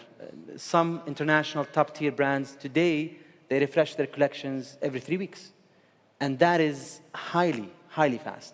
And when you look at the local opportunity, and you look at the market in the kingdom, you're looking at a fashion market as per the State of Fashion report that was just released by the Fashion Commission, more than 30 billion USD. 30 billion USD. In the next 4 to 5 years, it's expected to exceed 40 billion USD, and that's a sizable market. 4 to 5 years. 40 billion USD. But 4 to 5 years, not 45 years. Yeah, no, 4 to 5. 4 to 5 within the next few years. 40 billion. Yes. And that is huge. That is huge. And then when you look at the loyalty of the end consumer to the local brand versus the international brand, you're looking at a loyalty of 55% to the local brand versus only 30% to the international brand. So look at that opportunity right there. Wow. So you have a sizable market, you have a growing opportunity, you have an investment that's coming in fast, both from a private and public entities, and you have a customer base that's very loyal, highly engaged with the local brands. And we have at least 10 people who are getting into fashion today from the audience. Yeah, that's great. And we as have possible. leaders here that are amazing, shaping the industry for a very long time. Thank you. Someone is clapping. They are fashion people, for sure. Sarah Shrabi, I want to go back to the slides of Gems of Arabia, but definitely I need to know your expertise about financing, or let's talk about the infrastructure support that has been most decisive in helping your brand to grow internationally. That will help a lot of people who are listening, who are into the same business as you are.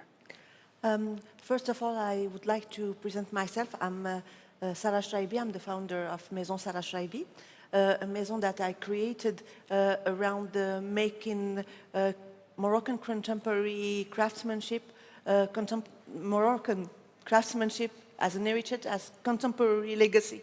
And with that, I was selected among a very prestigious maison in Paris to be part of Paris Fashion Week Haute Couture official calendar. And for me, one of the biggest challenges was to operate a transformational journey into my company to address a global market. And what was important in this journey is how to address this mature scene, creative scene. And it was not easy from a creative point of view, but what's helped me the most is having a strong DNA, coming with my own narrative, coming with the ideas that I truly own. And really, when you know who you are, you can address more easily a global market. And if we had to say that the only thing we need is to come together and to become that mature scene from a creative point of view, from an economical point of view, and to nurture our own unicity. And after that, capital will follow. Of course, money will come, fund will we can have everything if we have our own point of view on fashion. We cannot have that without our own ideas, without our own narratives. You're right. We only can be relevant if we are culturally relevant. Amazing. And you look fashionably elite. Thank you. So, very happy to have you here, Sarah. Of course, Hatem, we want to go back to the slides, and we want to hear quickly, but because of the time, I want to hear more from you and get a lot of your expertise. But we want to hear about Gems of Arabia a little bit more, as you want to show some slides. Absolutely. So the purpose. You can look here. Thank you. It's right in front. Oh, thank you. Yeah. Sorry. Excuse me. So is the clicker... Doesn't seem to be working, but it's okay. I can get there you go. Detail. Gotcha. No? Yeah. Apologies. Okay. So the whole purpose of Gems of Arabia is to shed a light on the creative... Thank you. Is it working? I'll do it for you. Okay. Thank you. Okay. So starting with the fashion, I mean, I've been in the market for quite some time, and I majored in marketing. So I utilized my marketing skills as a fashion designer to really take the culture forward. Combining both. We managed to dress people like Snoop Dogg, like Prince William, Christian Louboutin, and so forth. That kind of created quite a whole new narrative and perception of what is street style for Saudi Arabia, and what is the innovation of the Tobe. Moving forward, we also had the opportunity of working with Her Royal Highness Princess Noor Al Faisal on the Saudi Cup, where we created a synergy with the Ministry of Culture, working with the 100 brands and creating a synergy of dressing key personalities that we would bring from the West and also locally. The beauty of this concept, which is what Princess Noura mentioned, is that we don't have the whole purpose of having an ascot or a royal ascot in the UK and adapting that to Saudi Arabia. We have our own dress. This whole concept is something that we had also collaborated on and we worked on through our agency. Again, just to clarify, Authenticité is my agency, the mother company. We create collaborations, we consult, we do cultural mapping. And Gems of Arabia is a platform that is under the agency, and we create collaborations. We do editorial work. We make a conscious effort to focus on grassroots concepts that are based on the culture. You don't have to be famous, you just have to be authentic. And this is why it's called Authenticité. Here are examples of activations and events that we had done, promoting, championing creative communities. Again, whether it's Tiffany or whether it's Birkenstock, funnily enough, the campaigns that really resonate the most are the ones that are culturally relevant. For example, we did one campaign for Birkenstock that went viral. We focused on Najd, Sharqiya, and Hijaz. And each region has its own different dynamics. And this is, I think, the type of consulting that we do. We make sure that we always include local creatives before creating our content. So we're talking about actual collaboration. This cube here is by the amazing Malak Mustalati. Okay. It was done with a brand called Purificación Garcia. Yeah. And they wanted to create a concept where we can't collaborate on a product, but you can collaborate on actual merchandising. So this is what we do. We create opportunities where we can include culturally relevant content that resonates. And I believe that now, as mentioned earlier, the brands are finally starting to take us more seriously, and the sky's the limit. Amazing. Thank you so much, Hatem. Reem, I want to jump to you right away so I can get as much time as possible from you as well. How do you decide which culture motives to emphasize were designed for global markets, for example, and how does that choice affect investment potentials? Actually, when I began, I wanted to know what's my strength and what's my DNA, which is really important in the fashion industry and in this whole wide world with all these brands and great brands. How would I put my foot and step in and be a strong brand internationally? And that was my dream. Amazing. So I figured that owning your story is your power. So owning my own culture, and I've always was fascinating with our culture. Jaddati, my grandmother, her stories, the Bedouin tents and the tassels and everything. That how can I take all that and make modern, easy, ready to wear that would speak to the world. Actually, I made that happen, and I was selected by Vogue Italia by its late Franca Susani, and it's made a huge impact. Everyone wanted to know more about the culture. They wanted to know the story. It made headlines. Although I had many international designers alongside this. So it was so powerful, and I was. If you have the term in Arabic, say it. What? If you have the term in Arabic, say it. I will. Okay. So it's just this fascination and excitement of the international scene that spoke to my heart and made me so proud, and that was 2015, 2016. So sometimes we tend to, when we get emotional, we tend to have the term in Arabic and we want to say it. Exactly. But the English usually, gets us stuck always. Yeah. But we're trying as much as possible to have an international conference today with, 3 Saudi locals that are amazing and also from Morocco. Sarah, I'm going to jump to you, but let me ask Abdullah quickly. I have a very important question. Some say fashion is less predictable than other asset classes. Reem mentioned that, and she is someone who is in the field. What do you think? I think business in general, if you think about it, it's inherently unpredictable to an extent. And that unpredictability decreases as the company becomes more mature. Yes. For example, if it's much earlier stage, be it fashion or otherwise, where you need, for example, angel investors or others to invest, you will have higher unpredictability. However, higher reward as well. Some of the companies, for example, we are looking at today, very well established, doing very well, that have actually multiple angel investors that invested early on, and now they did very well. So it is naturally unpredictable just because of the trend, how fast it moves, and the supply chain is so dependent on other things to make sure that your, be it jewelry, be it apparel, be it makeup, cosmetics, is available when that color hits the market. But when you take that risk early on, such as the angel investors, investing, for example, in Reem or Hatem or Sarah or others, you have the reward there. So when we come into these companies that are a little bit more mature and we look at the ones who invested early, I can tell you they are making tremendous returns. So the market is very attractive.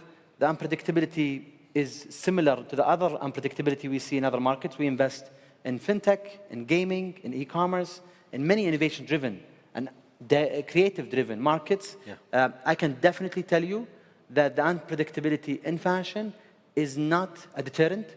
It should be actually an opportunity, given that you can use trends and you can use new channels today, a mix of both creative retail and online, to really penetrate the market, penetrate the age group that is 18, 20, 25, 30. Because this age group, if you look at the recent report, which is an amazing job by the Fashion Commission, they purchase in a much higher frequency than older group, and they purchase online.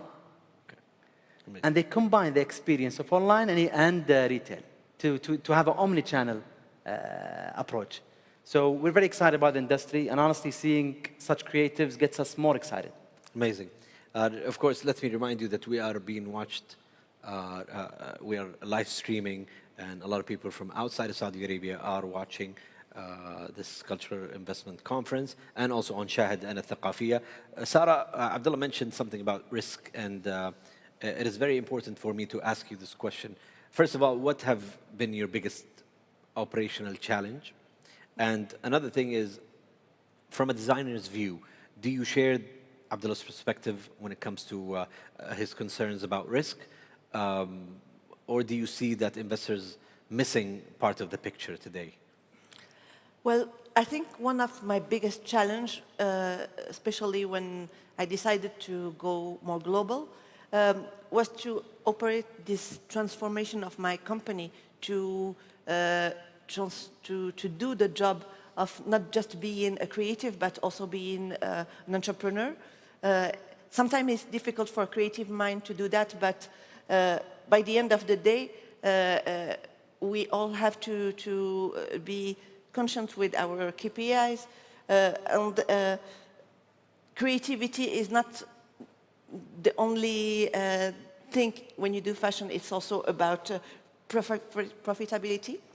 And the challenge was to transform my company to be mature, to address this global market. Okay. It's a work in progress. It's an everyday work that we have to do.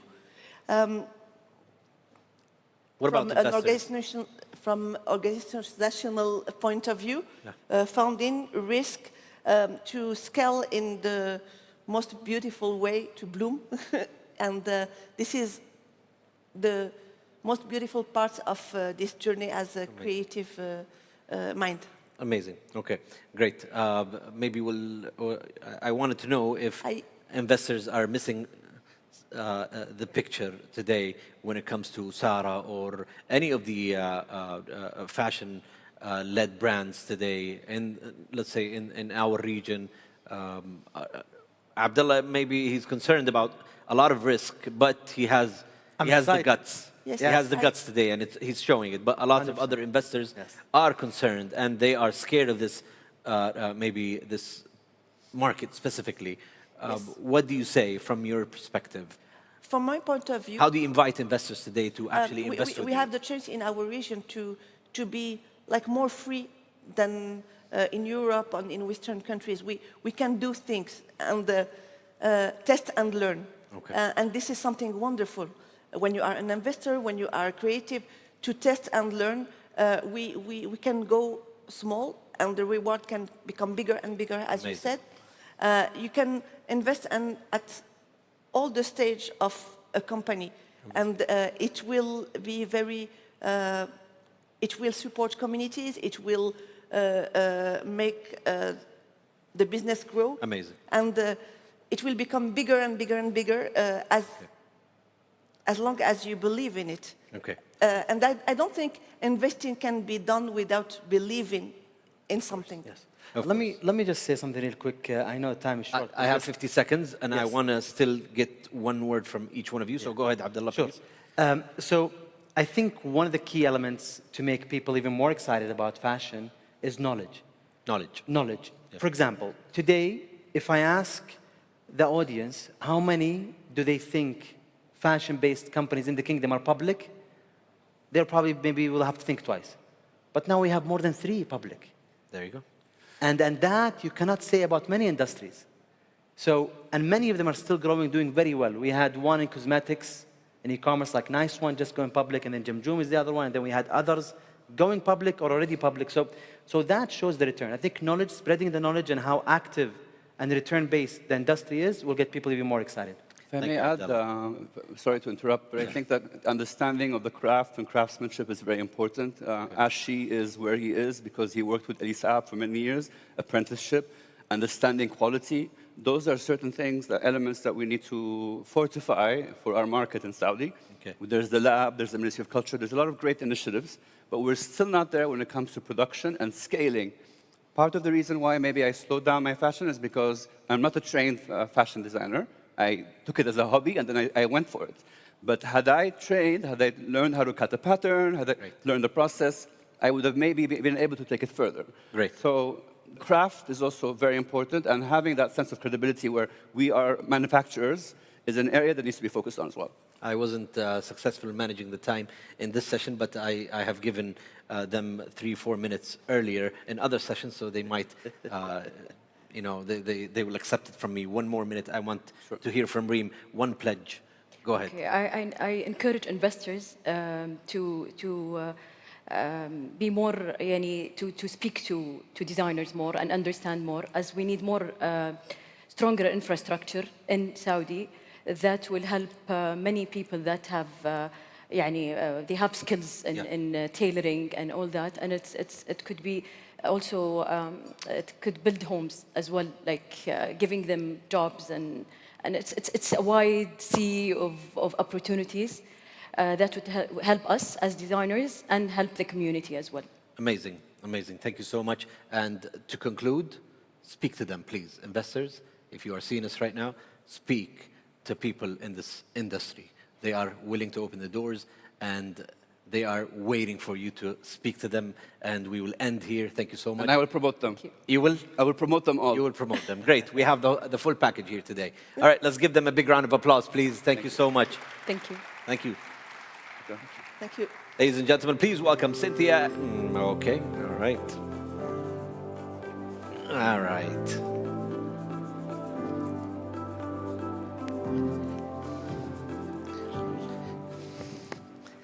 Ladies and gentlemen, please welcome Cynthia and her panelists for the next session on stage. Thank you so much.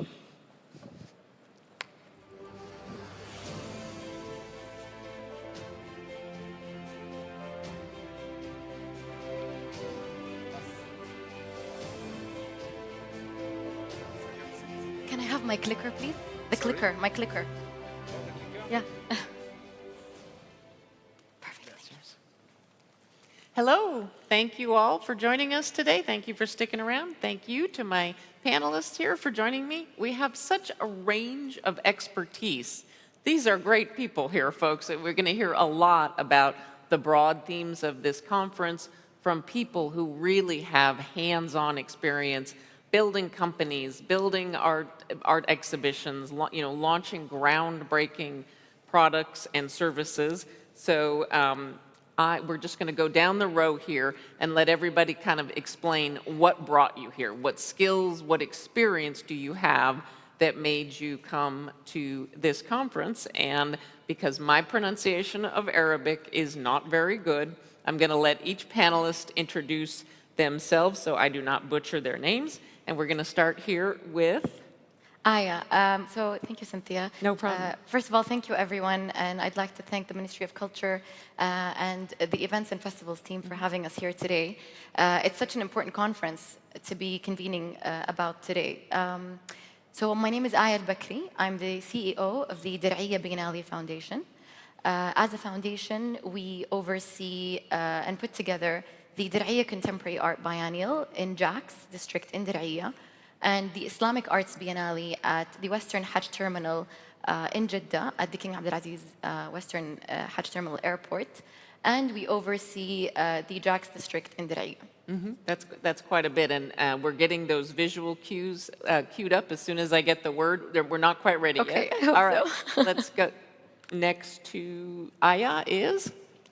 Dominique Alba. I'm French. I'm the CEO of Atelier Jean Nouvel. Thank you for inviting me.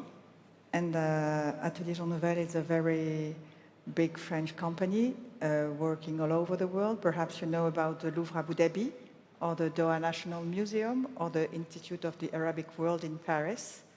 And if Jean Nouvel could be here, perhaps he could say that architecture is the first life culture experienced by people and places, and architecture provide answers by offering sensation and emotions. And to be attractive, because it's the purpose of this panel, you have to cultivate your difference, to think from your culture, and we're facing a world that clones everything. So we have a big, big problem linked to that.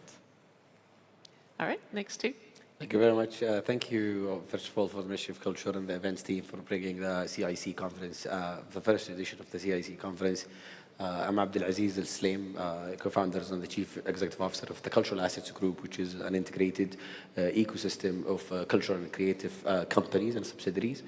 We work mainly in the creative and cultural industries to cover the value chain of the creative and cultural development in Saudis, but also in the region as of today. Glad to be here today in this session. Quite a portfolio. I looked it up before we Thank you sat very down. much. All right, and last but definitely not least. Thank you, Cynthia. I'm Omar Nagati. First, thank you for having me in this wonderful event. I'm an architect by training and urbanist, but I'm also co-founder of Cluster, which is a small but quite busy independent urban design and research initiative. We're based in Cairo. We've been in practice over the 15 years. And what I think brought me to the conference, two things. We relate to culture and art from two different vantage points. One is we're interested in mapping and documenting heritage, tangible, intangible heritage, producing maps, cultural itineraries, platforms, archives, etc. but we also work with art and artists as catalysts for urban regeneration. I'm going to talk about some of our projects, how art and culture could help revitalize and diversify public space in cities that are undergoing very rapid transformation, including Riyadh and Cairo and many others. Thank you. Art as an economic engine. It has been a theme of the day, and it's been fascinating to pursue it in its many permutations. Aya, you have incredible experience here in Saudi Arabia with the incredible DBF foundation that you lead and the activities, the creation of the JAX district. There's so much to talk about there, but in the big picture, can you talk about let's start with the JAX Creative District, because as in my reading, I understand that was very significant, very significant. Can you talk about what was the catalyst for doing that, and what, if any, obstacles that you had to overcome to be able to create what is now, as I understand, a very thriving district? Thank you, Cynthia. So I think it's really important to mention how creating these communities is such an integral part of what we do. JAX used to be a district that was there from the 70s. It used to be old warehouses and storage spaces for retail. And now we're so blessed to have inherited such an important site to become a creative district that has been born from the artists, by the artists, and grown naturally as a community. So JAX has the Dir'iyya Biennale, the Contemporary Biennale, as one of its main tenants. And it's slowly grown into different multidisciplinary. So we have tenants like Snapchat, Middle Beast. We try to host events as well that to do with fashion, music, film. There is a beautiful film commission building that we have now at JAX as well. So it's part of the experience. And the artist studios are a huge and integral part of what we do. But I want to kind of just also touch on the adaptive reuse component that as a foundation is a core strategy of ours. And that sustainability is a big exactly. So component. It's what we do for in JAX and at the Western Hajj Terminal in Jeddah. So the Western Hajj Terminal used to be a terminal dedicated only to the pilgrims. Growing up in Jeddah, I used to see it from afar and say, oh my God, it's such a beautiful building, built by Skidmore, Owens and Merle and Fazlur Rahman Khan. And I used to say, wow, what is in that building? And then we're so blessed to be able to open up that building to become a place that brings everybody together, that showcases works from around the world that have never been seen before in Islamic art. So I think just to circle back, adaptive reuse is something that's a kind of a big driver that we work with. Oh, it's such an important pillar, and it's definitely been a discussion. Let me ask you, Abdulaziz, when you knowing the JAX district and hearing Aya talk about the importance of that adaptive reuse, is that something as an entrepreneur that you are thinking of, oh, I have a company that could work with that material. I have a company that could scale this art project, this service, this, is that in the discussion of the ecosystem and the creative, the cultural ecosystem, is that something where you're seeing that bleed into, that gets into the more commercial properties that you work with? I think what you're referring to is the cultural infrastructure for the cultural ecosystem in general. I think, yes, there's a great opportunities today for groups like us and other entities in the private sectors to look into the cultural infrastructure from a development perspective.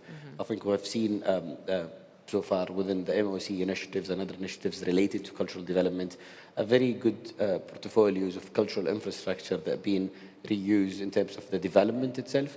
I think what we have to do from a private sector perspective today to look on these opportunities more of to an opportunities for the extra miles that's the cultural industry looking in for, and that's where the opportunities coming in between the governmental side and the private sector that we're looking for. Interesting. Now, Omar, putting on your urban planner hat, what strategies have you seen that have been effective that your group have done or you've seen others do to help from a planning and civic infrastructure process help facilitate that, facilitate an arts district, facilitate an exhibition that can then tour the world, tour the region. Is that kind of the work that you do in the urban planning side of your business? Yes, in a way. I would maybe emphasize the word civic, which I think this is at the core of what we do, because I think in our work, maybe we position ourselves between state-led approach and private sector approach. So we try to maybe offer an alternative way of looking at our cities, promoting civic engagement and emphasizing the role of communities and the participatory role in regenerating our neighborhoods and districts. We intentionally keep our scale of intervention small so that we can maintain a direct relation with the community. We avoid work on a master plan level, for example. I'm not against it, but I think in our work, it worked well. So instead of trying to develop policy papers, we develop pilots. So we build a small project in a public space and let it sit, let it live, and let it change over time. And then from that pilot, we could be repeated, and we program it, working with artists and performers and community. We develop a sustainable plan with the community, so it's being maintained by the local community. And it's important to mention that in the case of Cairo, this is in the context of absence of city councils. So there is no institutional mode of participatory planning. So people usually don't have much to say about what happened in the streets. It's all top down. So what can we do instead to promote this civic responsibility? So we work with an approach called stakeholders. So before we do any design, we ask the different representatives, the residents, the owner, the developers, the street vendors, the women rights groups, environmental heritage protection groups. What would you like to see in the streets and what are your concerns? And then through this matrix of interest, we try to develop something that would become a common ground. So we're trying to develop a reconciliatory approach between the different actors in the neighborhood. Can you give an example of a region or a district where that you've had impact? Well, I don't know about impact, but we worked a lot in downtown Cairo, where we were based for 10 years, and we developed a project called Downtown Passageways, Mamarrat Wast al-Balad, where we mapped out all the in-between spaces, and we identified a network, a framework that could also be used for art and culture and festivals and greenways and bikeways, as opposed to the streets, so pedestrians. And to validate this hypothesis, we developed a pilot project. We implemented an urban park in one of the, called Mamar Kodak Passage. It's quite now important piece of downtown, and people love it, and it's very diverse, it's free, it's green, and it's used by art. So it's, I think, a good example of how can you demonstrate your idea or a concept through a specific small-scale project. That must be very fulfilling to see it being vibrant. Dominique, you mentioned, obviously, you started, as you say, architecture is some of the first public art that we see as human beings and helps us know a place and set a place.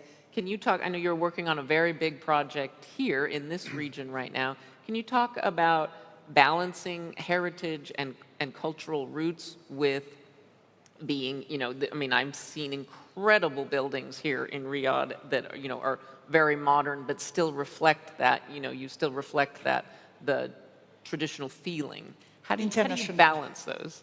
Very difficultly, I'm guessing. No, it's thank you for the question. And I would like to just go on what you were saying about, it's a nice thing to push heritage, but what we have to do also is to give rise to projects that open heritage. What is the future? The new heritage, what are we going to do? And do you think that international architecture is that? In our company, Jean Nouvel doesn't think that, so he doesn't work like that. And instead of speaking with the people, as you say, we speak with the old partners and trying to push the boundary conventions, because combining each other ideas and connivance creates a situation where you're able to open to architecture that leads to heritage. And two examples, the Louvre Abu Dhabi. The Louvre Abu Dhabi is, because you asked me about ecology, and ecology is the ethic of today, and of the modernity, of the progress, it's the guide, and the Louvre Abu Dhabi is open on the water, and there is no climatization in the big public space. And that means that people can go there, feel the architecture, feel the pleasure, and just they're not obliged to visit and to look at official culture. They just can feel some emotions, like they have in their old town or they're close to their house, etc. So this is very important to find this link. And the project we are working on now, that is a big responsibility for us as architects, is Sharan Resort. Sharan is in Alula, and Jean Nouvel was invited in a competition 4 years ago to create what the thematic was a Camp David. So it was Summit Center and Resort of a very unique, something unique. And here in Kaisa, it's always unique in Saudi. Camp David is famous in the United States. Yes. It's outside Washington, D.C. It's a retreat where presidents go to get away from the craziness of Washington, D.C. And so the location of the site was in the desert, in the rock desert, some sand, but many rocks. And Jean decided to put all the programs inside the rock, to excavate the rock, to find a way to excavate the rock and to take advantage of the inertia of the rock to solve the problem of heat. And he won. And now we are happy to say that the realization is now starting and we are going to deliver for 2030. And it was very difficult to find a way to do that because, you know, in the world of architecture, engineers, they like to do it always the same. All the builders, everything, all the rules, all the policies, everybody wants to do things different, but as usual. So that's a big problem for culture, because the problem for culture is just not to do as usual. Right. Give me something new, but nothing that I'm confused by. And so it was a big fight, and French people are always doing not as usual. Yes. So for us, but English people are usually like much more policy than French people. So it's a small fight. And now in Sharan, where I think we'll be able to show a mock-up in the beginning of 2026. And it's a big responsibility because everybody, if you look on the images you can find on all the websites, there is already a big communication on this project. So it's already in the culture. It's Expectations are taking high. value. It's already adding value. And some people from Alula told me that, you know, in 3 centuries, everything will have disappeared in Alula except Sharan and the old town of Alula. So this is something that helps you to think that you're in the good direction, but it gives this, what is this target we have to face in our different roles as making a new heritage. Aya, let me ask you also about balancing heritage and the new, and let me ask you about doing that in art and the exhibitions that you curate, and also I'd like to ask you about that, and also what's been the impact of having touring exhibitions of Islamic art? Have you felt, you and the artists felt a tangible impact?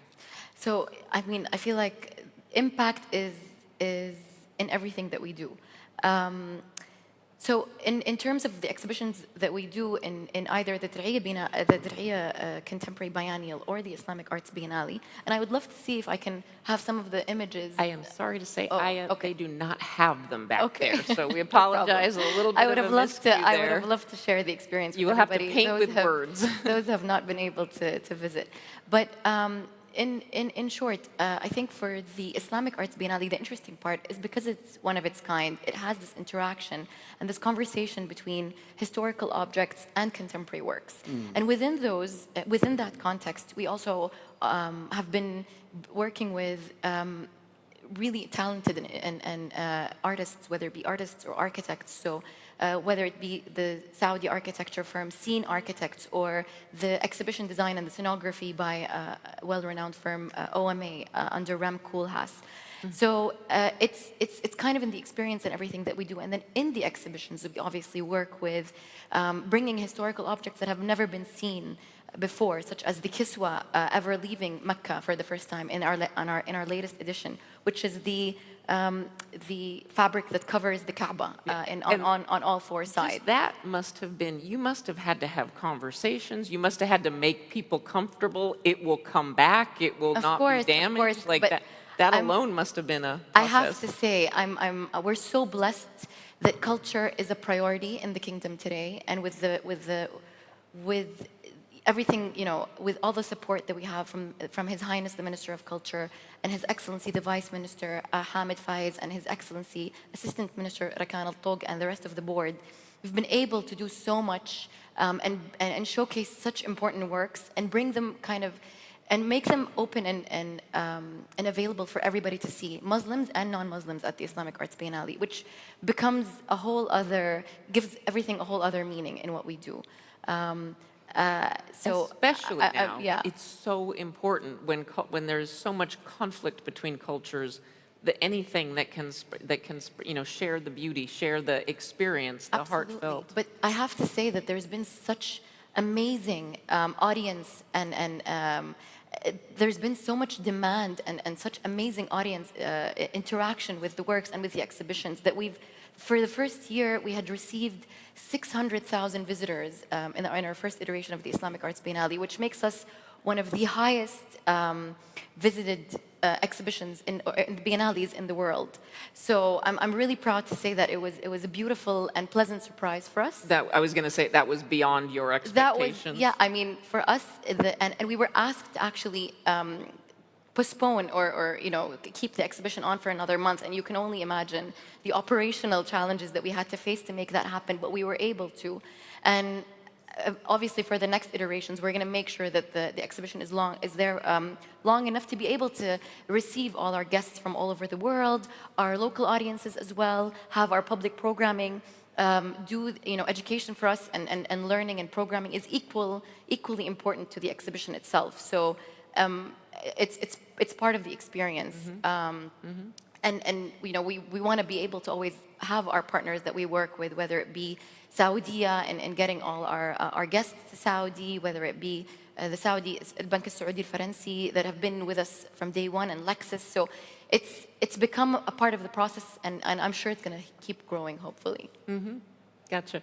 Abdulaziz, let me ask you, again, under the holding company of Cultural Assets Group, you have everything from museum design, cultural events, community engagement, visual production, retail businesses. Let me ask you kind of the same question. How much does heritage and the roots of Saudi, the pillars of the Saudi culture and families and the elements that go into the different disciplines, how much heritage and tradition versus new and shiny and things that are, things that will really attract, especially Saudi is such a young country. Youth always want something new. How do you balance that with your entrepreneurs? I think the heritage itself is the foundation for the group establishment. That was from day one. Cultural assets, right? Exactly. Yeah. That's the foundation of what we are in today. But I think you mentioned a very important things about the retail, for example. So I think that the balance between the heritage and the new way of what we're seeing today, I think the merging between the heritage and the new, it's becoming a mandate now because of the audience, because of the people that we are, the country that we're living in, because all of the new ambitions that we've seen what Spinelli have done over the versions that they have produced is an amazing preserving of heritage to us and showing it to the world. And I think what we're trying to do is balancing the relationship, balancing the equal between the heritage itself and the new way of doing things. And I think from a museum design perspective too is how we seeing the new technologies within the museums itself between a collections or an immersive experiences or other elements that today we're trying to implement to obviously the event side of the experiences and how the experiences could be a core in terms of it's either a cultural site that you want to build an experiences on and how you keep the foundation of the heritage itself to make people attracted to this visits and attracted to this cultural site itself and make it feasible to them and how they interact with the actual preservations or the actual sites itself in terms of the way. And as a private entity, you also have to watch the financials, you have to watch the bottom line, and do you ever find conflict between commercial pressures and things that you would really like to do for the culture, for infrastructure, but commercial pressures make it hard? I think no, to be honest. I think there are always an edge of I would say a premium that's the financial aspect is added on to. But I think being today in Saudis and this time of this I would say, development in the cultural, giving us an edge today to go beyond the financial. And obviously, financial is a core. But again, there are a belief in what we do in terms of what's happening today in the country. And I think the financial is always being, I would say, a positive and plus, rather than being a negative and downing side the project itself or the opportunity itself. So it's always helping to go. And as much as you go further and extra miles, you will be benefiting from it either financially, obviously, or obviously the social return that we always looking for in terms of the double bottom line, as they say. This feels like such a moment of acceleration for the country, and it's exciting even just to witness. Now, Omar, let me ask you about your experience in Cairo and see in other markets doing projects that blend civic and private businesses. How do you think, are there examples that you gave a great example, but are there other examples where you have seen maybe it didn't work so well and you learned from the mistakes of other areas, other organizations that tried to bring that private-public partnership together? Yes, I think there are many lessons that we learned over the years. I think we are on the recipient side of the funding. So because we're a not-for-profit organization, so most of our projects are based on applying for funds from donors or European partners or international partners. But that we always have to balance between the interest groups. For example, we have a project now in a public park in Cairo where we're building a stage, a theater that will bring art for free to the public. Of course, there's issue of permits and authorities. So there is the municipal authority that you have to get their approval. They're not necessarily happy sometimes with what we're doing, but we have to convince them. You have to sell your idea. What is it for them to support this project? And then you have to balance between the interest of the funder and the interest of the multiple community members. So you have always these kind of different groups and stakes, and our role is sometimes designer. We put the designer hat, but sometimes we put a facilitator or negotiator. How can we make sure that climate change agenda for the funder, when it comes on the ground, it's about the everyday experience? Maybe people are not aware of CO emission or green effect, etc., but they are maybe there's something in their daily lives we can address that would improve their quality of life, in the same time addressing the funder's priority, which is SDGs, etc. So this is always the balance that we try to draw between the different groups. It's a lot. It's a lot to balance. Let me conclude here in our last couple of minutes. In my research, obviously, Saudi is a very young company. The Saudi Vision 2030 is an incredible intention of transformation. Very impressed. Tourism is growing in Saudi Arabia significantly, both within the country and from people coming from far away, like Los Angeles. How has that for Aya and Abdulaziz? How do you think that the influx of people coming to visit from outside of Saudi and then greater cultural awareness within Saudi, how do you think that's going to impact long-term culture? So I think investing in culture stimulates cultural tourism, and I think the most sustainable and high-value form of tourism. Vision 2030 set a target, and I think we've exceeded that target since 2023 of 100 million visitors. So I feel like culture plays a very big and integral role to that. Obviously, doing these exhibitions, building these communities, and I'm sure I want to just reiterate on what Omar was saying about these building communities and the challenges that come with that.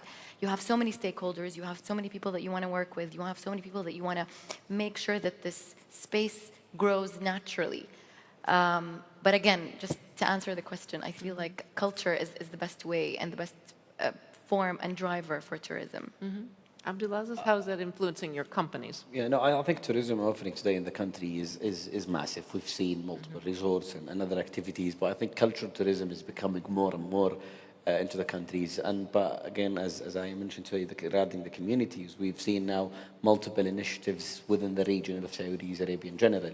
From a museum to cultural sites, we've seen the Jeddah activities, we've seen also Qasim activities, Hail, and other areas of the countries that's really relate to what we as a culture should be doing. And I've seen what all of the MOC from an infrastructure perspective do today to emphasize on the cultural tourism, I think is very important because that's the audience at the end of the day.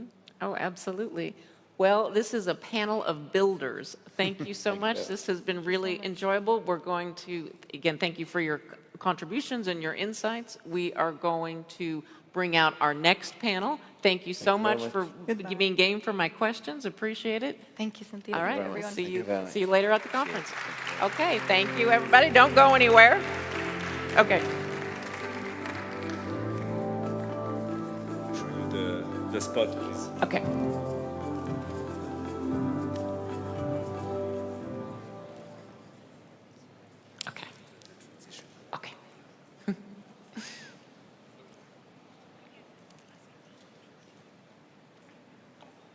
Okay.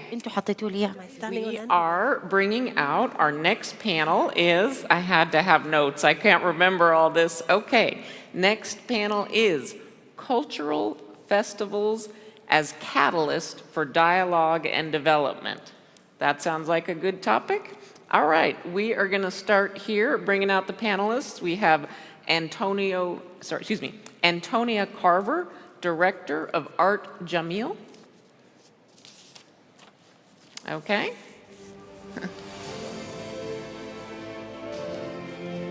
Okay. Okay. Here we go. Okay. Thank you. Hello. Hey, Antonio. All right. Next to Antonio, forgive me in advance, Renee Farsi? Raneem. Renee Farsi. With an M at the end. Raneem, thank you. Oh, sorry. First of all, I did not introduce, yes, I did. Art Jamil, okay. Raneem Farsi, curator and founder of AR Art Advisory. Yes. Okay, thank you. And Hirokazu Tokuyama. Yes. All right, I got that.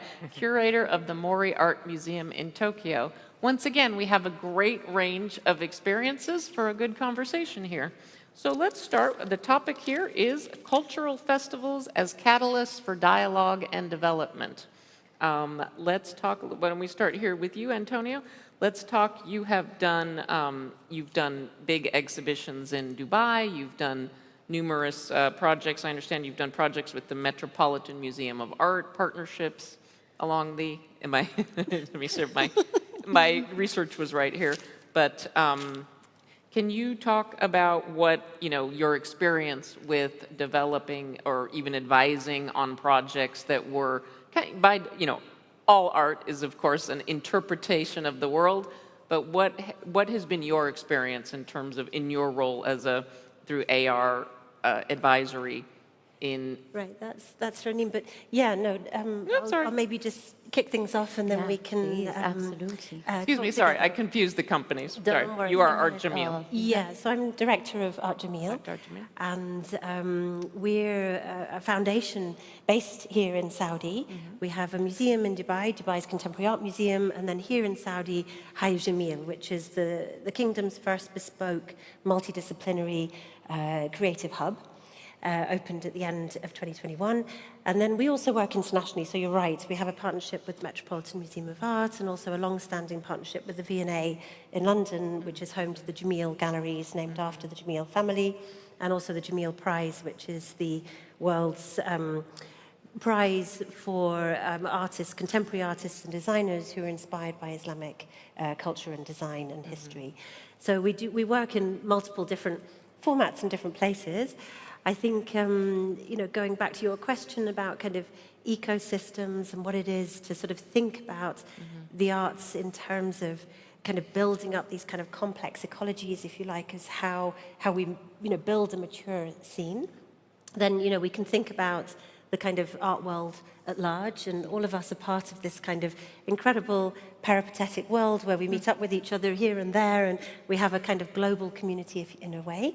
And one of the big kind of shifts in the last, or really fundamental shifts that have taken place over the last 20 to 30 years is what used to be known as the art world, which tended to be kind of a very Euro-North American-centric understanding of what the art world is, has kind of exploded, and the rest, that art world has really woken up to the fact that there is an art world, which includes the Middle East and South Asia, and that here, obviously, there have been producers, and I think Raneem will talk about that a lot more, about the kind of incredible history of what's been happening in Saudi leading us up to this moment.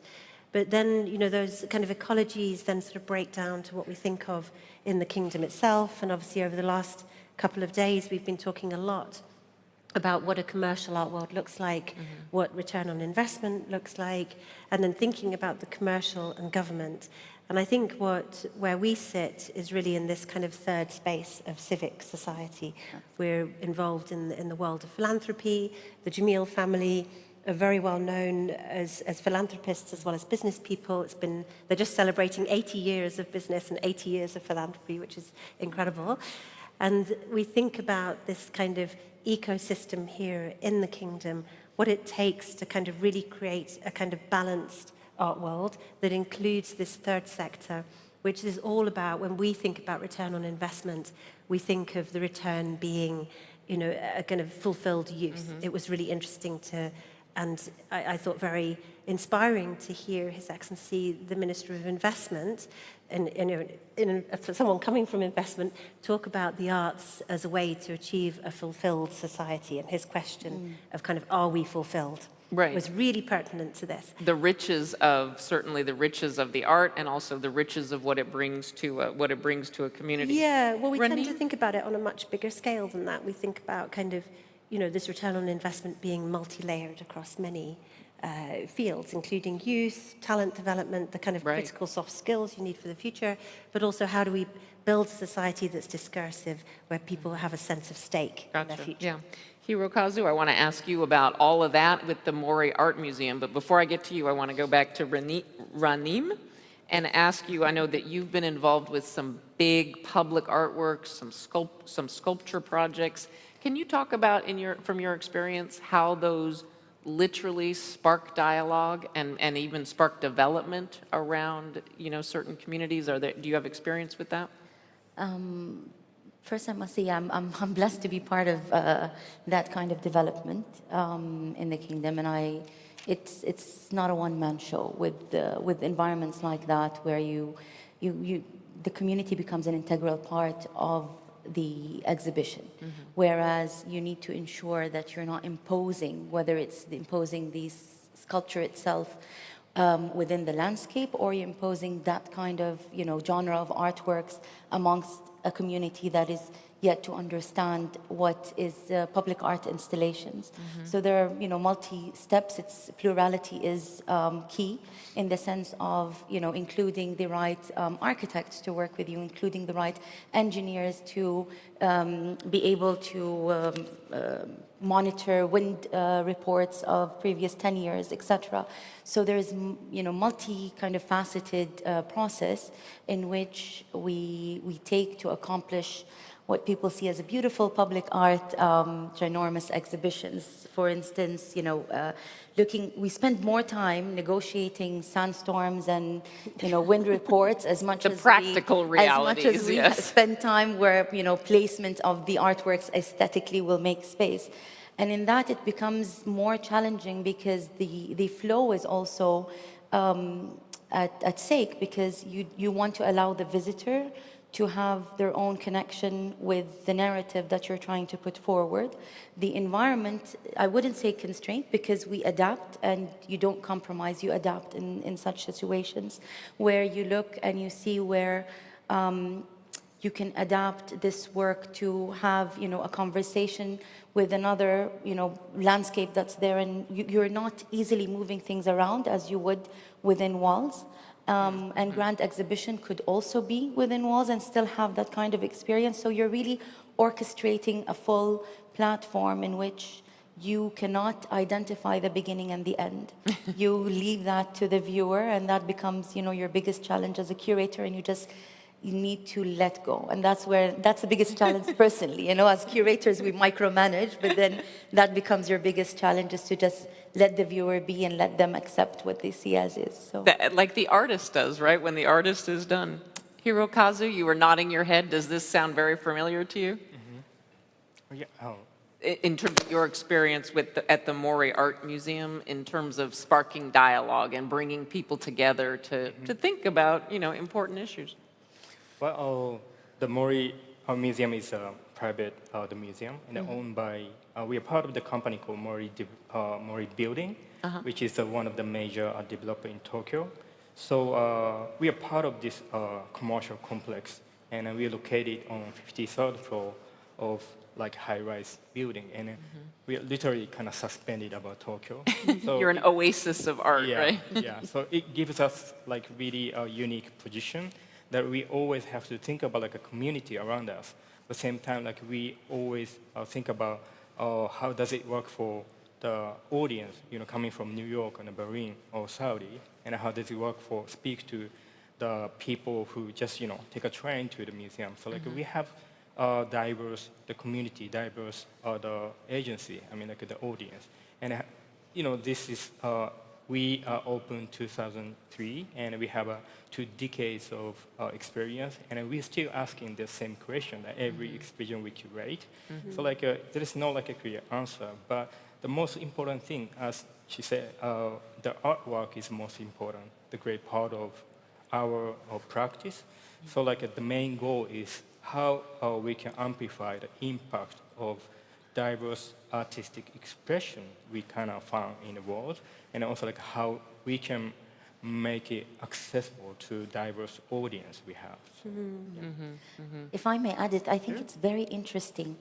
When you mentioned the audience from abroad, I think this is something that we have been focusing on lately in the kingdom, is the local community and how the locals are going to perceive it. So, Which is important for the impact. impact. It's very, very important. And for us, that remains a priority, whether it's for the exhibition content or even the programming around it, to allow, people are intimidated with a subject matter like, arts and culture if they're not within this world. And I feel like what we've been able to achieve with, different exhibitions and programs is to really allow the local public to be the focal point, to allow, lowering the barrier of accessibility, allowing them to engage and be part of it, allowing the local community to work with the artist in producing the artwork. So knowledge transfer becomes also part of the process that we hope for, looking for longevity for this sector. We're looking at 5-10 years ahead, not a year ahead, and measuring the success of this edition and not further ones. So I feel like it's very interesting because everyone is thinking of the audience and the global world, and we still want to remain locally local authenticity, but it's embedded in your local community. If they're not part of it, you kind of lose your identity by trying to, not that international audiences are not important, but we just realize the importance of the local community and in making these initiatives successful and being actually part of that success, not as recipients, but actually as part of the makers of these initiatives and programs. So. Yeah, I couldn't agree more. When I started working at Art Jamil, I asked our board, how will we know if this is a success? Right. What does success look like? What does success look like? And we're opening this kind of creative hub for the first time, which is fully accessible to the public, totally free. And the answer from the Jamil family and the board was, it'll be a success when the community feels they own it and that it belongs to them. So this is, has always been the kind of guiding light. Yeah. And I think just picking up on what Ranim was saying, what's one way to do that is to think, how do you co-create together with your audience? So, one example of that, we've been now in the 3rd or 4th year of this film project that we do out of our cinema. High Cinema is Saudi's first independent cinema complex. And we started this project, my colleague Zohra started it. It's called Kef Hayak, and it basically goes out, which means kind of, how's your hood? kind of thing. Okay. And it invites people in the community to make their own short film about their own community. So that's kind of one example of a project that's very micro. I can only imagine the results they're would be amazing. fascinating. And, Yes, yeah, exactly. so Give everybody- somebody a camera, right? Right, and it's a Interesting. way of kind of also documenting the huge changes that are taking place in Saudi in one Exactly. generation In to the almost next. real And time. So it's building this whole kind of body of documentation and research and reflection on on what the hood, your hood looks like and what Jeddah looks like as a city. But you can imagine when those films are shown in our cinema, everybody's family and friends come, there's like a huge celebration, and it feels incredibly kind of embedded in the community. That seems the definition of creating dialogue. Yeah. Let me ask you about, art can be very challenging, it can be provocative, it can be jarring. Do you look for things that will challenge accepted norms? Do you look for things, this for the whole panel, art, do you look for art to push the boundaries of culture? You're nodding, Hirazaka? Yeah. We Hirokazu? do. Yeah, we do. It's kind of our most important thing to challenge the artists. And as kind of institution, it's like, in other panel, like people talking about like importance of the education for like people who engage in art, like audience. But I think the most important thing is like educate the people inside the museum too. So like we try to, when we challenge the artist, like really the idea of like beyond the border, that means like we really have to accommodate that artwork. That means like we have to be a strong team and also like a flexible. So like that, just not just like showing artwork is like important for the context of art, but it's just for it's also like important for us as an institution to remain relevant all the time. So like that's why we have to find like a great artist who challenge us. Yeah, absolutely. Let me ask about the development side of this session title here. Development. Have you seen? We've talked this panel now for 2 days. This conference now for 2 days about the importance of embedding art and festivals and culture into things, into long-term planning. Do you see? Have you seen practical examples of where, a sculpture installation, obviously you described how it really engaged the community in Art Jamil, but are there examples where art or a festival or sculpture came and from that you saw businesses or you saw, more community than you had before, and certainly that would certainly be a win on the development side? An example, I must say, my colleague and dear friend Ayel Bakri was speaking before us, and Jax is a live example of that. It's a district that, turned warehouses into a creative district that allowed for that community to come out, to engage, to come together, to have a sense of belonging, a sense of, although I personally believe that this has been evident back in the 60s and 70s, where artists had their communities throughout. It did evolve a lot, and I think we're all super excited about the news His Highness shared yesterday about the University of the Arts. I must say that also back in the 60s, there was an institute for the arts in Riyadh, which brought the local artist community together, and the graduate of that institute became the pioneers that kind of laid the foundation of what we see today. So it's kind of a full circle into obviously a much grander scale fitting the need of society today. And I think we're all super happy and excited and glad and blessed to be here and part of this world today and cultural realm in the kingdom.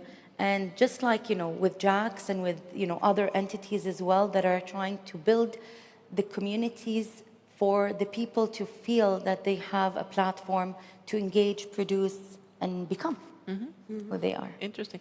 In our last 2.5 minutes here, let me ask you, Saudi is such a youthful country, so many people are young. Do you have any specific, this is for all three of you, do you have any specific programs, although obviously the Mori Art Museum is in Tokyo, but Tokyo is a very young, it's a very, generally a very young population. Do you have any specific outreach for youth, for Gen Z, Gen Alpha, the people that have their nose in their screens all day long? Is there any effort to try to open up the world of visual, tactile pleasures? Oh yeah, I mean, we have a huge focus on youth at Hi Jamil, and a lot of, we run 2/3 of the complex with the theatre, the music, visual arts, the cinema, but we also work with a number of other Saudi cultural entrepreneurs as well, design spaces. We just have a fantastic new design space, Ruwak Dakhar, that's just opened, Aish Baking Academy, the community theatre, and all of those attract a predominantly young audience, particularly Fennec, youth theatre. And we start very young. We have a specialist children's centre and go all the way up through the youth programme, students, all through to lifelong learners. And there's this tremendous thirst and enthusiasm to engage with the arts that you see amongst young people. Particularly, I guess, thinking of the panel before with Paul from the Music Commission, and him talking about, we know we have demand, what we really need is supply. My colleague Iman is here, who runs High Sounds, our music programme. We do everything from festivals through to meet and greets, workshops, and you can see this tremendous influx of young people into the music scene, wanting to learn, wanting to experiment, wanting to then think, okay, how can I take that forward to the next level? So yeah, it's all about youth. It's a predominantly long country. Rani? I agree with you. The whole purpose of, I feel, the university or either other educational programs or mentorship programs that are being done by the museums, upcoming museums from the strategic phase. I think it's a priority to engage, mentorship programs, shadowing, local youth, shadowing experts that aim to pursue the same expertise or career path, exchange programs that are always on the table between entities here and abroad. Again, for us to showcase what we carry and to also gain knowledge from the outside world. And excuse me, sorry, when I'm mentioning Hay is also a very valid example of, community engaging platforms. I know I mentioned Jax, but also Hay, and I know you guys also have very strong programs, mentorship programs, You Scout, where, the gaps are to allow the youth to engage in, niche career paths. So, yeah. There are plenty. I can go on and on with the different programs that allow that. Yeah. Hirokazu, could you wrap it up for us to give us a sense of what kind of youth engagement you have at the Mori Art Museum? Well, we put a tremendous effort in the learning program, like community engagement. So for the program, we use the AI, we use TikTok, we use so many new tools. That's a good way to reach young people, is TikTok. Right. So that's how we approach to the audience. We have to do a FaceTime, and we have to see the people, and we have to talk. That's the only way to engage with the audience. So if you don't have the youth, it's really important to bring them in, and it seems like there's so many initiatives now that Saudi youth have enormous resources and opportunities to engage with art and with all the development. It's an impressive, intentional push towards culture and creativity. Really exciting.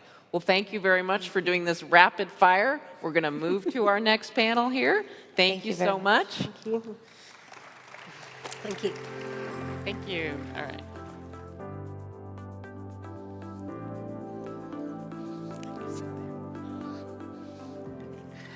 Is it me or you? Oh, you're. Yeah. They told me that's you. All right. I'm going to go sit. I want to be Thank you, let you go Cynthia. first. Of course, we thank Cynthia Littleton again and her speakers for opening our eyes to how cultural infrastructure and ecosystem shape the way we create and connect. As we have seen today, culture is more than tradition or entertainment. It is an asset. It is an investment and a force for growth. But this raises a very important question. When resources are limited, how do we decide which culture counts? This is a question for institutions, investors, and also a question for communities, where we choose to focus support that directly shapes the stories we pass on to the next generations, whether in arts, heritage, or even innovation. It is an essential discussion that we're going to have, and we could not ask for a better guide. Please join me in welcoming Maya Al-Khalil, independent curator and cultural advisor, and her distinguished panelists. So, given that there's 3 people in the audience, right? No, I think there is just More? a little bit standing. Yeah. Yeah. Hi.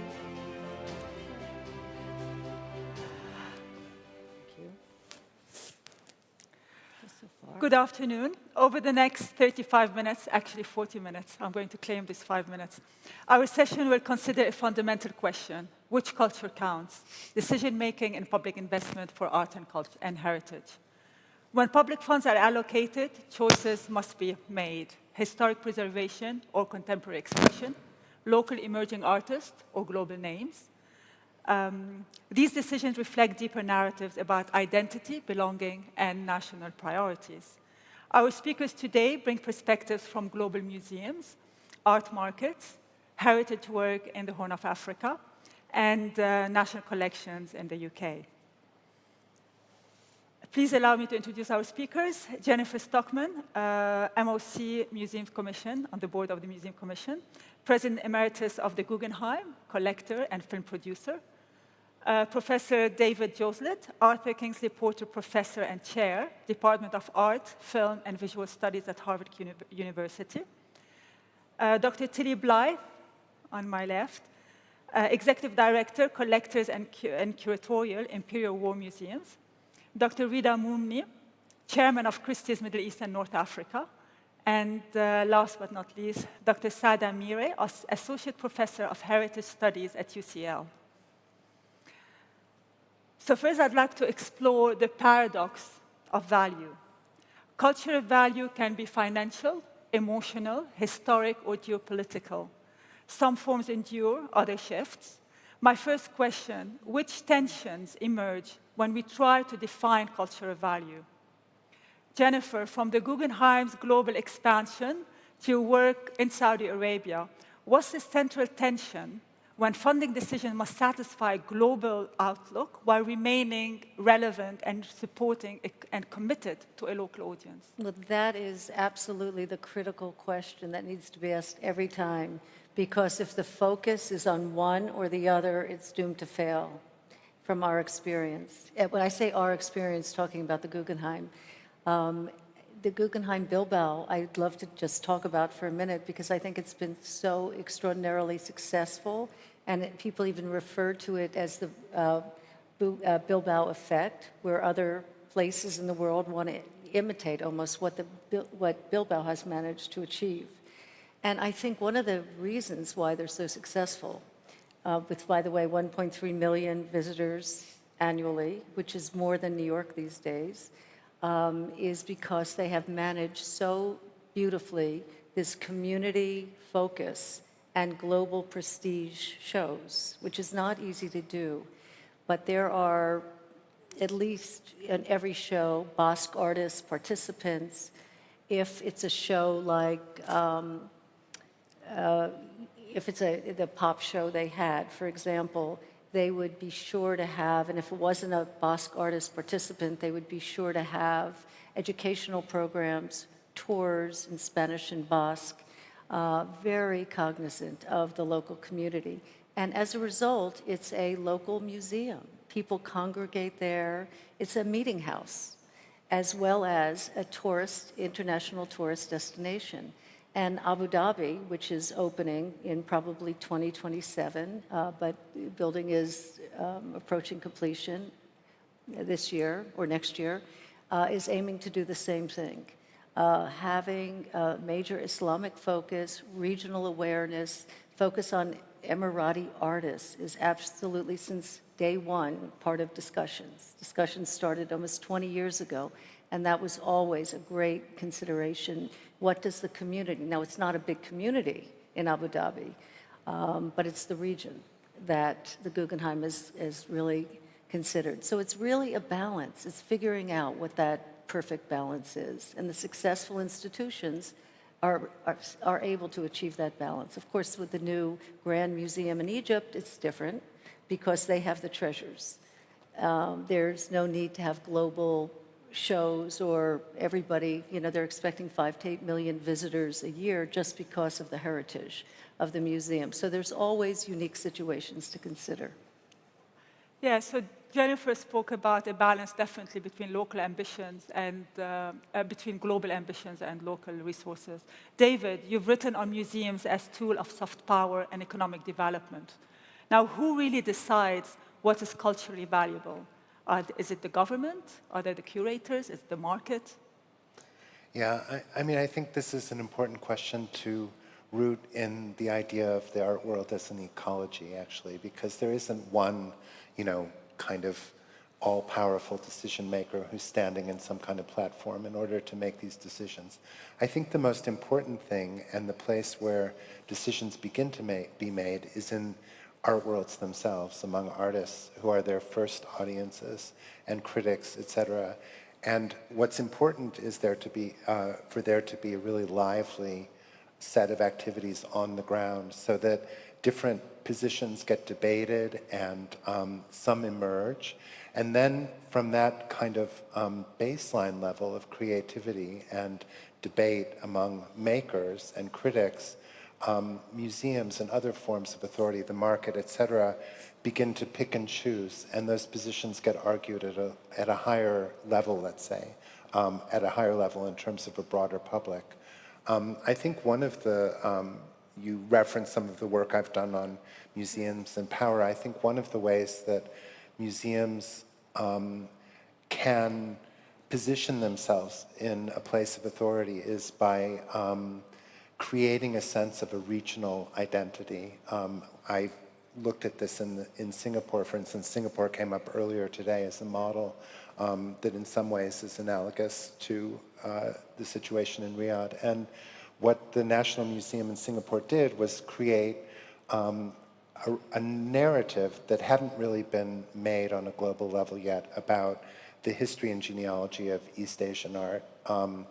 Now, there was debate in the region, I've heard, about Singapore taking that lead role, but on the other hand, they made a certain kind of history by creating a certain kind of narrative. I'm going to dig a bit deeper on this, because you also mentioned that we are decolonizing the way that museums are embedding themselves within contextually relevant within, I mean, the different countries. But you say that we're decolonizing, but we're not de-imperializing. So can you a bit expand on this? Yeah, I mean, I think, well, first of all, the National Gallery in Singapore, there's a literal level to that argument, is a renovated new structure that's in 2 colonial buildings. And to some degree in Singapore, modernity was contemporaneous with colonization. So their story of modernity could not really, had to be decolonized formally. Yeah. But de-imperializing means changing the entire structure of imperial power. And that's very different from formal decolonization, since those power relations are still in force economically and otherwise, culturally as well, often. So, okay, so basically we're talking about different forces here competing to define cultural value between state expertise and capital. Tilly, you've worked at the intersection of science and art. And when funding decisions are made, which knowledge systems tend to count? Scientific, artistic, historical? Such a good question. I've worked for many years as a curator. I've curated art exhibitions with Turner, Constable, David Hockney, and yes, I've worked in a scientific museum. So it's a really interesting dichotomy between those two worlds. I think historically we have tended to give preeminence to artistic and literary knowledge.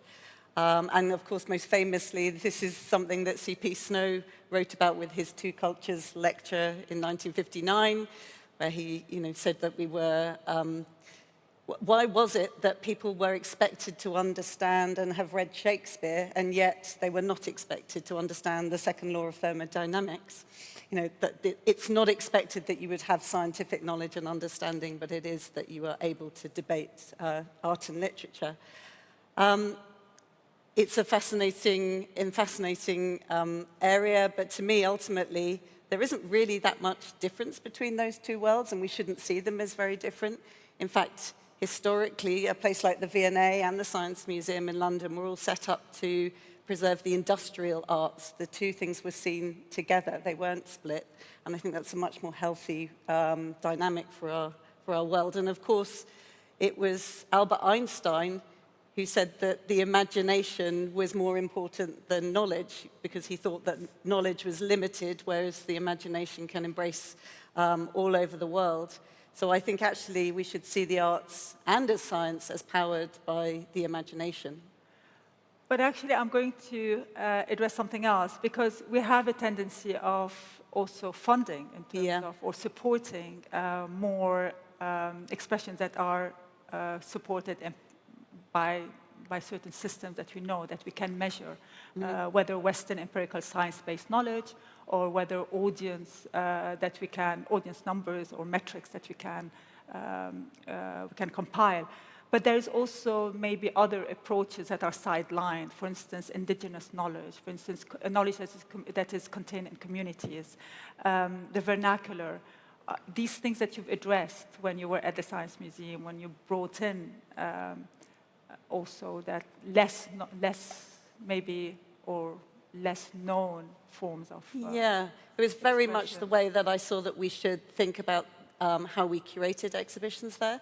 So it was very easy to get funding for pure science exhibitions that are about technological innovation, about new forms of economic power, less easy to get funding for scientific history and the history of science, much more easy to get funding for art exhibitions. So one of the things that we wanted to try and do was really bring in a variety of new voices into the exhibitions and galleries that we were doing.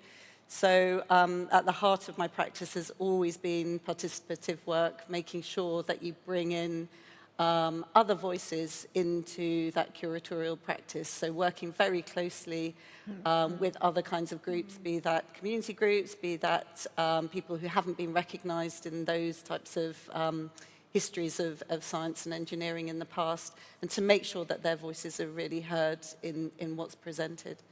Okay, so obviously there are these ideas, that there are some ideas are privileged in terms, especially when we are looking at public funding. Rida, we have touched on museums as tools of soft power, and this connects us to the economic dynamics that you navigate. At Christie's, you navigate broad categories like Middle Eastern art. How do you balance these broad categorization with the ongoing dynamic ways in which culture defines itself, or constantly is trying to define itself? It's a very interesting question, and obviously the name of the category, Middle Eastern art, is obviously very difficult and complex, because we use these umbrella names, very generic names, because also the category is linked to a global market, and these global markets also helps collectors, institutions, sometimes even amateurs, to look at a good category. It's really an entry point, and the entry point is Middle Eastern art. Sometimes the artist weren't born in the Middle East, nor lived in the Middle East, nor have special connections with the Middle East, but they are defined as Middle Eastern artists. And in that respect, it reflects a little bit the comprehension also of the art coming from the region. Because I think we struggle a little bit like museums. We're facing the same problems. When I go, for instance, in America to visit a museum like Boston, we were talking about Boston or the MFA, you enter, there is a Impressionist art, Greek art, Roman art, so many departments. And then you come to Islamic, that includes works from early Islam, the first folios of Quran, and you end up with a gallery with beautiful works, for instance, at the MFA of Munir Farmanyan, an incredible Iranian artist, or other artists, even based in Boston, who are coming from the diaspora. So I think the terminology art, Middle Eastern art, has limitations.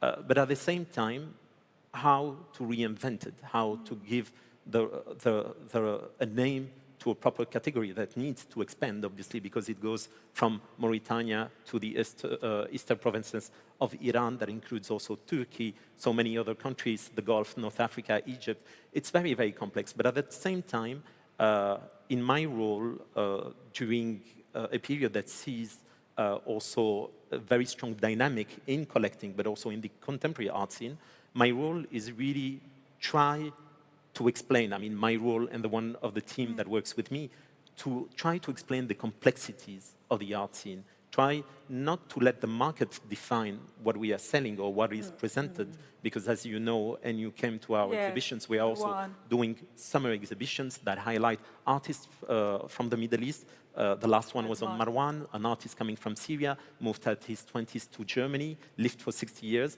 and almost became German. So obviously, this region of the world is very complex, and it's also a region of mobility. It's a region of different influences, different languages, different religions, different techniques. And the role in our role is try to show the complexity. We are trying to do what we have with what we have, and I think it's the same challenge that curators, for instance, of Islamic art have in the US or Europe, other categories, because as you know, it's sometimes you will enter in a museum very rich with a collection seeing, I don't know, the trip of these artists to Italy or to Spain, taking a whole stage, a whole room, and out of the Islamic art, in one room, you have 3,000 years of all these regions, all these countries. So it's challenging, and we are trying really to match also these cultural developments by showing more the scene of the Gulf, the scene of North Africa, and trying to really be as close as possible with the complexities of the region and the richness of the art scene. I mean, this is what you did exactly with Marwan. It was such an interesting exhibition and so expansive. I think it's one of the most expansive exhibitions on Marwan that I've seen personally. But it's also using that, the market machinery, basically, as a platform also to have more scholarly research narratives as well, non-commercial scholarly narratives. I think we do with what we have, and we are trying, and I'm very lucky because we've supported really by Guillaume Cerruti, who spoke yesterday, the CEO of the company, but we are really supported in expanding and using our platform, which is a market platform, to show and display and create exhibitions that look like museum exhibitions. And I think we have a very important role today also to play. Thank you. So Rida basically shows how markets can both reinforce and challenge categories. Now, Sada, when institutional funding comes with Western expectations, how can communities keep control over their own heritage without using the opportunities that they need, from these needed resources? And just to maybe center it a bit, you mentioned something about knowledge-centered approach. If you can expand on this. Thank you. I came up with the idea of the knowledge-centered approach because I was in Sweden. I'm from Somalia. I became a refugee, but then I love literature and history and became very interested in Scandinavian history. And while studying Scandinavian archaeology, I learned the Western way of studying heritage and archaeology. And I wanted to discover my own heritage and go back to Africa. And I realized that in Somalia, there was a war, obviously, but the museums were looted, sites were destroyed. And in studying the archives, there was no voice for the community and what the community thought of archaeology, what they thought about museums. And when I asked them, I said, well, everything has been destroyed. What do you think about the loss, all the museums looted, sites destroyed? And they said, oh, we don't care. You know, so what? And as a student who spent a lot of years studying, I was frustrated. I said, but this is your heritage. And they said, oh. And I showed them a catalog, and they looked at the images, and they said, oh, I can make that pot, and I know how to make that knife, and I know how to make this. And all of a sudden, they started, I was interviewing a whole group, and they started competing, telling me who knows more, where to find raw material to produce the objects, how to make it, when to make it, where to get the sources from. And I understood that the archaeological knowledge that I went to university for, part of that was their living experience. They were learning about the landscapes, finding the materials, and producing the objects, and using it in a living heritage. So I learned that actually we have our best practices, but here their perspective is about preserving knowledge and skills, and not artifacts and monuments. And how can we then create that fusion between the two?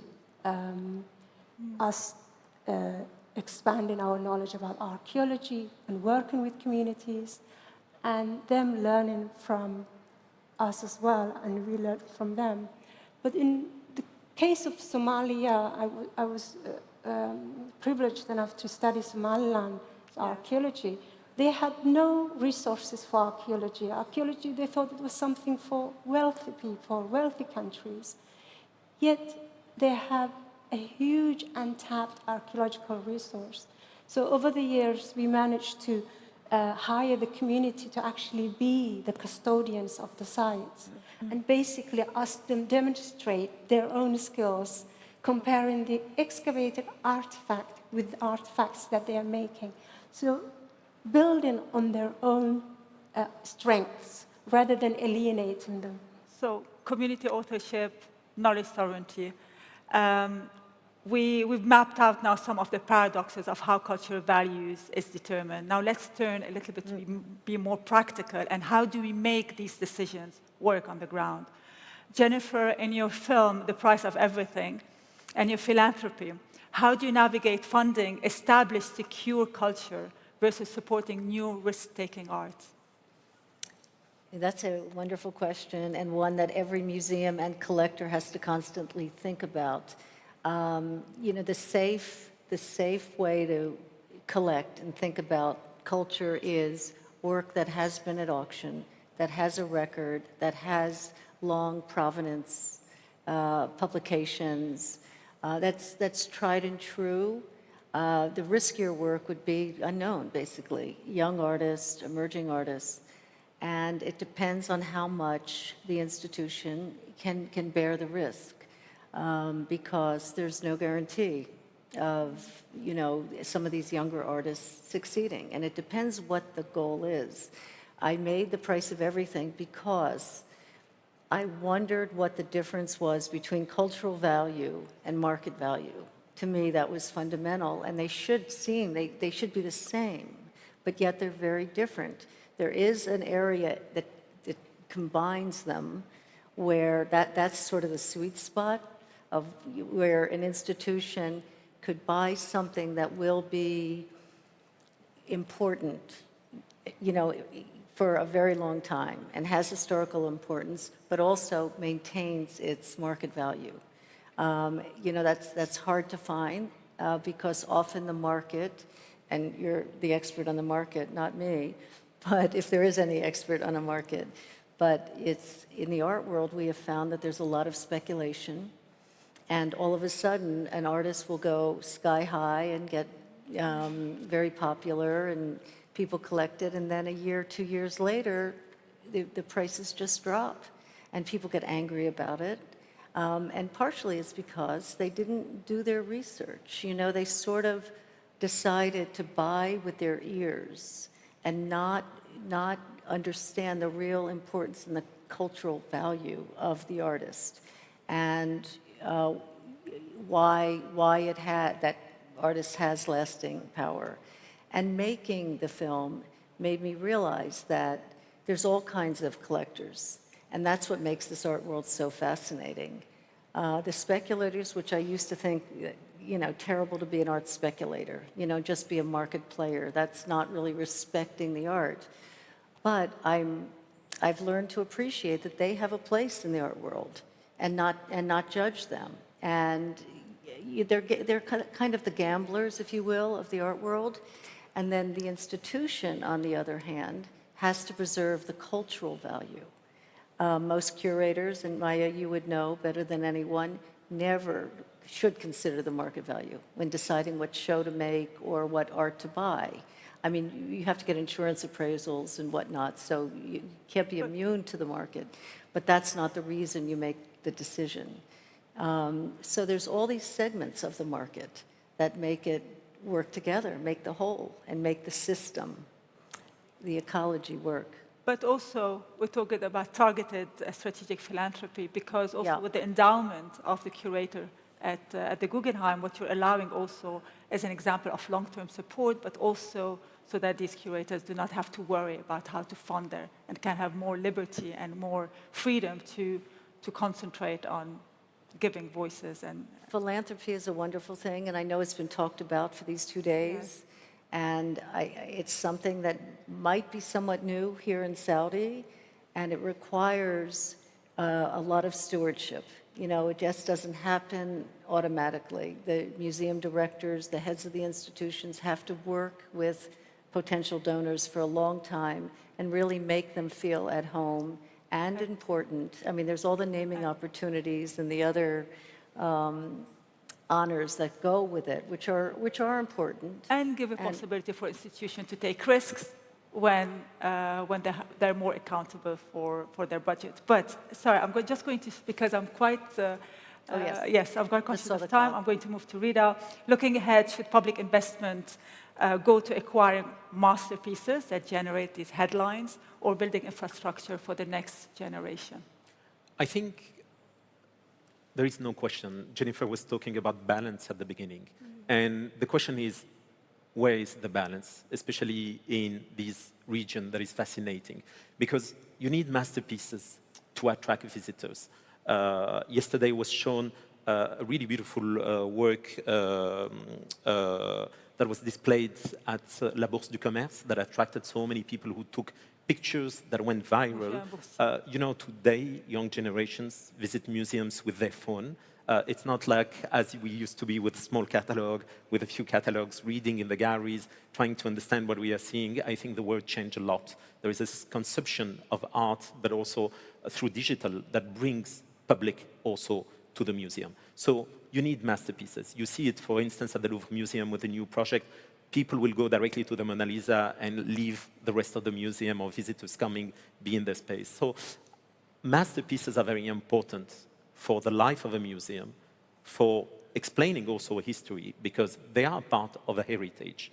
And for me, what is interesting when we think about the region is how global museums, such as the Guggenheim Abu Dhabi, the Art Museum in Doha, or all the museums that are going to be built here in Saudi Arabia, are going also to build these masterpieces. Because we speak about, I don't know, Rothko, Picasso, everyone, but I would like international visitors to speak about Abdelhadi Al-Gazzar, Safia bin Zagr, other artists from the region that people do not know on a global stage. And we count a lot on the museums locally to be really the vectors of knowledge and recognition of the artists and the artworks working around these iconic works. At the same time, it is very important to have the infrastructures for the next generations. Schools, yesterday there was an announcement on cultural university, programs of residencies, libraries, museums. I grew up in Tunisia. I've always been fascinated with art history. I needed to go to Paris to understand, and I studied at La Sorbonne to understand what was art history, how to understand the art, how to understand an artwork. And if we do not invest in these fields of education, it is impossible for us to understand what is the real value of art, which means the longevity of the museums. And very quickly, because I know we don't have a lot of time, the third point here for me that is also very important is for artists. The infrastructures need to be here for the artists, but also the legacy of the museums need to help also these next generation of artists to understand where they are coming from an artistic perspective. You mentioned Hockney, or we can mention so many great European or American artists that work on the legacy of great masters of the Renaissance, of Europe, etc. How many exhibitions have you seen of a contemporary Middle Eastern artist working on the legacy of masters from modern or even from Islamic time? You never see that. Absolutely. And I think there is a dimension that is missing in our world that should be created by the new infrastructures, by the new museums, and also displaying masterpieces, because it still remains a delight for all of us. Okay, so we talk about visibility and obviously sustainability. David, you describe museums as image generators for global capital. Is there a version of this model that could serve local communities and empower them?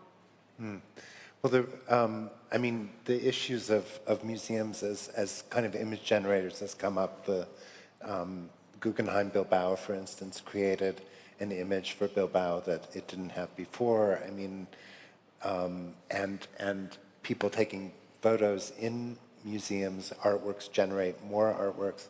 The question of kind of local dissemination, I think, is trickier with. I think economically, the image of museums brings investment often, because, I mean, that's why this conference is happening. I think that there is a way in which a cultural profile brings other kinds of investment. So it benefits a local community that way, but I'm not sure it benefits a local artist community that much, to be honest. I think that the sort of image generation that comes from the museum doesn't return back to the community in a really direct way. I think it moves out into the world, which has benefits, but it doesn't really benefit the vibrancy of the kind of local community of artists. That's very. I wish we had more time to dig into this, but this is a very valid point and a very long conversation. So in a way, David challenges us to rethink what museums generate and for whom. Sada, you've argued that, especially in the context of war and looting, preserving knowledge that can matter more actually than preserving objects. How can technology support this? And what does it mean for funding heritage? I think for funding heritage, we have to find a common purpose, common ground with local communities. And using technology has actually revolutionized the way I work, because in Africa we have large population who are youth. 70% of the population is, I think, under 30. Somaliland is the same case. So they are all using devices. And what we have done is we've set up a foundation, Horn Heritage Foundation, for Ethiopia, Kenya, Somalia, Somaliland, Eritrea, and work with the youth to learn about digital tools so that they themselves can narrate and own the narrative and go to the landscapes and record sites. Also, we've set up a couple of years ago, actually we started in 2016, we did a course, Coursera, MOOC, Heritage Under Threat, and 8,000 people took the course globally, but in Africa it was hugely popular. So you can train people for very little funding. I mean, MOOC is massive open online courses. Yeah. We're being told that we don't have time. Tilly, please. You've used radio exhibition and digital platforms throughout your career. How can technology change not just reach, but also how we encounter, how we prioritize, and how we understand what culture is itself?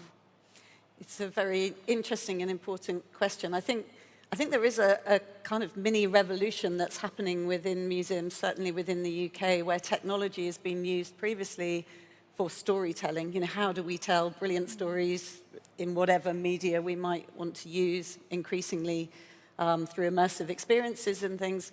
But I think what's actually happening now is institutions such as mine, the Imperial War Museum was established in 1917. We have 33 million items in our collection. So how do you allow those to be accessed in an interesting and accessible way to many, many audiences? How do you make that open to everybody? And I think that's what we're seeing technology really being turned to now, where we're using AI to start to understand and share what's in those types of enormous collections. So if we have time, I have a very quick example.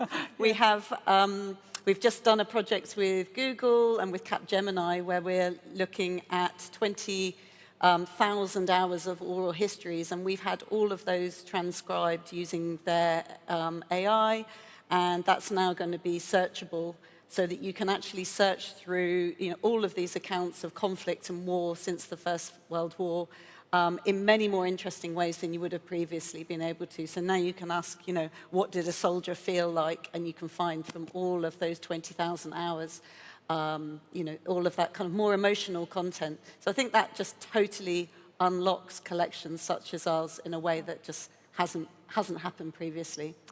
Thank you. Do I have time to ask my rapid question? I'm going to try. So if you could change one thing about how cultural funding decisions are made, who sits at the table, what criteria matter, and how success is measured, what would it be? Jennifer, very quickly. Very quickly, it's a combination of expertise. It's finance people, it's curators, it's the local community. Each sector has to be fairly represented. Rita. Same than Jennifer. I think, no. I mean, I can elaborate for 3 minutes if you want. Yeah. No, I'm joking.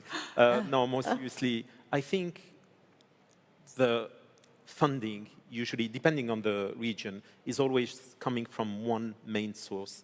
And I think this source, if it's still the same, the people taking decisions behind need to be more diverse and more inclusive. I think there is a new approach I think that needs to be implemented in a more democratic way that is, I think, important in cultural institutions.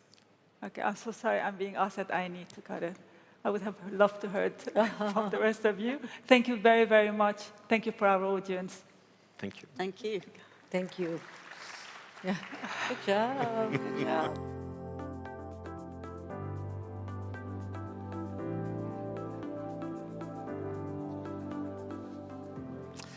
And as I said, what an essential discussion. We could not ask for a better guide. Thank you, Maya Al-Khalil and her panelists, of course.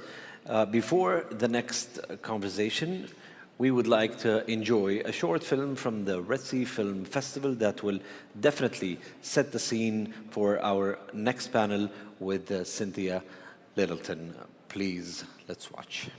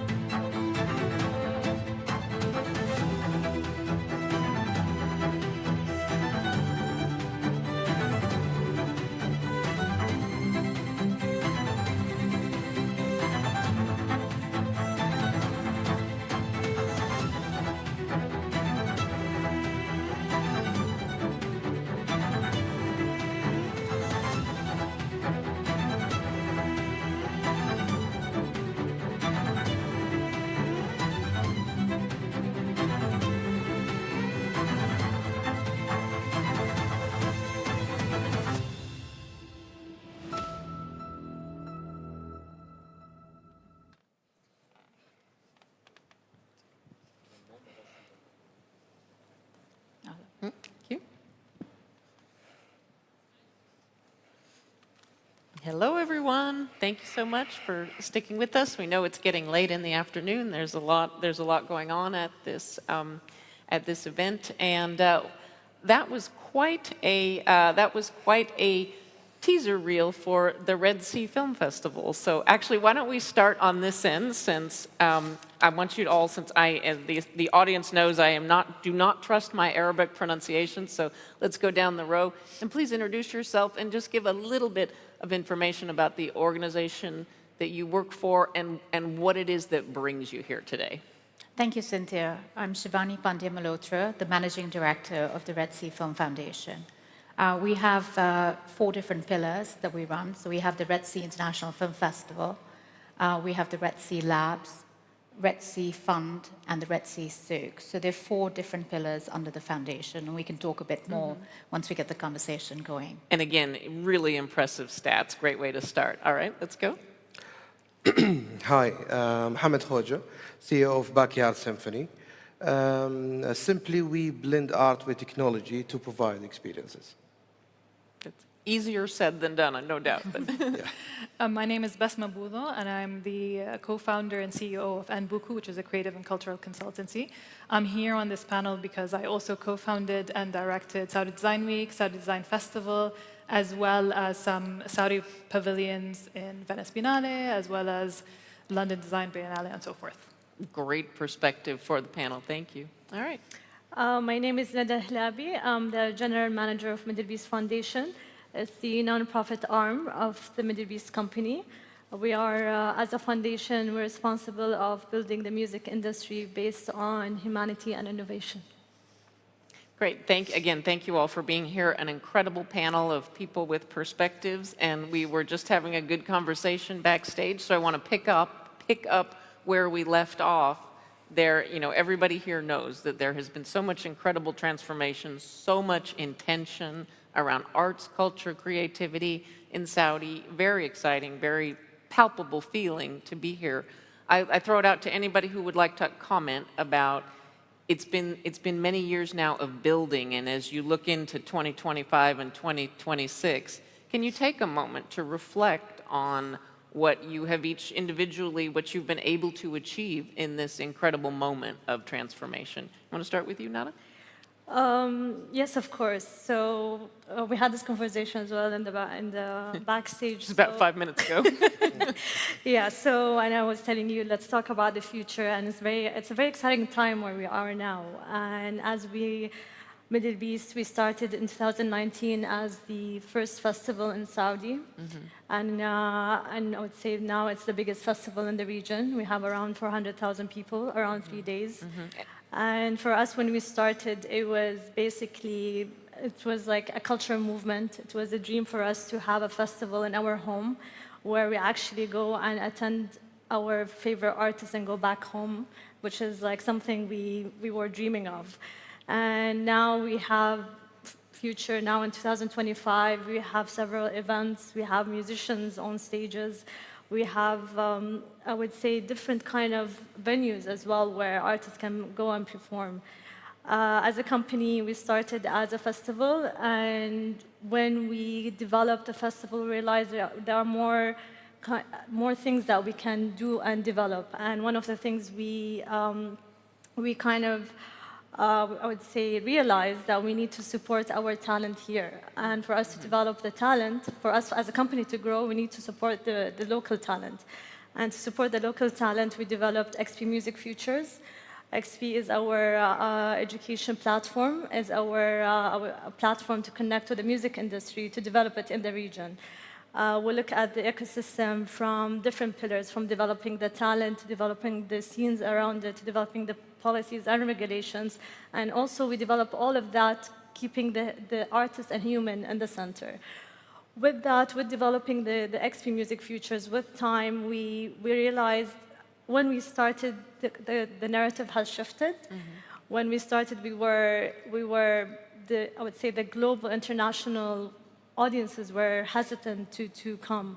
And we were talking ourselves to artists, and we have common language, which is music. It's a universal language. And now, after all, I would say 5-6 years, the narrative has changed where actually the artist and the global audience wants to come be part of that narrative, which is very exciting time. That must be. Yeah. Would you, anybody agree or disagree that the narrative has changed significantly about Saudi? Yeah, definitely. I mean, I'll add to Nada's point that I think all of us in this panel have seen a massive transformation over time. Vision 2030 was really transformation for all of us in this industry, in the creative industry as a whole. And we give it to the leadership for putting together sort of the foundation, the governance, and the tools to allow us to change that narrative, to be part of changing perspective, whether it's abroad or internally. Because, I mean, although a lot of the times you take part in pavilions or expos, etc., you change narrative from a larger perspective about what the country is. But even when you're at your home base, it's about rerouting your identity and showing what we can and what we are capable of doing, even to a local audience. So I totally agree on the I want to talk more about serving the local audience and the international, but I want to hear from Muhammad. Yeah, sure. Actually, with the visionary leadership right now that we are blessed to have, festivals no more just weekends of entertainment. Now they are nation-building instruments. So we honor the artist's voice and protect the cultural authenticity, and at the same time invite the world to co-create with us. I think with our ambition and discipline, we turn the imagination into industries, creativity into careers, and exchange into everlasting partnerships. Yeah, and I believe this is how culture become not just a beauty, it's an engine for a whole industry. And tell us a little bit about backyard symphonies, yes, and what the focus of what you do is. It started with blending art with technology, ended up with providing experiences to the people or to the different domains, starting from virtual environment and emergent technologies, going into events and conferences and exhibitions, and also a big part of museum curation and museum fit out and installation from the technology part aspect. Again, things that are very complicated. Shivani, of course, Red Sea Film Festival, I say of course, from my perspective, from Los Angeles, from Hollywood, Red Sea Film Festival really has made a big mark, and it has been, I think people in the West are aware that this is still relatively new for Saudi to have films and to have that kind of culture of filmmaking and film going. Can you reflect on, you are in your fifth or sixth edition of? Fifth edition. Fifth edition of Red Sea Film Festival, and you have other programs that go on through the foundation. Can you sort of reflect on where you started and where you are now as you head into 2026? Yeah, no, there's been a huge transformation. Today we have about 700 theaters that didn't exist 6 years ago. So we've got a new generation of creatives that we've launched, that have been launched. And I think a lot of people were here, you've seen a very large population that were creative. And now we've given them a platform to actually showcase their works. And it's been quite a gratifying journey, because we've helped enable, so we set up the foundation in 2019. In 2021, we had our first festival. And we've only seen it grow. And under the foundation, we've got, like I mentioned, we have 4 different pillars. So the truth is actually our development side, the labs, predates the festival. We started with developing different programs to give filmmakers the tools. And there was a lot of creativity. A lot of people were showcasing their films on YouTube and creating digital content. But we enabled them to actually go ahead and create content and give them a platform where we could showcase their work and people could see it collectively in a theater. So we've seen that transform quite substantially. I mean, now we have a lot of films made in Saudi, so that for us is incredible. We supported the first film through our funding initiative, the first Saudi film called Book of Sun, which went on to a fair amount of commercial success, even though at that time we had COVID going on. And since then, we have noticed that Saudi's created people love seeing films here being made by Saudi filmmakers. So it's got an audience in Saudi itself, which is great. We're seeing films travel. We had Nora last year, the first Saudi film at Right, Cannes it got Film Festival. yes, it got a lot of attention, yes. That's right, and in Toronto we saw there were 3 Saudi films that were presented, right from Mandub, Hajar, and Naga. So and they did phenomenally well. So what we are seeing is that it's actually transitioning borders, and you're seeing a lot of local content go outside. And was the goal of the festival and the foundation to help seed a local production infrastructure, to help seed those capabilities, filmmaking, post-production, all of the elements that go into filmmaking? Was that a conscious goal of the foundation? Yeah, so I think strategically we wanted to support the entire ecosystem. So we started from development, which is all the labs programs that we run. We have the film festival, which is a showcase of all the different films that are getting produced. And it's not only local films, we're an international festival and we're showing films from all over the world. We also have a fund where we help finance, and we finance the development, production, and post-production stages. And then we have the market. So the market is a really important place where people are networking. They're showing films that are works in progress at development stage. It's also allowing companies to come and exhibit so they can showcase the services that are available here or regionally. And I think one of the main elements that we have really focused on is while we are a global event and we are an international foundation, we focus on Asia, Africa, and the Arab world. So we want to be the ultimate platform for this region because, I think dialogue and sort of cultural understanding, creating co-productions, creating all these collaborations is very, very important for us. Absolutely. Can we talk about other examples of impact and just purely in employment? Because it seems like there's all new business activity. Can you talk about sort of the impact that you see, talk about the local impact that you see from from an economic perspective in terms of employment and skill development that can, really transform a person's career, send them on a whole new career path? Does anybody have experience with I've had success stories like that? Yeah, it might sound simple, but we've had a lot of these stories became personal stories where we had volunteers at events or a festival, and in turn actually became designers themselves and actually exhibited 2-3 years down the line. So you see the full cycle of somebody changing their career or being inspired by just proximity of the event and just seeing what's possible, that it could be a career, and then actually taking charge of their life. You see a lot of these examples, and that's what keeps a lot of us keep going from the sleepless nights that we have. But I think those are like impacts, although one, you measure them quantity, it does massive change. Nada? Yeah, under the Middle East Foundation, we have several programs to develop the musician, him or herself. Also, we have a part of educating the community how it could be a career and could be a future.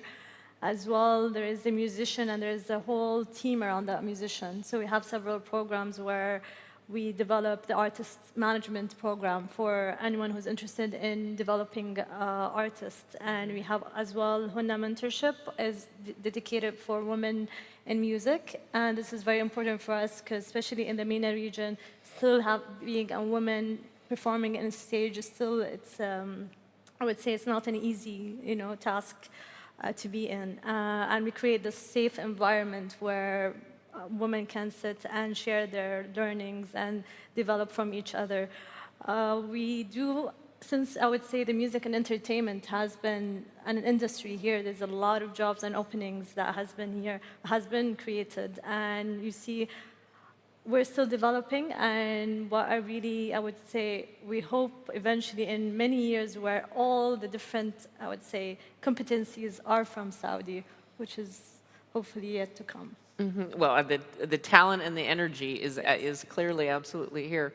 Let's talk about, I think somebody mentioned changing the narrative and also sort of the mindset outside of Saudi about what the culture and what the kingdom is, and also internally for the native population, what the ambition and what's possible has grown so much. How have you measured the impact of that on sort of the local ambition of people that may want to work in music, may want to learn how to program an immersive technology, may want to pick up a camera and make their first movie? I know that's sort of intangible, but that's the soft power that we've been talking about here all day.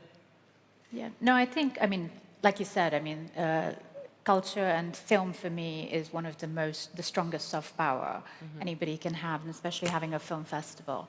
You know, when you're showcasing a film, you laugh, you cry, you feel.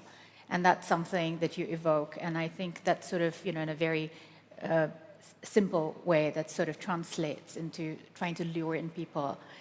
Because there's a large creative community, and we've seen, and I'm not sure if people are aware, but when we started the foundation, we found that there was, a women's college in Jeddah, which was already teaching film under the garb of, media and sciences.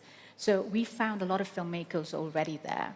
And what we have done is, ever since we have enabled, we give a grant program to them to complete their projects when they're graduating. So the graduation projects are funded by us. We have a lot of outreach programs at different universities. And I think the core thing that we are doing is sort of educating them at the diversity of jobs that you have. Not everybody has to be a writer, not everybody has to be a director. There are lots of different aspects. And, the foundation's not on its own. The Ministry of Culture, the Film Commission, all of them are supporting in capacity building, doing different programs. We ourselves run different labs and programs through the year. We also have music and film, so we're integrating with, different aspects of the different commissions and different organizations and institutes in Saudi.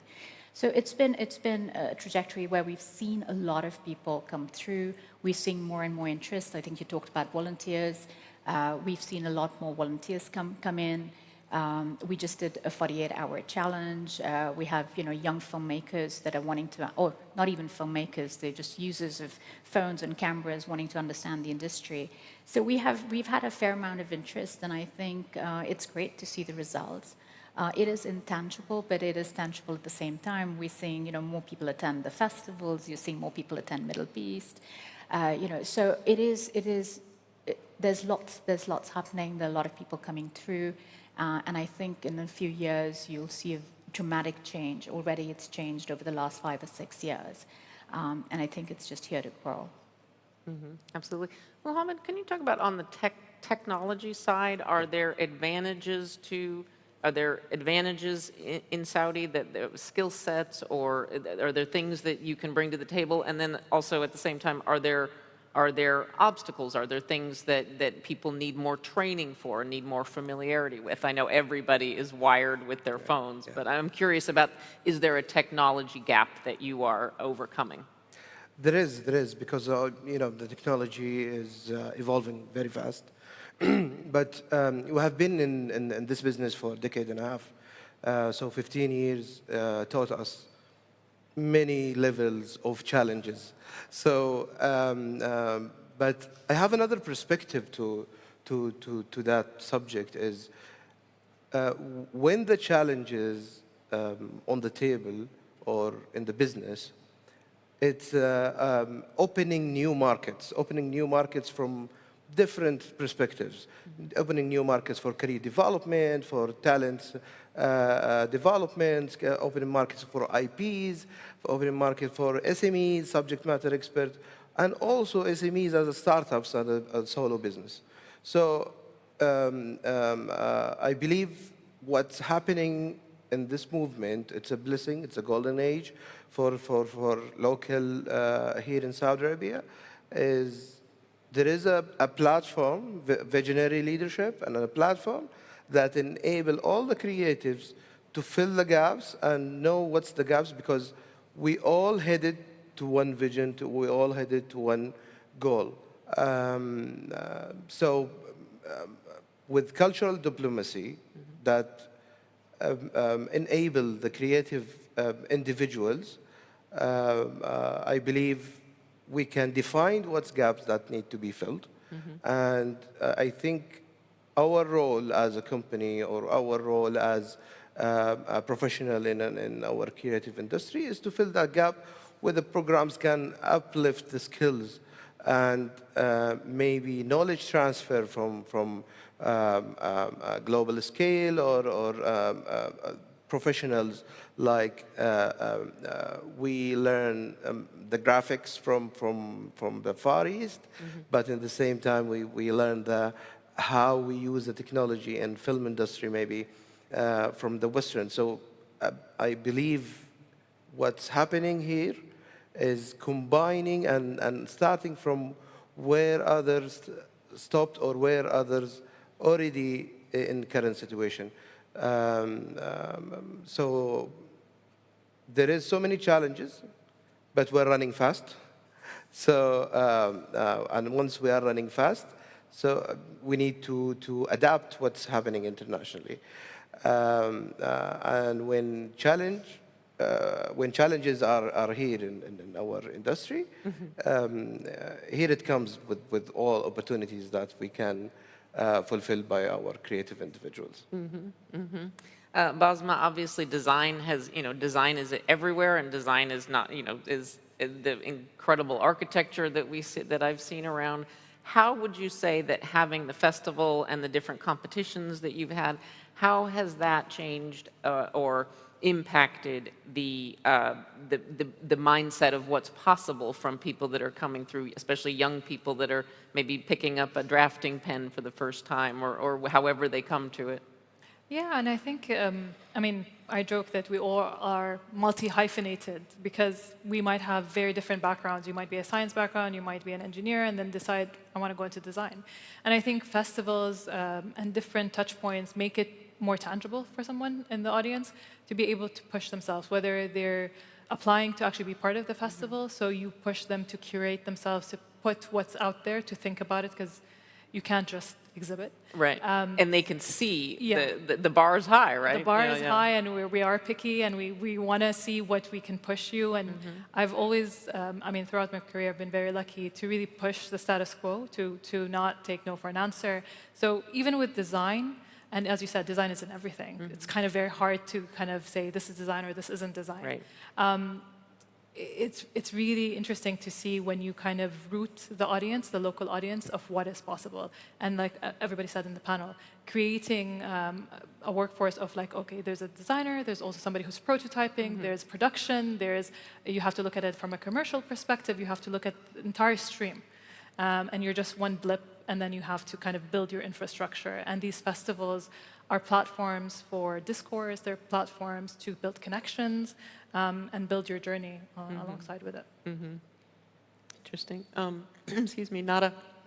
I'm told that Sandstorm, one of your Sandstorm, excuse me. It's okay, everyone calls it Sandstorm. Soundstorm, forgive me, I didn't my own scratch. Soundstorm is Saudi's Coachella. Incredible artists come. Let's talk. We were going to talk about the sort of local versus outside of Saudi. When you are doing Soundstorm, when you're programming that, are you thinking about both? Are you thinking about drawing attendees or interest from outside Saudi, or are you thinking, being a music festival, I need to get people from the local region to come? I think our ingredient is to really serve our local communities and serve Saudi. And for us, in creating any, I would say, cultural festival, if you put your communities first, and when you build a festival from the community themselves, I think automatically the global audience will follow. What we do in programming, we really focus on ensuring it's the right program, ensuring having also, other than serving the Saudis and the communities and being more, up to the top quality, we ensure to invite all international artists to come and share these stages with our local audiences and also with our local and regional artists. With that, we have a cultural exchange. A lot of the artists come for the first time and go back to their own countries and send that message that actually they're like us, and actually there's a lot of energy coming out from this country. So we basically when you put the right program and you focus really on your audience and what your audience need, a lot of these connections and a lot of these kind of, I would say, outcomes happen naturally. Yeah. How is that sort of infrastructure for popular music, commercial music? Have you seen with now festivals and much more performance art, have you seen growth in sales and downloads and streams? It would seem that the two would follow. Yeah. Yes, definitely. We always measure our impact socially and economically. This is how we refine our strategies. This is how we kind of obtain our learnings and know how can we develop further and better. We listen to our audiences. We always follow up with them and for example, XP Music Futures is for the musicians, and everyone loves music. And what's beautiful about it is we kind of go there and listen and become the voice of these musicians to the relevant stakeholders. And in terms of, we did actually a study, and we found that any artists, international artists that come and perform in Soundstorm, they have actually increased in their streaming after Soundstorm. I can imagine, yes, for sure. That's got to be exciting. Let's talk here, we've got 8 minutes left. Let's talk about the financial, the bottom line, the sort of the hardcore financial. I understand that there is so much energy right now that is not a primary focus in some cases, but Muhammad, you're running a private business. I would imagine that profits matter to you. How are you balancing the newness of what you're doing technologically and culturally with turning a profit with backyard symphonies? Sorry. Yes, I think we're all here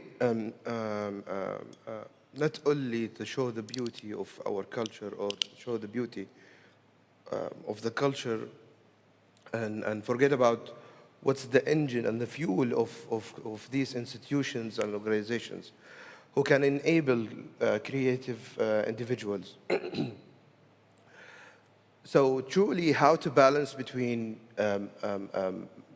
having the most creative and have unleashed creativity to all designs and other aspects of cultural sectors is to have a solid business background with operation excellence that can be backed up to the creative people.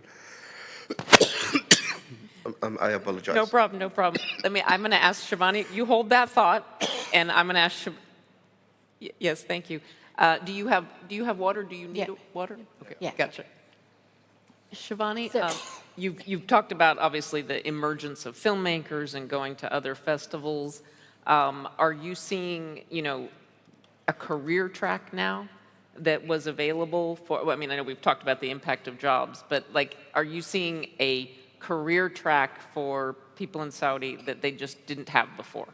Absolutely. In the film industry, 100%. I think, I talked about having 700 theaters. So it's really all aspects of it. There's studios that now have been constructed in different parts of Saudi.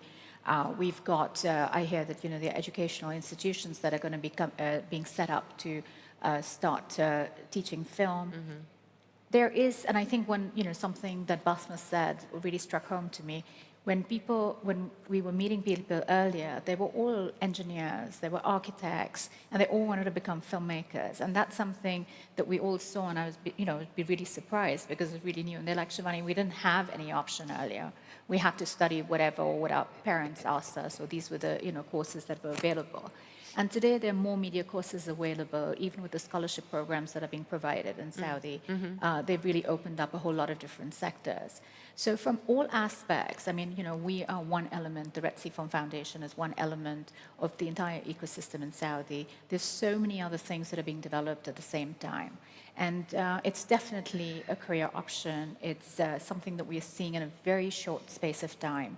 And the fact that we are seeing Saudi films, be #1 in the box office, to me, is absolutely amazing. There are very few countries that can boast about having a local audience for local films.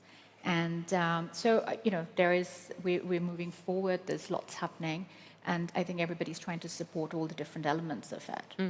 In terms of attendance for the Red Sea Festival, do you consciously try to make it a mix of people from Saudi, people from outside, or is it the focus is to really engage Saudi residents? So we're an international festival, and we are focused on the industry as well as the local audiences. So we've got two different distinct audiences. We are a cultural event for the people of Jeddah, Riyadh, Saudi, and beyond. And our ambition is to become a destination where we're getting people from other parts of the world to come and watch it as just pure audiences and the public. On the industry side, we actually invite, we have people that we curate a lot of different sessions that people come down to. But what we saw in the last few years is that a lot of people have started coming down on their own dime. So we have, our accreditation figures were like 6,500 industry. That's a real tribute to the fact, yeah. Yeah, so it's been very interesting. And I think it's because people are seeing opportunity. And what we present by representing Asia, Africa, and the Arab world is really, this is 2/3 of the world's population. It's a very young population, between Africa, the Middle East, and a lot of Asia. And that's where we see the future. And I think people are seeing that as an opportunity. And that's why they want to come down and see what we are doing, what we are championing, and also discover filmmakers, content, companies, institutes that they can work with. And we've seen a fair amount. I think, in a few years, you'll see a lot of different international organizations coming and basing themselves here from the region and beyond. And in terms of film festival representation, Asia and Africa are just woefully, and the Middle East as well, but Asia and Africa are woefully underrepresented on the film stage, on the film festival circuit and stage. So I would imagine that there is a lot of hunger to be part of the Red Sea from filmmakers in the region, in the broader region. Yeah, we truly believe that they're underserved. We're seeing some great content. We have, over the last few years, worked on different collaborations with different parts of the world. So we're working with, festivals in Africa, in South Africa, with FESPACO, in the middle of Africa. We're working with a lot of the regional festivals, as well as we have collaborations. I mean, with our Labs program, we're working with Film Independent in the US. We're working with USC, they bring down a program. We're working with the Torino Film Lab in Italy. So there are lots of different collaborations that we're creating, and we really want it to be a place where you discover, at the same time you have great discussions, and there are lots of co-productions. And we're seeing more and more of that happen. We're seeing a lot of films that are getting made. I mean, traditionally in the Middle East, a lot of co-productions got made because Europe was financing and funding. And now there are more funds and finances available in this region that are supporting film. And I think it's a real collaboration in the true sense. And I would imagine that the perspective, a European cannot bring a Saudi perspective to a film.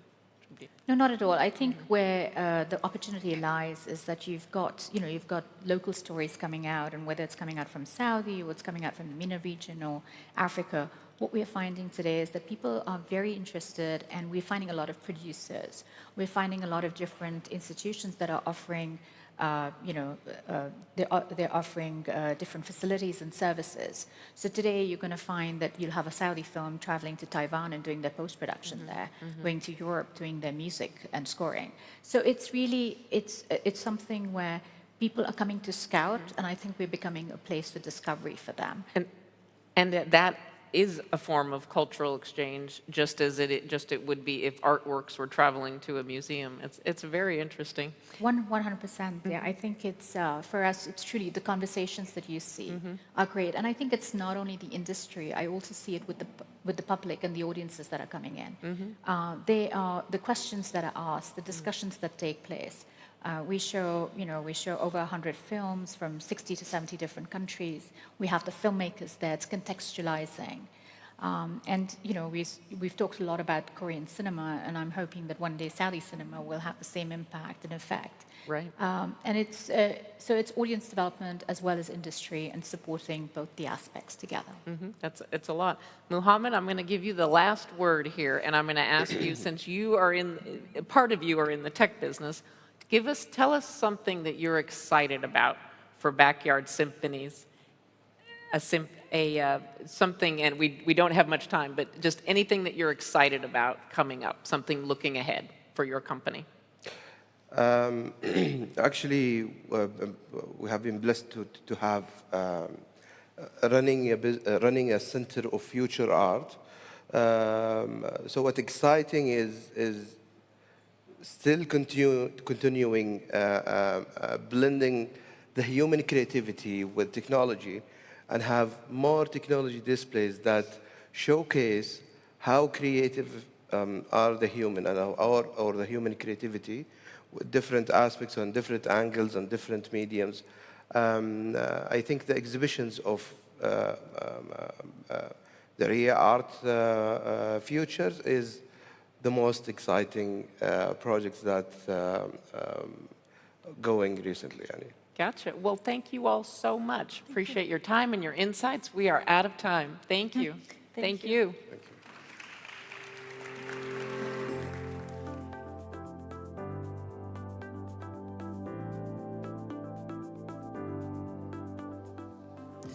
I'm glad you guys are holding up.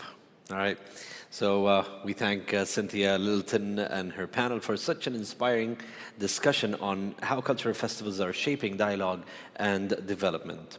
Of course, as we look ahead, we shift from festivals to the future, the digital frontier, where technology is just a tool, but also a collaborator. Around the world, artists, designers, innovators are using digital platforms to reimagine creativity, to build communities and form partnerships that were once possible or impossible. To take us on this journey, please welcome Gaurav Sinha, founder and CEO of Insignia, on stage. Thank you.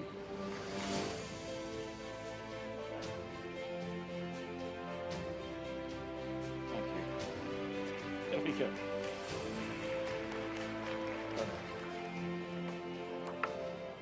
Good evening, everyone, and welcome to the conclusive session of this very successful two-day inaugural Cultural Investment Forum.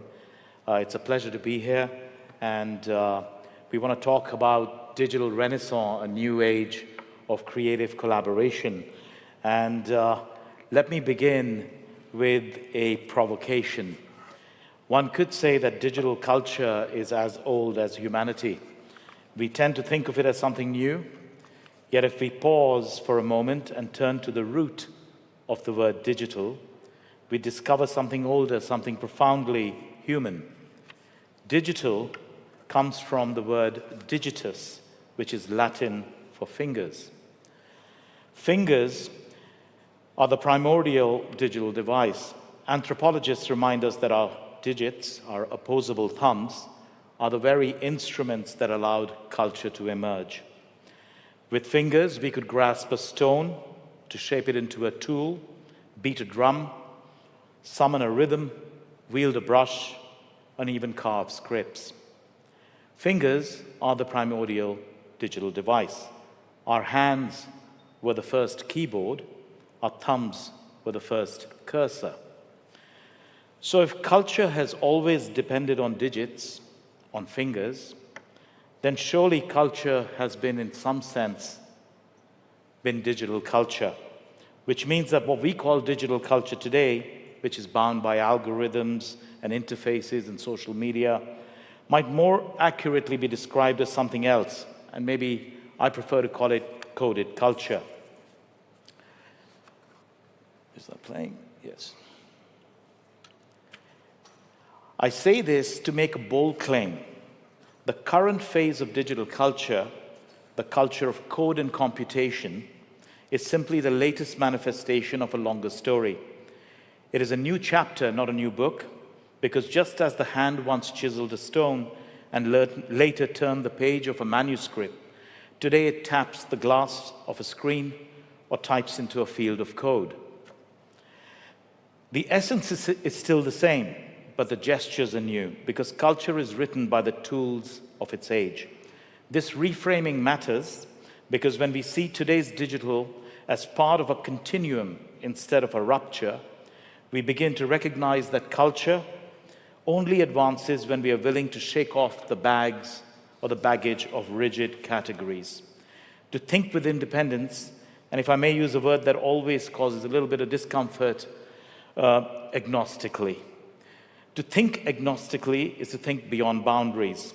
It is that agnostic mindset that allows us to build bridges between the old and the new, to see continuity where others see disruption, and to apply ideas across contexts, whether to a manuscript, a metaverse, or a national pavilion at a World Expo. At Insignia, the firm that I run, we were honored to shape the entire visitor experience strategy for the Saudi Arabian Pavilion at the Osaka Expo 2025. We did not do this by beginning to ask, will this be digital, will it be physical, will it be virtual? Instead, we were agnostically working, guided by principles of humanistics, our proprietary design thinking system to decode and define visitor experiences. Humanistics helped us craft new paradigms that connect cultures, engage communities, and stimulate commerce.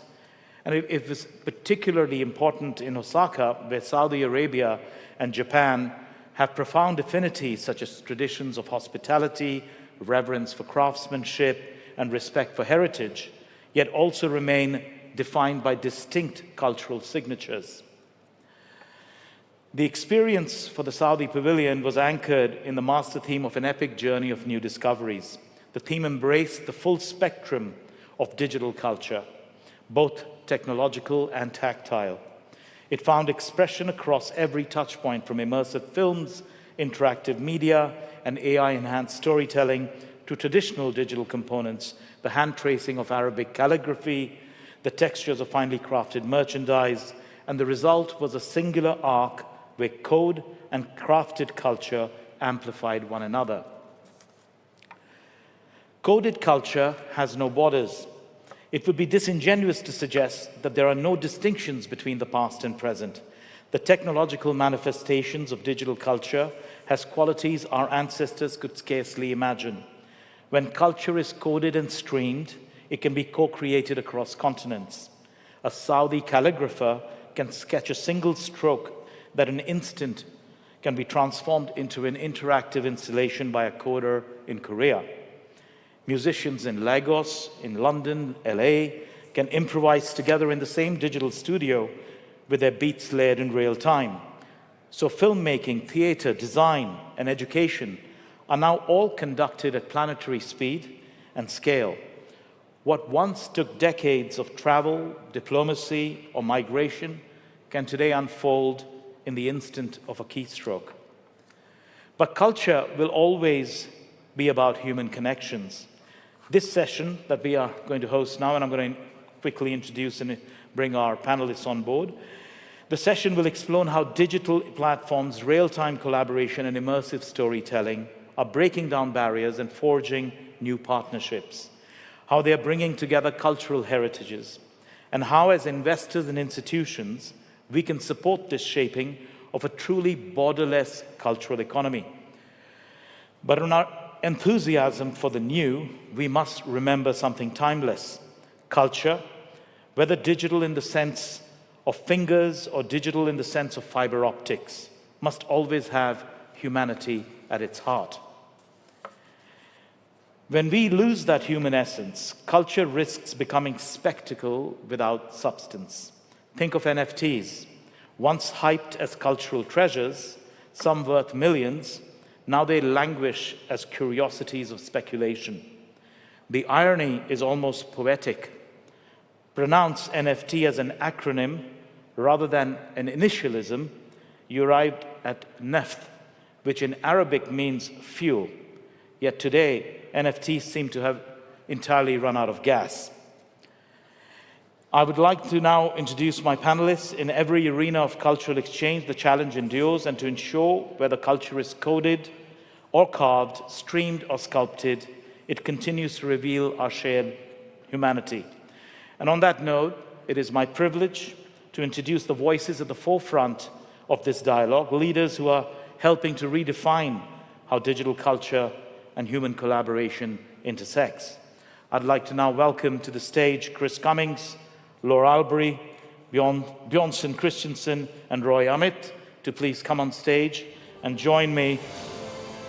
in a discussion which will provoke further questions. Please.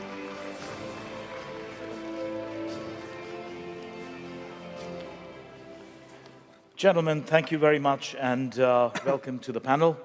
It is the conclusive session of the evening of 2 days of what has been thoroughly enjoyable and enlightening conversations. I'd like to maybe give you all a minute or two to just quickly introduce yourselves and what you do in your specialism and the lens from which you look at the world.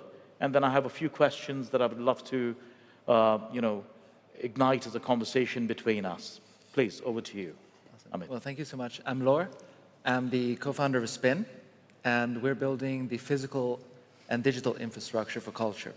So we focus around luxury, art, fashion, and I love your introduction about the digits and the origins of the word, because I actually spent 8 years as a bespoke tailor before, so really working with my hands and wonderful, being an artisan. And after that, I spent 9 years in deep tech, and now we're merging the two worlds. So amazing. Yourself? Hi.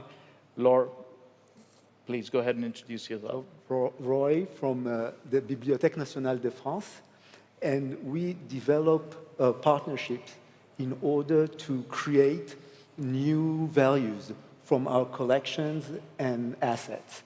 And today, as you said, the digital is really central for our society.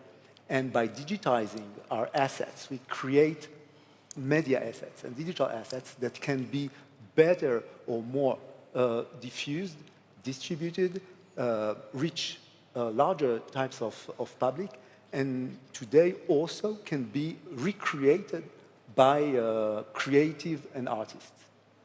Wonderful. Bjorn? So my name is Bjorn, or Bjorn Stjerne. I'm one of the 3 founders of Superflex. So 3 visual artists coming together 33 years ago and creating the artist Superflex. Very much in a response to that we do not really trust this celebration of the artist genius. We trust the collective. We work with any form of medium, work with the expanded collective, including participants in maybe also making a public space. To today, where we talk about interspecies living, taking it to the extreme. In the studio, we say the best idea might come from a fish. Interesting. Interesting comment. But Chris, over to you. Why don't you tell us a little about yourself and your view on the world from New Orleans? Yeah, absolutely. So my name is Chris Cummings. I'm the founder of Iconic. So at Iconic, what we really think in terms of what we're building is the same thing that Fanatics did for sports, we're doing for culture. We build end-to-end platforms that cultural institutions and brands use to be able to bring their stories and their experiences to life. That could be a digital platform reinventing 3D and digital twins and how we tell stories both in person and online.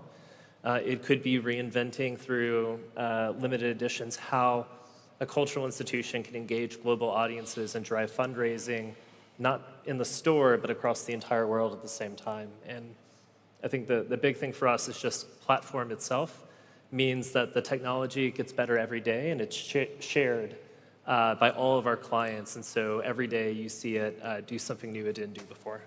Fascinating. So maybe I'll begin by asking a question. I think the common denominator between the 4 of you is that you're continuously peering into the future, seeing what tomorrow holds and things that are manifesting from a technology standpoint. So maybe my first question, and I'll start with you, Chris, is if cultural institutions today are increasingly collaborating with tech firms, right? What principles should guide those partnerships to ensure that the values, the shared values are being protected rather than just simply outsourcing?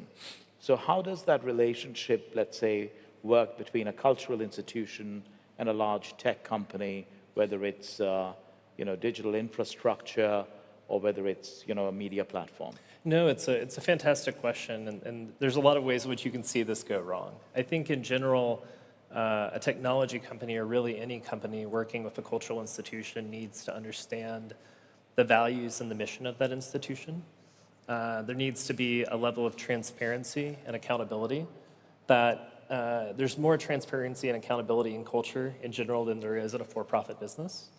And so there has to be a blend and understanding of how this technology is being used and developed that aligns with those goals. Because if it's not, what you often see is a museum spends all this money to develop something, and then they have to throw it away. Sure, and for beyond, a number of reasons. Thank you for that, Chris. And beyond, you work in the public realm in the context of physical assets and looking at activation of spaces.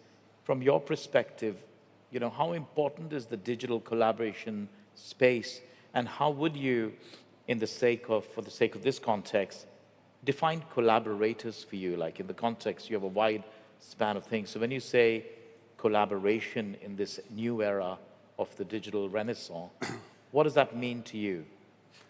I would say digital representation is, I think first it starts with a creative thinking into a specific context. So you develop a work as an artist, you are interested in who is using, who might be a participant. And at some point you then also think about, so how is it then represented more widely? I would say that our focus is on the interaction, in context with people and so on. We've worked with the internet TV platforms. We developed internet TV 1999 with a 56K modem. We're able to open up studios around the world with the migrants in Italy, coming from Morocco, to a little village in Japan and so on, trying to experiment with what that platform can do. But it started with the physical space. So for us, as artists, we make form, we make settings, and the mediums are there to use, but we choose carefully which one makes sense in a given context. Roy, yourself? Yeah, what we are doing is really trying to make the partnership in order to find someone that is doing his work, his innovation, come and meet us, and together we create a new service, a new way of getting to our collection, new ways of reaching and doing stuff with it. I'll give you some examples. We have a great partnership of printing books on demand. So books that are not distributed any longer, like the 18th century, 19th century, and you can, on one click, get it at your home. The same goes for music. Now we have a new project digitizing decor of theater and opera and distributing it largely. So this ways for each project to find how we create together with our partner the value in order to share it for a large public. Interesting. Very good on. And let me shift gears a little bit. I think it's lovely to sit here and profess and talk about some of the things that look like opportunities, but maybe it'll be good for the audience to also learn where you see currently areas of friction in the areas of collaboration. Could you speak a little bit maybe to areas where you have faced challenges and where you see friction, and maybe we look at it from the perspective of either an artist who is trying to engage and collaborate with whether it's institutions or other stakeholders. Where is the tension in this? Because we are witnessing a great renaissance of sorts. You see collaboration between, different media. You have animatics, merging with calligraphy. You got sculpting working with architecture. Where is the tension and where is the friction, and how can we solve for that? Definitely. Now, if you like, I can start from my side, because from my perspective, when I started working on technology, it really came from a very rich heritage and craftsmanship world, where the concept of digitization is a bit different from music or movies. Different mediums, I think, have different kinds of friction in the digitization process. And so, having no background in technology, the first question that I had to remove the actual friction was, what is the virtual language that we could use to digitize something like a t-shirt? Because I cannot copy and paste it and WhatsApp you a t-shirt. But I can do that with a photo or a video, right?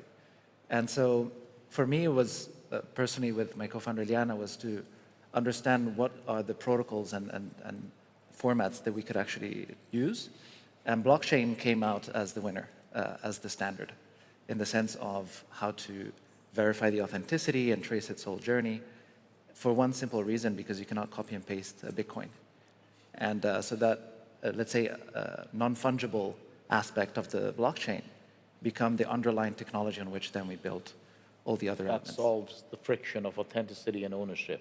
Yeah. The one, and convertibility and exchange. Yes, and then I'll just add a final part. It was also the physicality, that once we had the digital language, what was the physical aspect of the standard? And so RFID technology with NFC and ultra-high frequencies, UHF, that was the other part of the puzzle. So we had to figure out Fascinating. The digital and the physical. Fascinating. What about yourself? Yes, here we talk about Renaissance, and of course there's a lot of projects that are being done. We don't see all the projects that are not being done. And this is mainly because there are structure and institutions, that the way of working, of doing their stuff since a long time. Mm-hmm. And what's happened today with all the accelerating digital movement that we are confronted in each and every aspect of our work. The last one, of course, is all the AI phenomena. Yeah, that ourselves, as a national library, we are at the center of this thing today, with like millions of digital assets that are there. They can be used for feed AI, giving a place to innovation, and the way we are facing it is really touching the essence of our activities. Understood.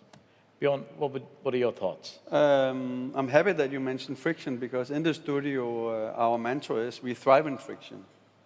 So we look for friction, because that is where art, or the kind of art that we think we make and want to do, has a reason to perform and act. Let's say we did a project called 1, 2, 3 Swing. It's a 3-person swing that is then connected with an orange line. We have recently installed it in the demilitarized zone between North and South Korea. So there's definitely friction there. So instead of saying, the people on one side most likely also want to be with their family that they haven't seen for 50 years. So how can we not be there? So we are installing this 3-person swing on the South Korean side, looking onto the North Korean side, and then there's an opportunity of thinking about them over there, what they want. Yeah. And then there's also a 3-person swing, which means if there's friction, there's most likely more than 2 sides. Either it's the cause of the friction of problem, or it's the one that might solve it. So you sit on that swing, you try to find balance, and maybe all of a sudden you find it, and that moment of joy maybe gives you a perspective or a dream of that it is possible to break down that fence or wall and so on. So friction is to be embraced. Friction or is embraced. else we end up, manifesting status quo or conflicts even more so. Yeah. Authenticity, messaging, all of those components being sort of universal truths in that. Chris, from your standpoint, looking the fact that you're creating immersive experiences which are predominantly digital, what's your view on areas of friction, either as a service provider or as an active participant in the cultural sector? When you look at it, are people struggling with access? Is it monetization? Where is the friction here? Yeah, the greatest friction that we see is between the slowness of regulations and standards of how to operate, and this spans from the government to sort of the academic side of a cultural standard. To give you an idea of how slow it is, the cultural heritage industry has spent 30 years debating about what is the appropriate video format to preserve a piece of video content. And that friction with the slowness of standards is in complete conflict with the speed of technology and being able to understand how to adapt new technology. That could be immersive technology, that could be artificial intelligence, it could be blockchain technology, because one moves so slow and they want to debate everything and argue about everything and sometimes take decades to make a single decision. And then the other is changing on a daily basis in a matter of seconds. That's a fascinating paradox if you think about it, because technology has a propensity to fatigue very rapidly. So as you try and regulate or standardize or institutionalize a certain quality standard, the very thing that you're standardizing could be redundant overnight. So there is a tension here which also needs to be evaluated to create, I guess, the framework within which, you know, the digital collaborative components or constituents can collaborate together in a more meaningful way. Now, another question for yourselves. We've got about 7 minutes. I'm going to ask a different question now. You know, one of the truths is that it's safe to say that culture is, first of all, deeply human. I think that's a truth. So if culture is deeply human, then is digital adding water to the milk, or is it making culture richer?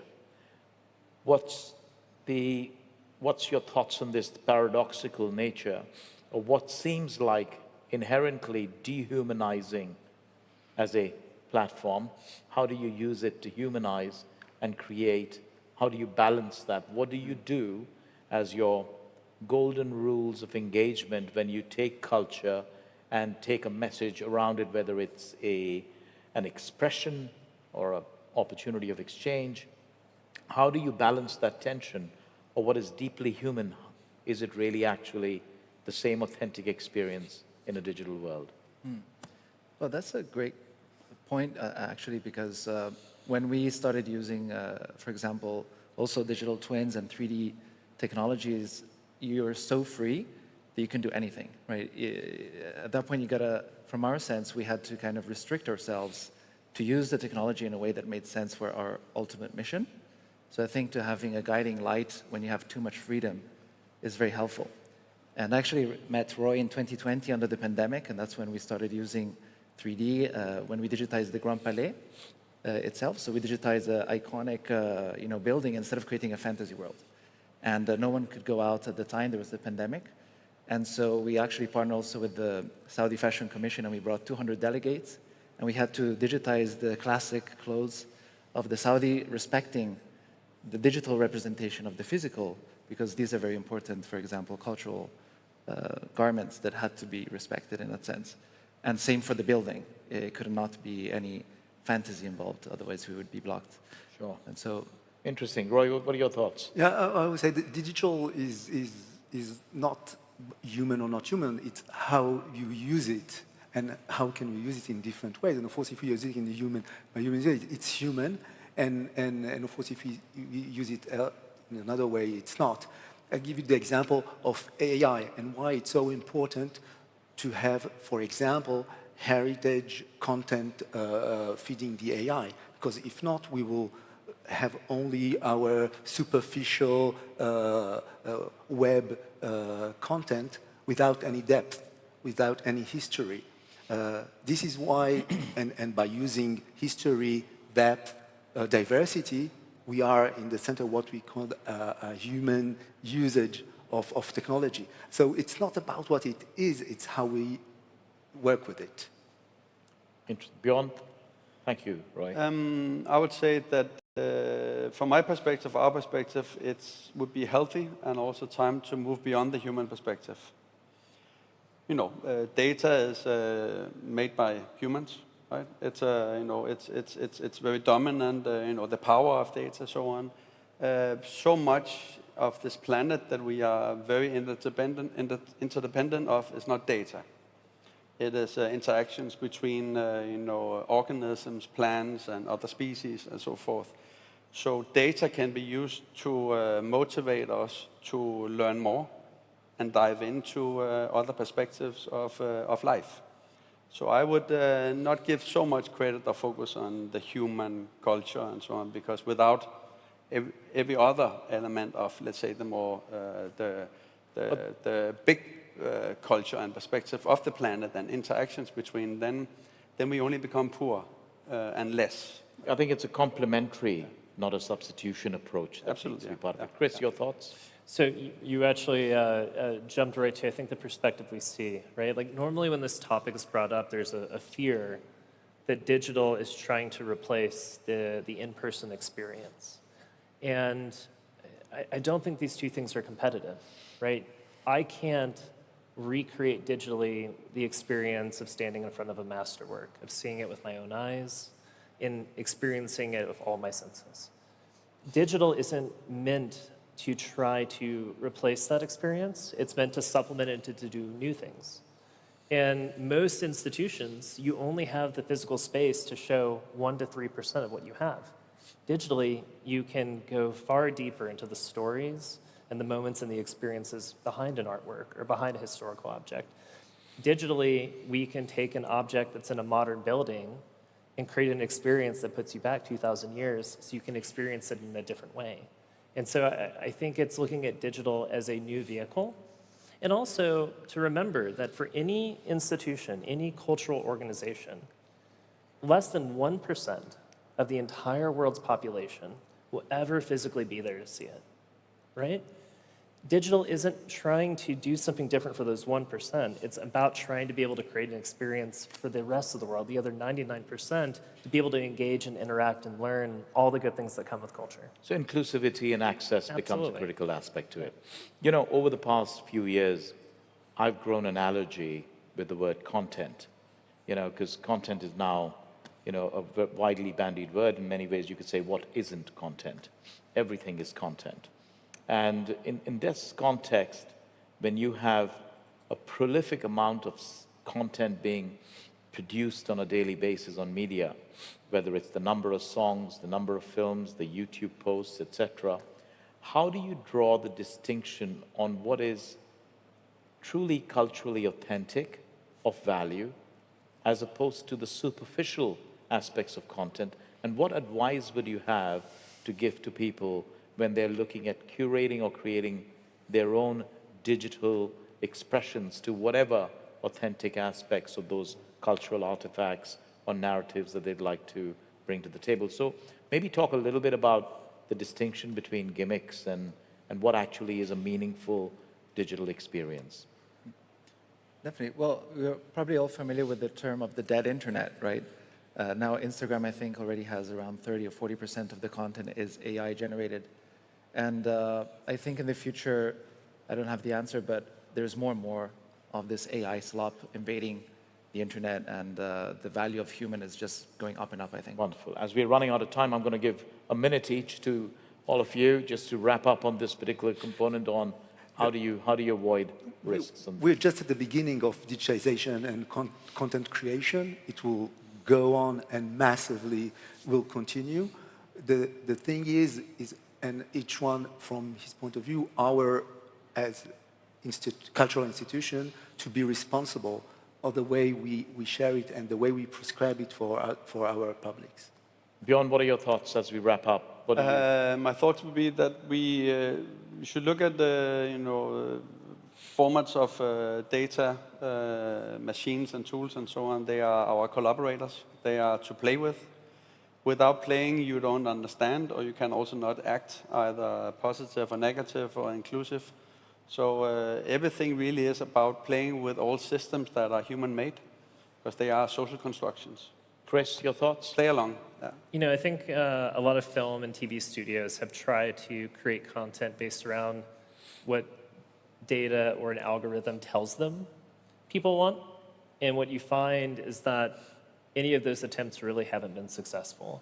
That when you look at the content that's really grown to be globally successful, it's always had a powerful storyteller behind it who's telling a story that's very personal to them and often very local. And so I find comfort that often data and technology can't replace that authenticness that comes through storytelling. Wonderful, thank you. And as we conclude, so the things that I take away, digital collaboration in the digital era, it's about authenticity, meaningful interventions, complementarity, providing access. And as I've always said, in social media within the context of culture, should not necessarily always be your mouth. It should also be your eyes and ears. You can learn a lot from that. and then try and apply and bring that into the real realm. Ladies and gentlemen, a round of applause for our panelists, and thank you so much for listening to us today. And thank you very much, and have a wonderful evening. Thank you. Please. Thank you so much. Thank you. That was fun.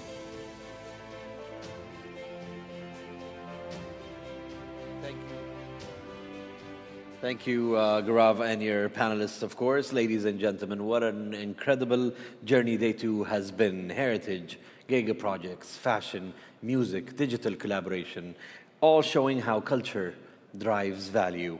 Here's a visual summary of our journey together. Goodbye. Thank you very much.